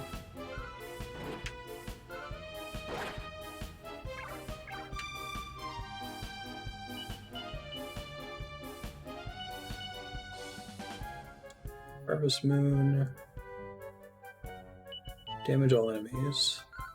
Luminary is like a dancer variant, right?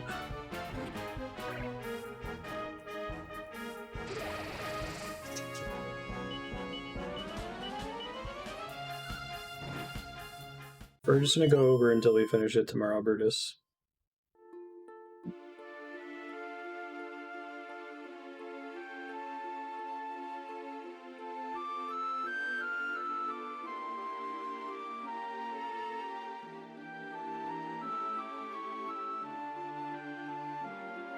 Use you.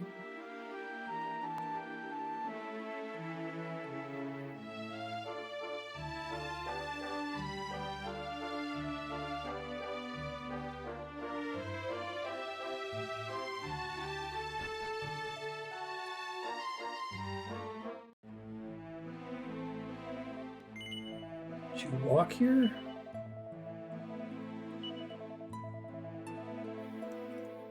Go talk to the mayor or whoever.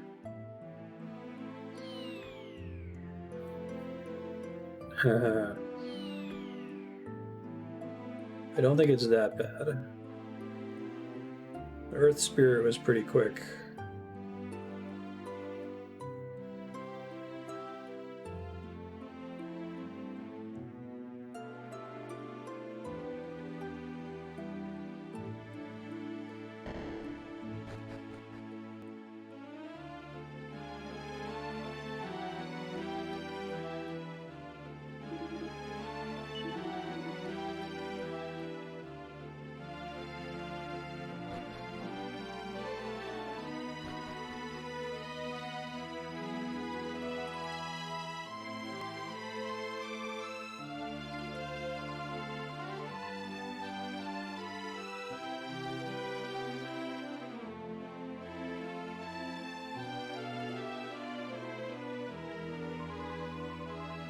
No doubt you were shocked at my appearance. Serafina.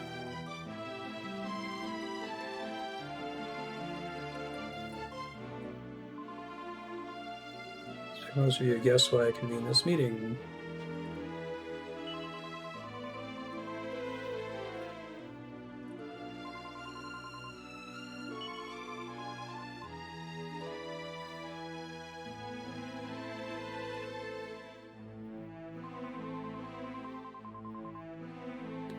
Should we forbid all citizens from venturing outside? It's familiar.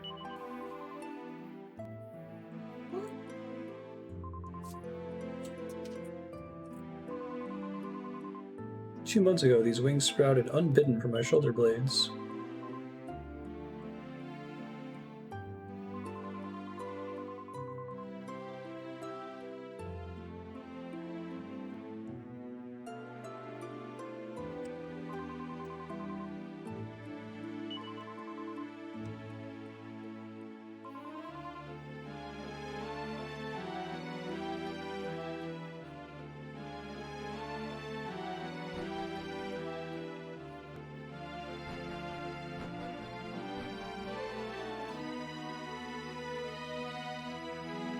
Yo, Serafina, tell me the deets. I got 2 minutes left.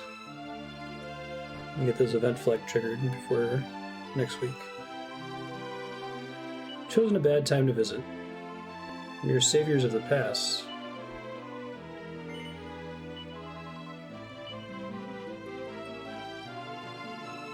I'll travel to Ventus Tower. Don't know what I'll find.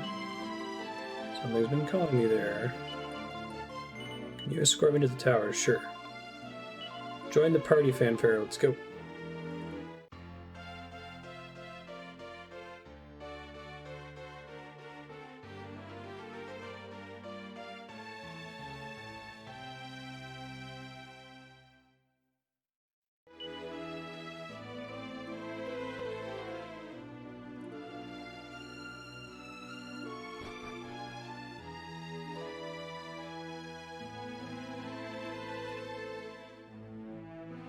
The cathedral, future Marstead and tomorrow's stead.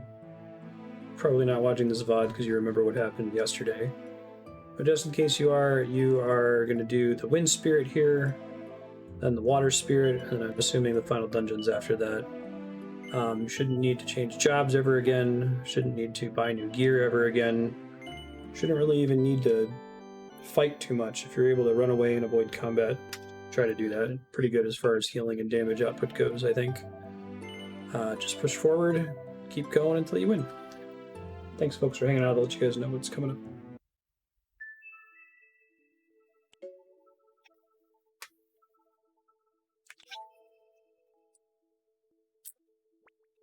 Ben, please don't knock the monitor over.